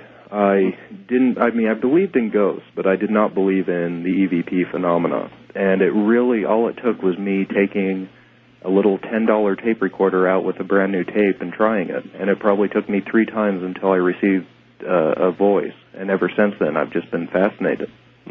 Okay. Well, it really doesn't matter whether it's an expensive recorder or a cheap one. okay. You can record EVP on any tape recorder. On any tape, then. Okay. Well, thank you. I think I'll give that a whirl. Would you report back to me, please, on how you do, sir? Sure, I will. All right, I'll look forward to that. Thank you. Thanks, Wildcard line, you're on the air with the GIS group. Hello. Hello? Yes, sir. Hello. Yeah, I was wondering, have they ever decided to go into, like, a place where they had, like, a famous battle or somewhere in American history and try to contact, well, not necessarily contact, but... Yeah, battlefields. Battlefields. That's a question. You two, have you ever gone to, like, Gettysburg, whatever? We haven't gone to Gettysburg. We've gone up to areas where there have been massacres and things like that in the Old West days. And what do you get? General EVP, generally what we've played. There has been times we've recorded just faint screaming and kind of what sounds like almost a residual gunshot. A residual gunshot. That's really interesting. We were talking earlier about there are people now who believe that the Vatican has what they're calling a kind of time machine, and the theory is that sound and light literally last forever, linger forever, once created, never die. Light, of course, is energy, and sound is too, and so it could easily be. East of the Rockies, you're on the air with the GIS group. Hello. Hello? Yes, sir. Yeah, a couple of questions real quick. Have y'all ever recorded voices in the normal octave of people that y'all didn't hear at the time? You know, like normal speaking voices. Yeah, we have. And that's interesting because a lot of this is not audible at the time. There are times when we do hear it at the time, but that's extremely rare. But yes, we have recorded them in the regular human speech sound. Okay, and what type of software do y'all use for pulling the EVPs out? What type of what, sir? Of software. What are y'all using to? Because I know it gets muddled down it's below the normal octave of hearing, and it gets muddled in the noise, in the background noise. And I'm wondering how do you pull that out? If I were interested in recording some stuff, and Well, I think the truth is, with a lot of EVPs, even though they're hard to hear, you won't have to pull it out of anything. It will just be there.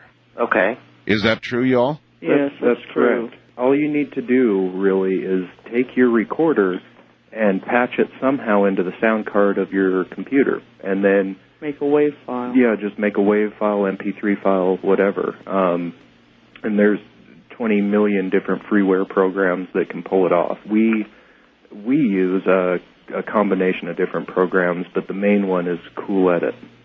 Cool Edit. Yeah. Okay, thank you. You going to try it, caller? Yes, I am. I've actually had a voice say, "Help me, Randy, help me." And that came over what? It came from everywhere. Oh. It was in my garage, and it was the most incredible Dolby surround sound I'd ever heard. Huh. I literally was frozen with fear. It blew me away. Is your name Randy? Yes, it is. That's one thing that I've noticed when we have audibly heard them. It sounds like it comes from nowhere. I mean, you can't pinpoint where it's coming from.